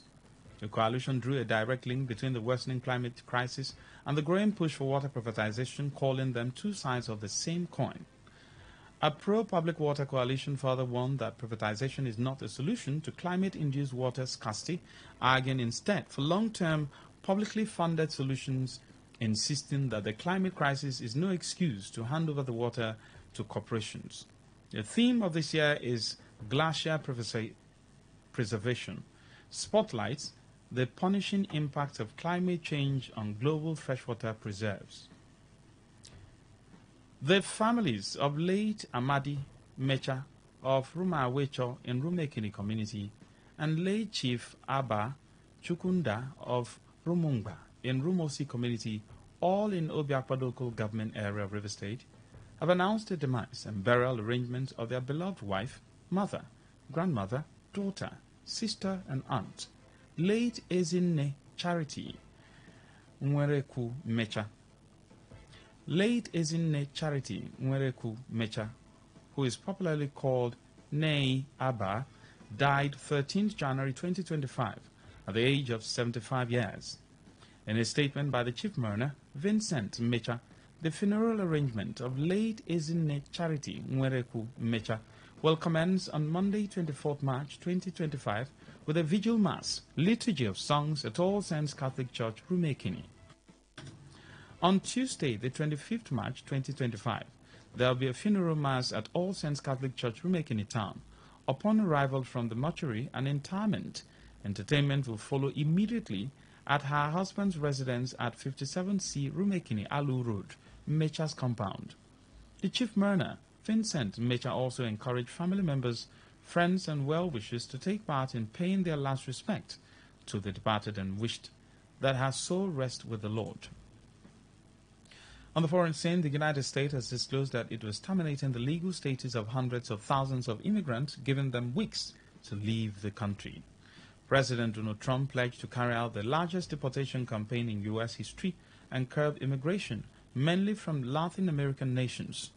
The order affected about 533,000 Cubans, Haitians, Nicaraguans, and Venezuelans who came to the United States under a scheme launched in October 2022 by Trump's predecessor, Joe Biden, and expanded in January the following year. Trump said those affected will lose their legal protection 30 days after the Department of Homeland Security's order is published in the Federal Register, which is scheduled for Tuesday. He said the order in the publication means that immigrants sponsored by the program must depart the United States by April 24 unless they have secured another immigration status allowing them to remain in the country. The processes for Cubans, Haitians, Nicaraguans, and Venezuelans program announced in January 2023 allowed entry to the United States for 2 years for up to 30,000 migrants per month from the 4 countries which have grim human rights records. Trump last week invoked rare wartime legislation to fly more than 200 alleged members of the Venezuelan gang to El Salvador, which has offered to imprison migrants and even U.S. citizens at a discount. To end the news as a summary of the major stories. We told you that Rivers State Commissioner of Police CP Olugbenga Adepoju has tasked the newly inaugurated joint security personnel on patrol duty to be civil to members of the public and should respect human rights. The sole administrator of Rivers State, Ibok Ete Ibas, has announced the release of the withheld local government allocations by federal government. We told you that the PDP state governors have instructed the attorney generals to challenge President Bola Tinubu's declaration of state of emergency in Rivers State. On the foreign scene, you heard that the U.S. has terminated legal status for 500,000 immigrants. Uchendu Ejowo edited the news. For comments and inquiries, please call 08183892850. Send your emails to news@todayfmlive.com. Read our stories on todayfmlive.com. Good afternoon. I am Lucky Maxwell. Today's news, today's entertainment, today's sports, today's issues. Today on Today 95.1 FM, Port Harcourt. Welcome to Echoes from Heaven with Nathaniel Osawi. Be blessed as you listen. We have been looking at understanding, seeing life from God's perspective, seeing things the way God sees things. And we began looking at life, and we asked, how does God see life? To God, what is life? The first thing we said is that to God, life is a test. That is, we are being tested every day. As we live in this world, every one of us is being tested. It's like we are in an exam hall. We are going through a test every day of our lives. Everything that we do, everything, we are being tested. Life is a test. And I did say that if people knew they were being tested, they would live differently. But because many people do not know that they are being tested every day, that God is testing us every day, that life is a test, that is why they fail the test. Because they don't understand, they don't know that they are being tested. So I want you to understand that life is a test. Every day that you wake up, from the beginning of the day to the end, you are being tested. So to God, his first perspective on life is that life is a test. Every one of us, we are being tested. We are tested by delayed promises, tested by unanswered prayers, tested by opportunities that we have to do evil. Every opportunity to do evil that we get, an opportunity to do evil. Maybe you can do that evil and it's like you can get away with it. Nobody may know. It's a test. We are all being tested. Even when we have money, we are rich, we prosper. That is also a test. God uses prosperity to test us. It's easy to be humble when you are poor. It's easy to be meek, to be humble when you don't have anything. But when you prosper, you have so much, the true condition of your heart is revealed. So God even uses prosperity to test our hearts, to see what is in our hearts. He uses possessions to test us. Sometimes the things that people possess reveal their true nature.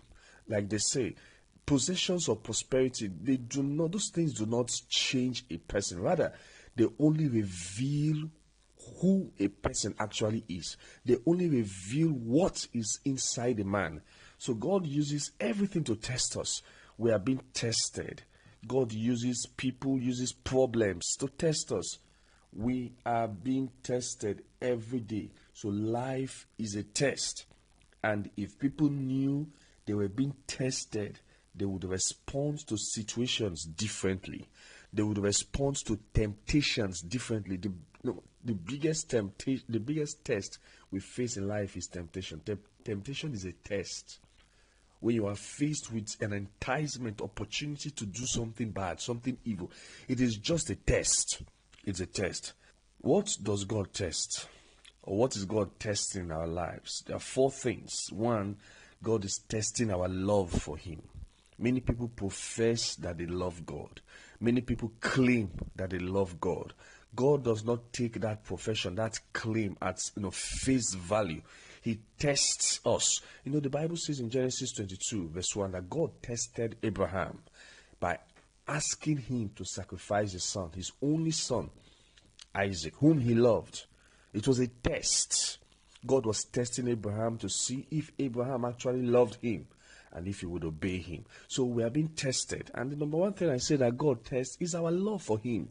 Do you claim you love God? Do you claim you love Jesus? That love will be tested. God does not take that claim at surface level. Jesus said, if you love me, you will obey, you will keep my commandments. And so God will want to test the opportunities for you to see whether you act, that your love, that your claim is real. The test, Jesus said, if you love me, you will keep my commandments. There will be opportunities for you to break the commandments of God. And to break the commandment of God.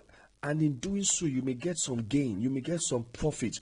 But God will want to see if you'll be willing to give up that profit, give up that gain, just so that you can obey God.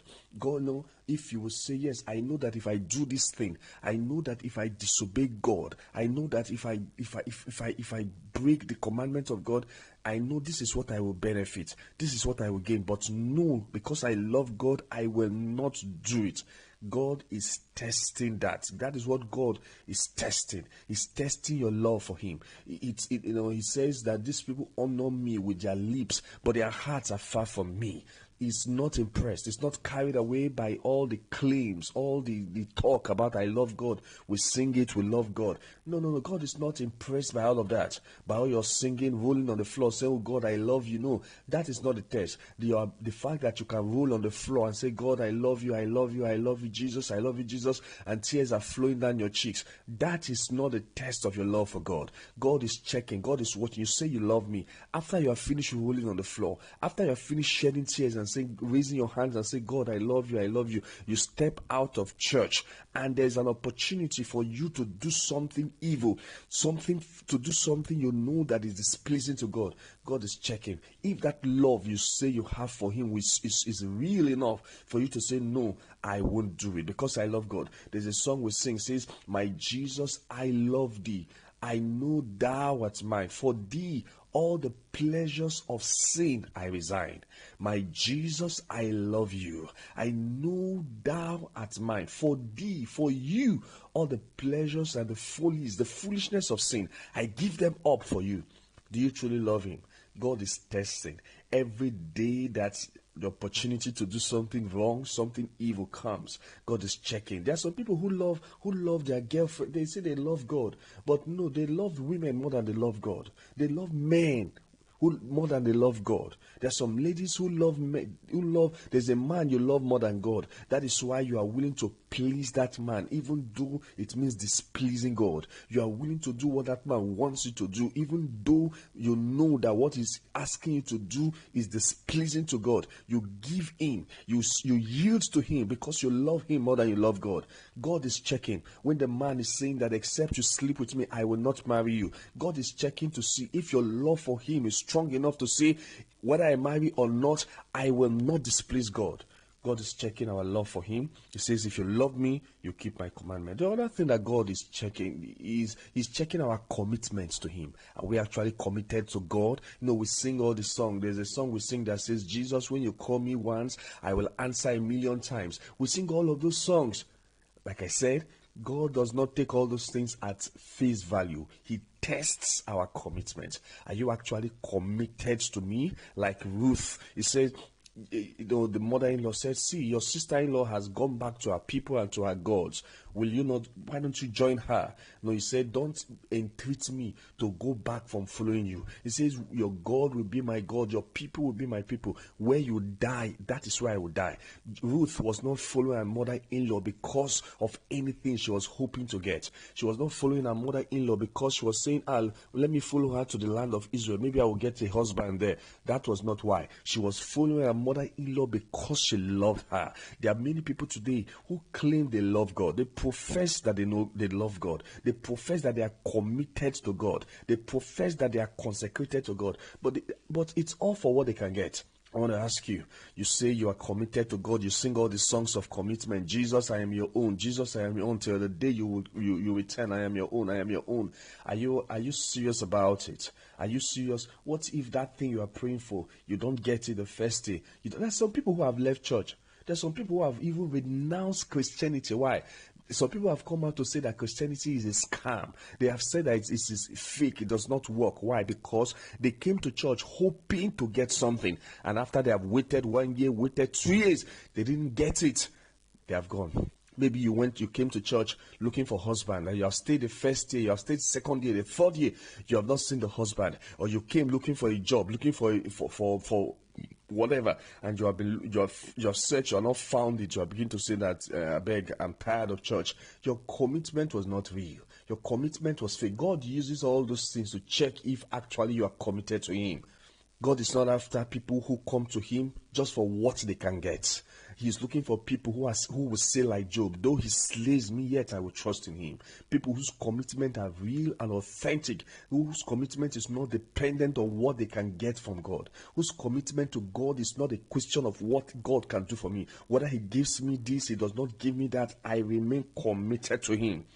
Like those 3 Hebrew children who said, our God is able to deliver us. But even if He does not deliver us, we will not bow down. God is able to give me the miracles that I desire. He's able to give me the breakthrough I'm looking for. He's able to give me the husband, the wife I'm looking for. But even if He does not, there's no going back.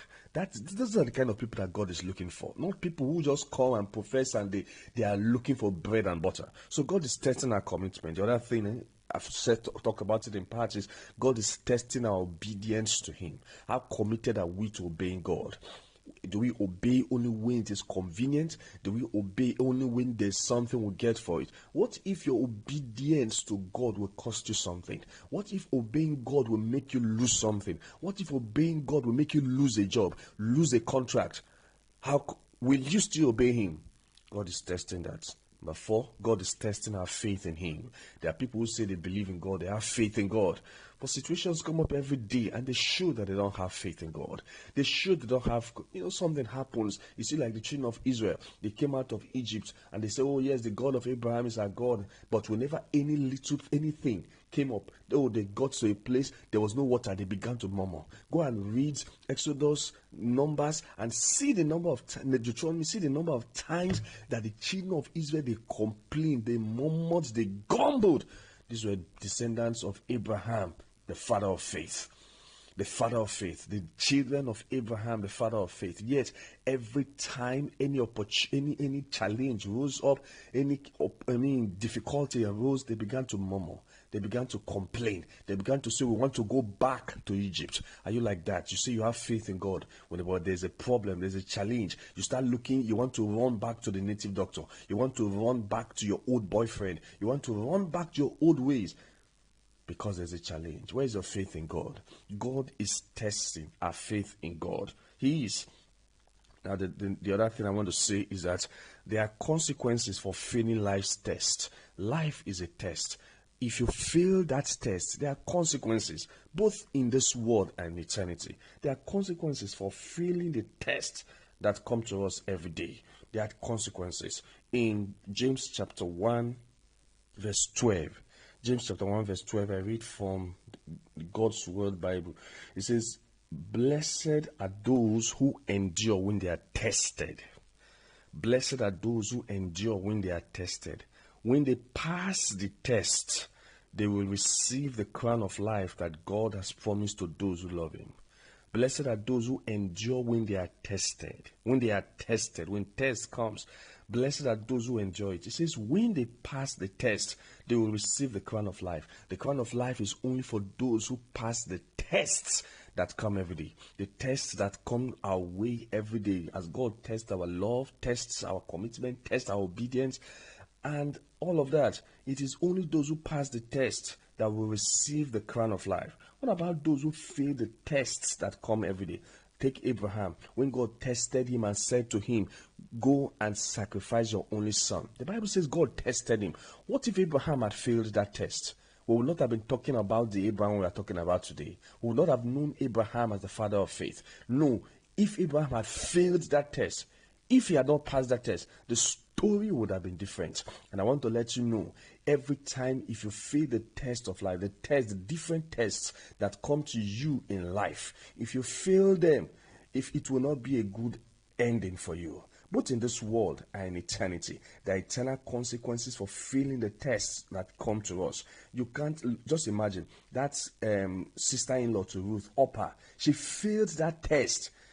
She went back to her gods, went back to her people, and we never heard about her again. But Ruth, today we still talk about Ruth. If you fail the tests that come to you, my friend, there are consequences, both in time and in eternity.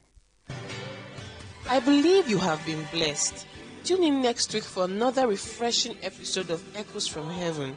Please let us know how you have been blessed through this program by calling, texting, or sending a WhatsApp message to this number 081 355 57592. Once again, 081 355 57592. You can also send an email to echoesfh@gmail.com. ECHOESFH@gmail.com. God bless you. What's a successful business without sales? And what is sales without an audience? Well, do you know that you can reach 8 million listeners across 6 states in 2 geopolitical zones all at once? How? With Today 95.1 FM, you can get millions of people to know about your business. And what does that mean to you? More sales. Call 081 389 2850 now for more information.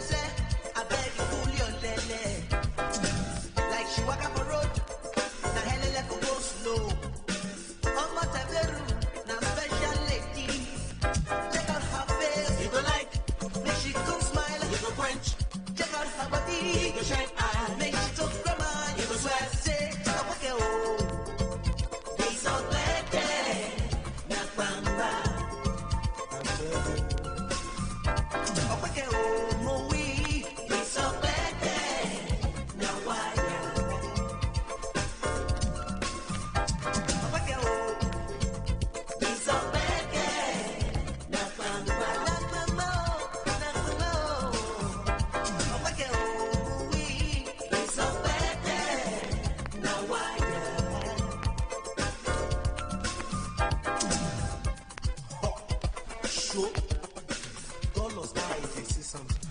This na special gospel for town.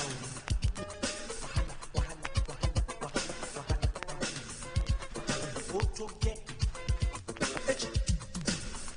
Check out her face, you will like. When she come smile, you will quench. Check out her body, you will shine eye. When she talk grammar, you will swear. Check out her face, you will like. When she come smile, you will quench. Check out her body, you will shine eye. When she talk grammar, you will swear. Say, Baka oh. So Beke, Casanova, oh Beke not be your own home. Oh Beke not be your own home. Oh Beke not be your own home. Casanova. Oh Beke not be your own home. Oh Beke not be your own home. Casanova.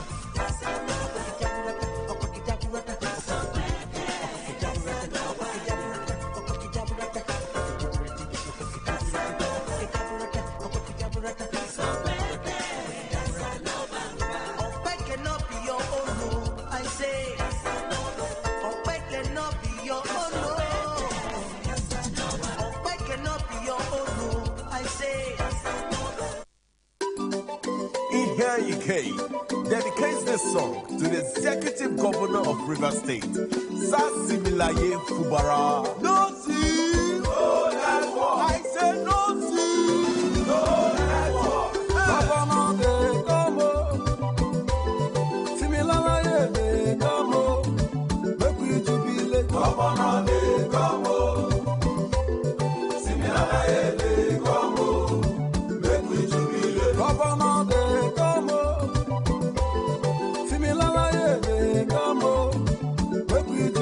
Governor de Como, Similaye de Como, make we jubilate. Obiapo make we jubilate, make we celebrate. Oh, gentle lion de Como, make we jubilate. Governor de Como, Governor de Como, Similaye de Como, make we jubilate. Oh yeah, make we jubilate, make we celebrate. Oh, make we jubilate. Oh,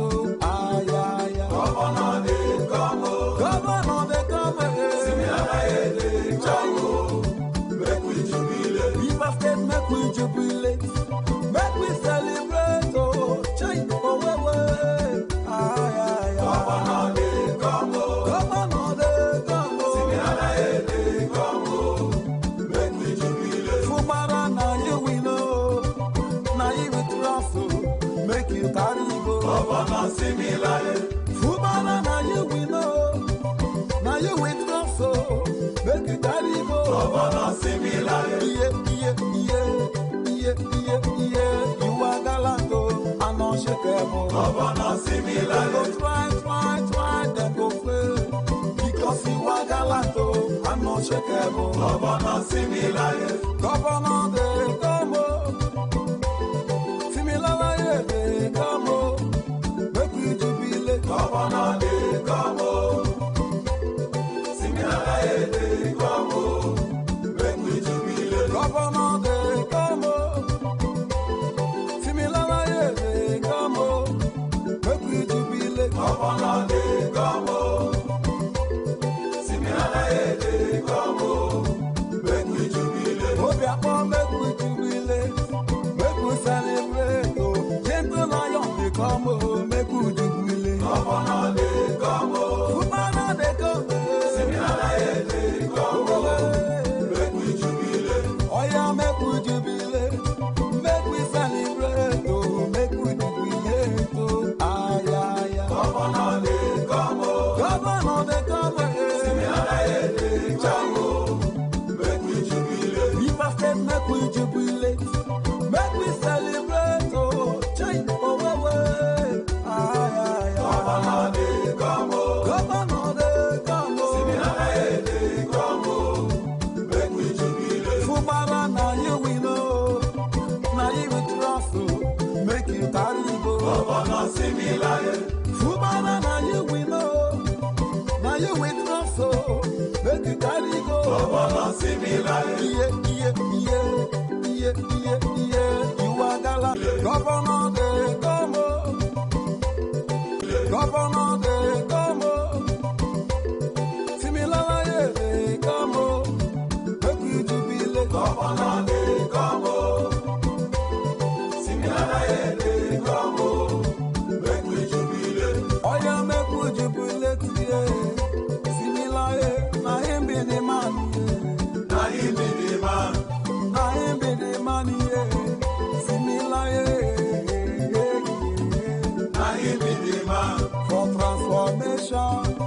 innovation, good governance. In transparency, in the coordinators, similar.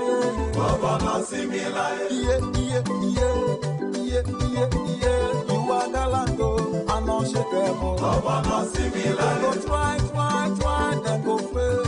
Because you are gallant, and unshakable. This song is specially dedicated to the Executive Governor of Rivers State, Sir Similaye Fubara, aka the Gentle Lion, Ihaike. Say so. No see, no network. I say no see, no network. I'm gonna make that way.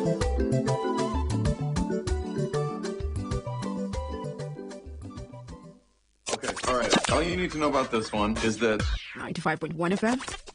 Such a unique style.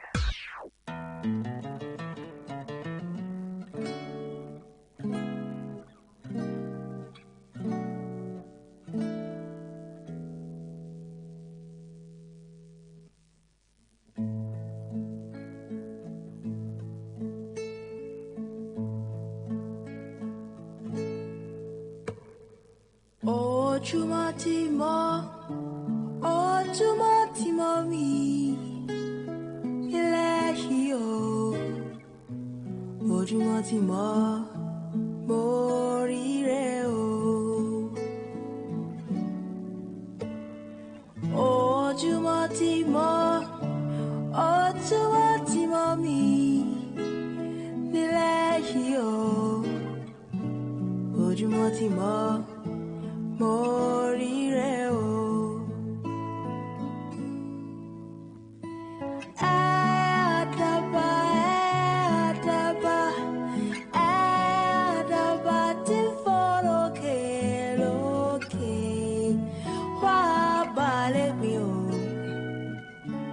Ojúmọ́ ti mọ́, mo ríre o.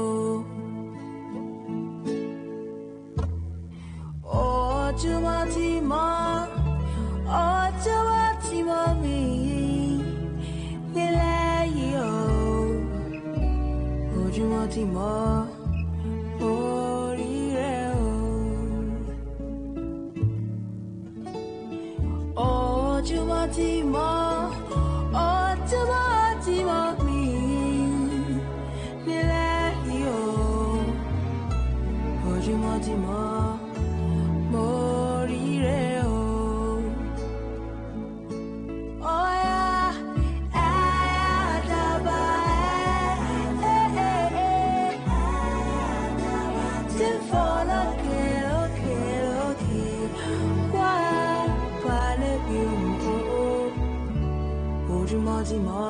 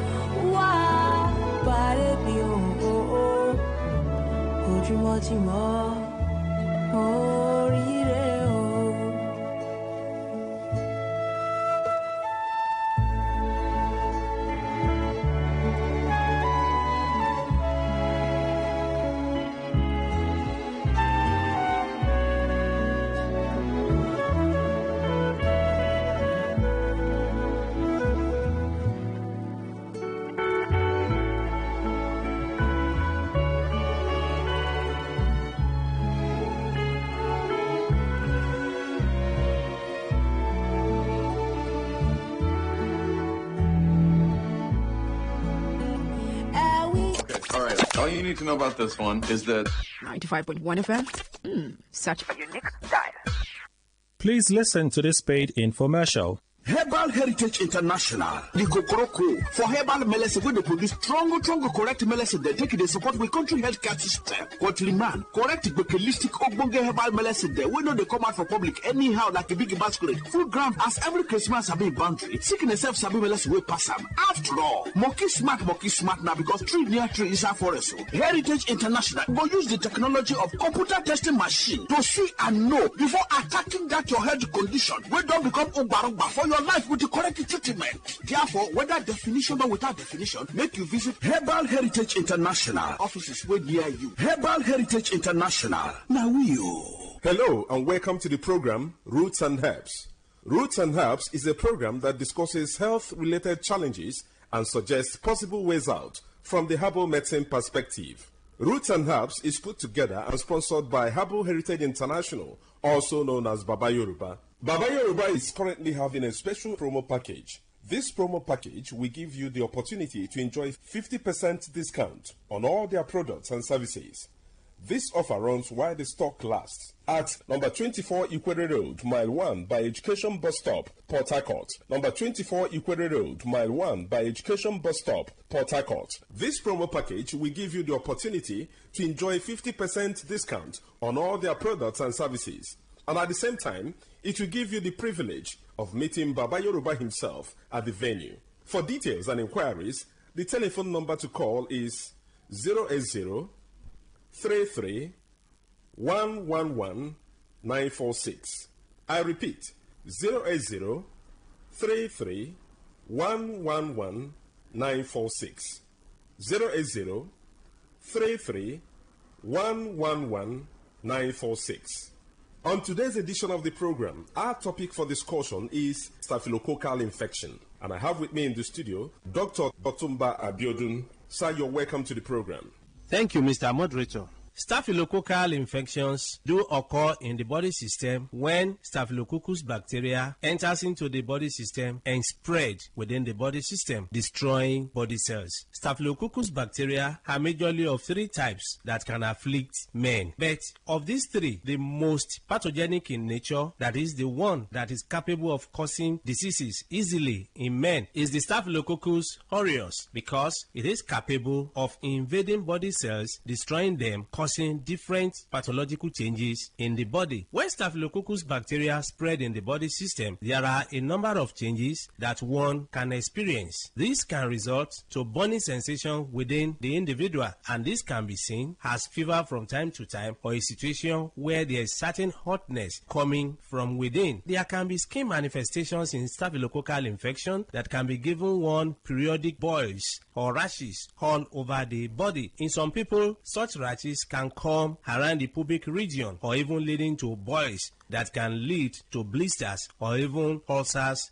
on the skin. It is possible for one to experience persistent headache in staphylococcal infection because the body fluid is already contaminated. Staphylococcus, as we know, is a form of bacteria. Any bacteria that is capable of spreading in the body system can lead to reactions in the body that can further damage body tissues. And when this occurs, it is possible for one to experience joint pains in form of infective arthritis. Part of this bacteria can spread deep into the tissues of the heart, affecting the valves of the heart. And when this occurs, you discover that there can be palpitation that some will start witnessing as if they have panic attack. When this is allowed to continue in the body system, it is possible for one to start getting tired easily. There are many people, by walking from one pole to another, they get tired, or by doing just something that is not supposed to be that tasking in terms of energy consumption, they discover that it's as if they don't have enough hair where they are located. All this can be as a result of weakness of the heart resulting from infection or spread of this bacteria we're talking about. When this bacteria is able to pollute the body fluid, it is possible for one to witness mouth odor. Mouth odor is a form of changes that is called halitosis, where people will start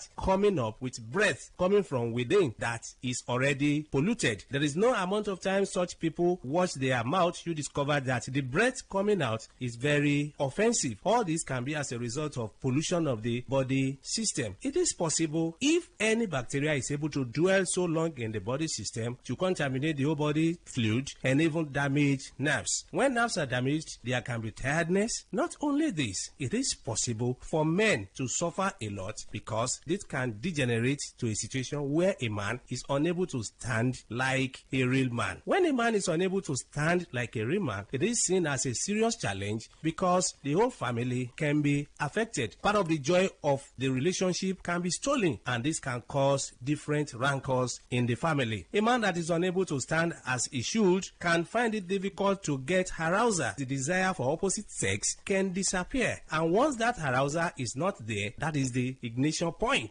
It means such a man will not be able to stand like a real man. In some people, the arousal can be there, but you discover that because nerves have been damaged, the transmission from the upper center down to the power point of man, that is in between his two thighs, can be weakened. When such occurs, you discover that such a man can even get arousal or is able to stand, but the type of standing that he has is not strong enough to help him to even get into the act. In some people, they make efforts to get into the act, but you discover that they are unable to spend more than a minute or more before they are exhausted. Mind you, before a man can be called a real man, such a man must be able to have the arousal as desired and also be able to sustain the energy he has been able to gather for a considerable length of time. That is when such a man can be able to make his partner happy when it comes to man-to-woman interaction. So such men do suffer from this from time to time. It's after knowing the root cause of the challenge that one will be able to know the right step to take for one to be totally free. Whenever you experience anything that we have been able to mention or other things, it's very important for one to visit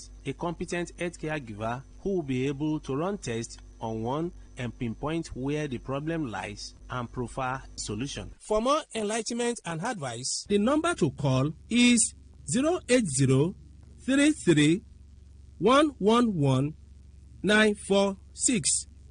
I repeat, 080 33 111 946.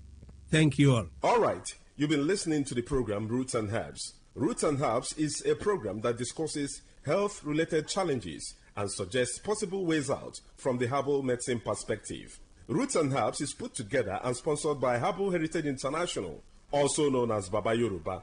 Baba Yoruba is currently having a special promo package. This promo package will give you the opportunity to enjoy 50% discount on all their products and services. This offer runs while the stock lasts at number 24 Equator Road, Mile 1 by Education Bus Stop, Port Harcourt. Number 24 Equator Road, Mile 1 by Education Bus Stop, Port Harcourt. This promo package will give you the opportunity to enjoy 50% discount on all their products and services. And at the same time, it will give you the privilege of meeting Baba Yoruba himself at the venue. For details and inquiries, the telephone number to call is 080 33 111 946. I repeat, 080 33 111 946. 080 33 111 946. I repeat, 080 33 111 946. Let's take our sponsor's message. Don't go away. We shall be right back. Herbal Heritage International, the Kokoroko for herbal medicine where they produce strong, correct medicine. They take it, they support with country health care system. Quality man, correct bakelistic Ogbonge herbal medicine. There we know they come out for public anyhow like a big basket. Food ground as every Christmas have been boundary. Sickness self sabi medicine will pass them. After all, monkey smart now because tree near tree is a forest. Heritage International go use the technology of computer testing machine to see and know before attacking that your health condition. We don't become Ubarugba for your life with the correct treatment. Therefore, whether definition or without definition, make you visit Herbal Heritage International. Offices way near you. Herbal Heritage International.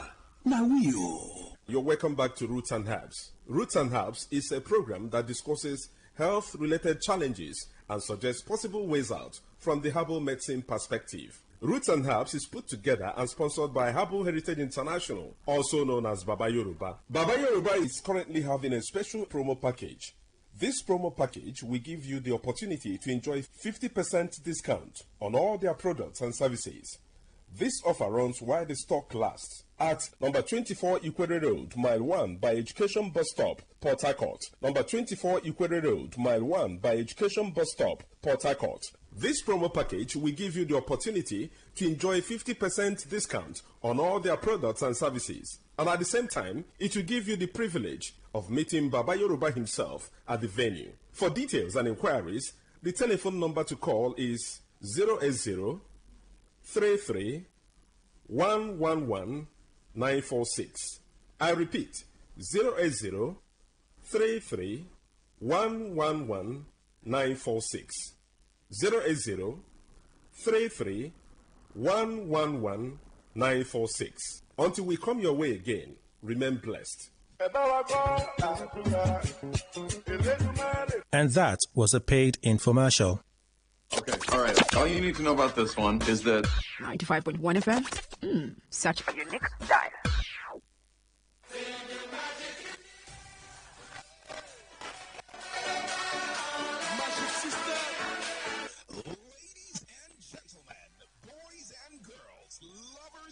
Beautiful game. It's time for the Fans Arena, a 3-hour sports show that serves you the latest happenings in your favorite club sides, plus the banter and expert analysis. Are you a Rivers United, Aimba, or Rangers fan? We have you covered. For the Arsenal, Chelsea, Liverpool, Man United, and City fans, be sure to get updates and biggest talking points from your clubs.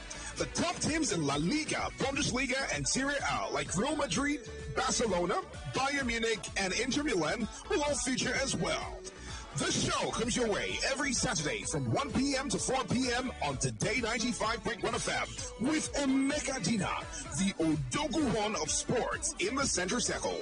It is informative, super exciting, and highly interactive. There will be giveaways and fantastic prizes to be won. Don't miss it. For adverts and sponsorship, call 0802-556-1258. The Fans Arena. Let's enjoy the beautiful game.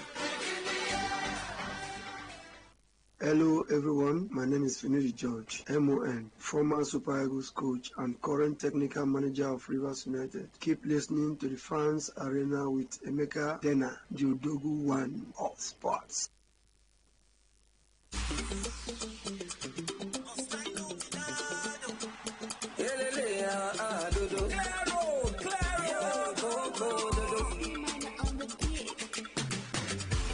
Super Eagles checking, we are back again. Some slimmer boys, them tapping on the pitch again. We don't come, we don't run, make them clear the way. West Africa, slow we they throw the blade. Them be they underrate, but now we dominate. So now we they set the pace for them to emulate. So we they tap, we they score, we they dribble, them they fall, now we they shoot, we they push, we they show them they fall, now we they. Walele, where you do? Walele, my brother, where you do? Walele, where you do? Walele, my brother, where you do? Walele, Obi Mikel, captain, where you do? Walele, Iana Chokele, where you do? Walele, Ogeyonazi, Rogedo, where you do? Walele, Ahmed Musta Speedy, where you do? Walele, Wilfredo, Ndidi, where you do? Walele, Oyo Igalo, where you do? Walele, Blue Boy Victor Moses, where you do? Walele, on Alexi Obi, where you do? Walele, where you do? Walele, my brother, where you do? Walele, say Walele, where you do? Walele, my brother, where you do? Walele, you know where them be? Walele, Ali on Balogun, where you do? Walele, William Truth, a Congo, where you do? Walele, Ataki Moses, Simon, where you do? Walele, that's in nature, delay you too much. Walele, I don't lie, the show you too much. Walele, Carretable, attacking machine. Walele, Ketuku Ezra, super car. Walele, Adanya, Pepe, where you do? Walele, Ololuwadi, I know Joel. Walele, O Michaela, go get Ketuku. Walele, Ajoni Ogu Junior Ajayi. Kenneth Omero, Uchago. Walele, Akali K, get well soon. Walele, Tyrone, boy, I do with you. Walele, I don't know what came Francis Uzo. Walele, I wasn't she was a Steven Ed. Brian, the who versatility. Walele, Henry Onyeku, no stopping you. Walele, where you do? Walele, my brother, where you do? Walele, where you do? Walele, my brother, where you do? Walele.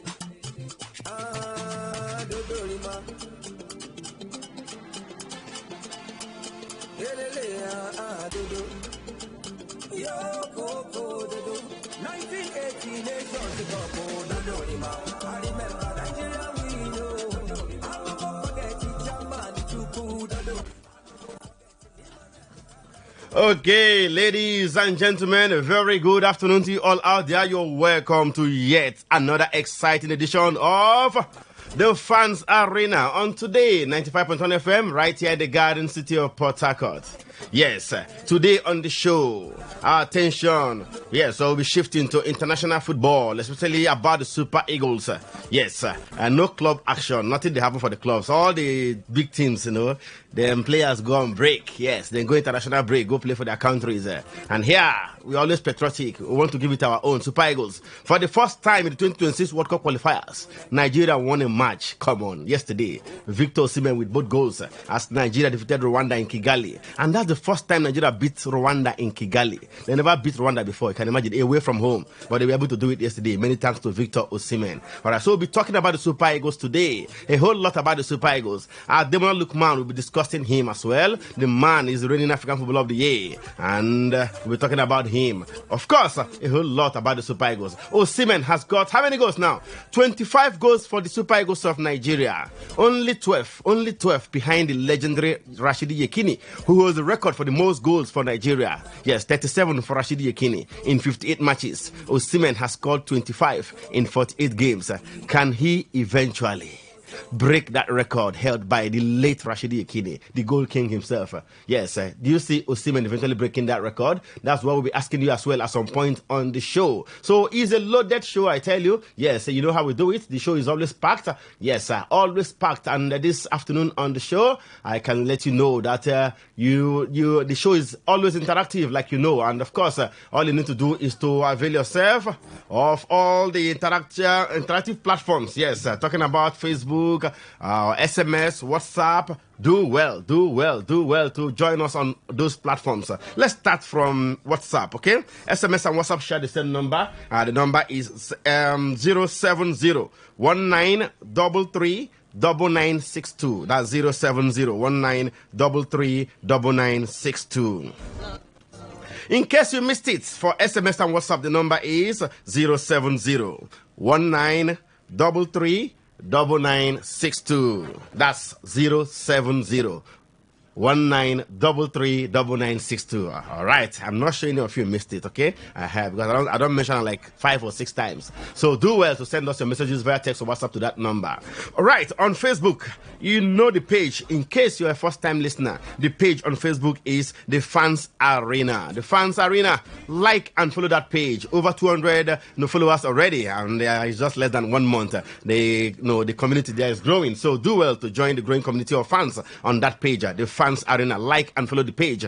Remember all our talking points today. About 4 of them today. Yes, we're not doing the club. We're not looking at the clubs today. It's all about the national team, and of course, we're looking at basically the Super Eagles of Nigeria. Lots of talking points from yesterday's game, and some other issues in the Super Eagles. We'll talk about them right there. 4 talking points. They are all on that page. Okay? Yes, talking about the Fans Arena. Like and follow that page, and drop your comments there. Yes. We'll be taking those comments in the course of the show. Okay? And this is the most interesting part of the show, right? Where you have to win. There's lots to win today. Today is massive. In fact, I can tell you for free that today is the biggest in terms of giveaways. Today is the greatest since the inception of the Fans Arena. Today promises to be the greatest, I tell you. You can't afford to miss today's show. Lots of giveaways. Okay, let me start from the Facebook page. Yes, from the Facebook page, we are giving away 2,000 naira worth of airtime, 1,000 for 2 people. All you need to do is to predict the MPFL game tomorrow between Rivers United and Ikorodu City. Yes, 2 top teams in the MPFL this season. Yes, they are playing in Port Harcourt here. Rivers United against Ikorodu City. How will that match end? Go to the page. There's a post on to that effect already. So just go to the Fans Arena page, like and follow that page, and of course, drop your predictions there. Lots of predictions already already, okay? Over close to 30, and still counting. So do well to avail yourself of the opportunity. All right, at some point in the show, yes, this one powered by Nnamdi Moweta and Odogu Entertainment Record. We're giving away 5,000 naira. 5,000 naira to one lucky winner. I'm sure you have done your research, yes, about Azoka Moweta and Ekobe Global and, of course, the record label Odogu Entertainment. So we'll ask you one question. If you get it correctly, you don't win 5,000 naira. Nothing more. Maybe raffle draw. Just right away, just answer and you win. And in case you think that is not enough, okay, let's let you know the big one. The big one is coming your way, and it's courtesy of stake.com. Stake.com, yes, the betting and the gambling company, okay? Yes, stake.com. They are giving away 10,000 naira to two people. That's how much? Come on, 20,000 naira. 10K to two lucky listeners today that will be part of what Stake is doing. And it's simple. It's simple, I tell you. All right. It's very, very simple. Okay? 10,000. I never even finished. I never finished. 10,000 naira to two people. That's 20,000 naira. Then 1,000 naira to five people. That's 5,000 naira. 25,000 naira from stake.com today on the Fans Arena. Come on. You can't get it better elsewhere. I say you can't get it better elsewhere. Ladies and gentlemen, of course, it's the Fans Arena. Emeka Dena is my name, the Odogu one of sports, Korobara Akashirike, strong hand.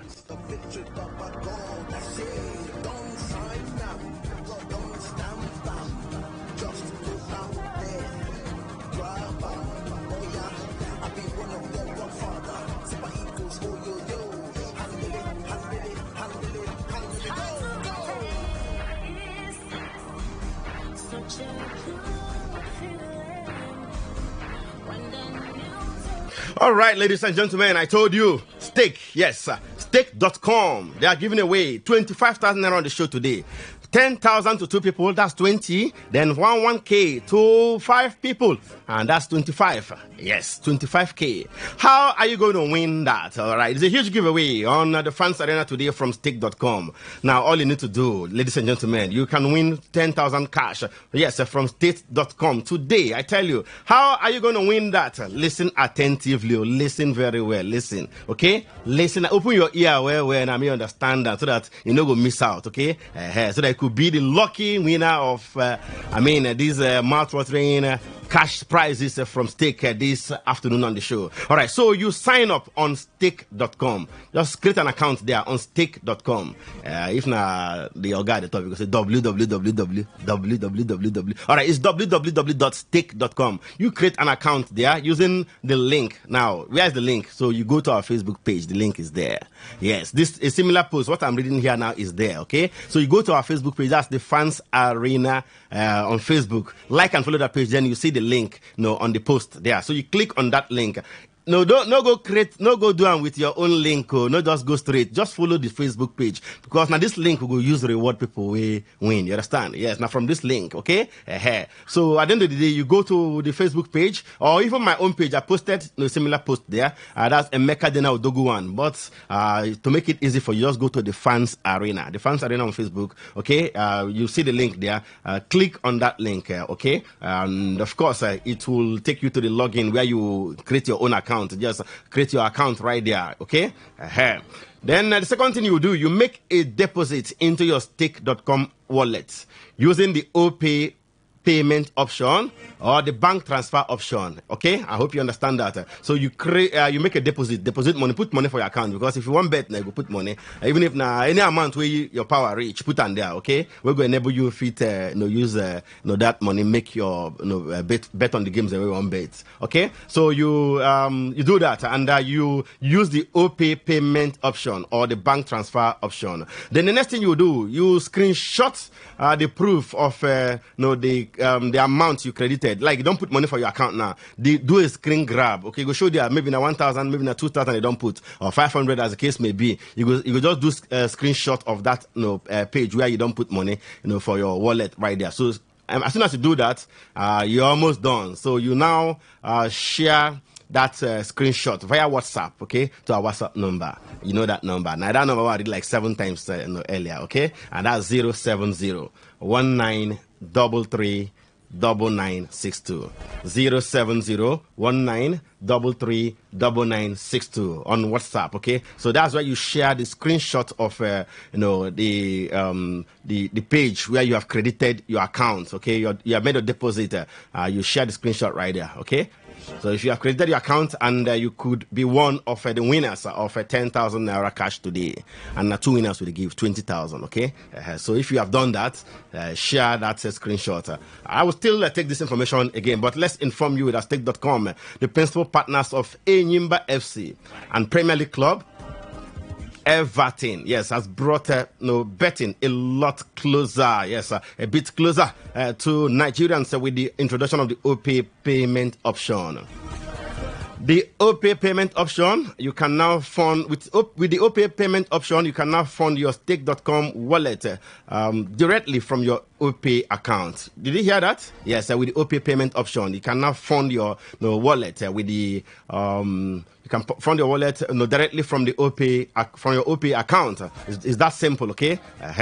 Now, and there's no need to wait, no waste time, okay? Time not to wait for anybody, no just waste time. Add funds to your account, begin to put money there, and get ready to play, okay? And head straight to stake.com, yes, stake.com, and check out the OPay payment option now, all right?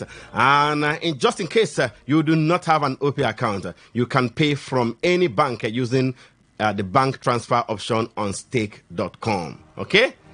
And in case you don't have an account yet, it's simple. Just sign up for one account now. Just create an account. Yes, go to stake.com, sign up to your account, and experience the thrill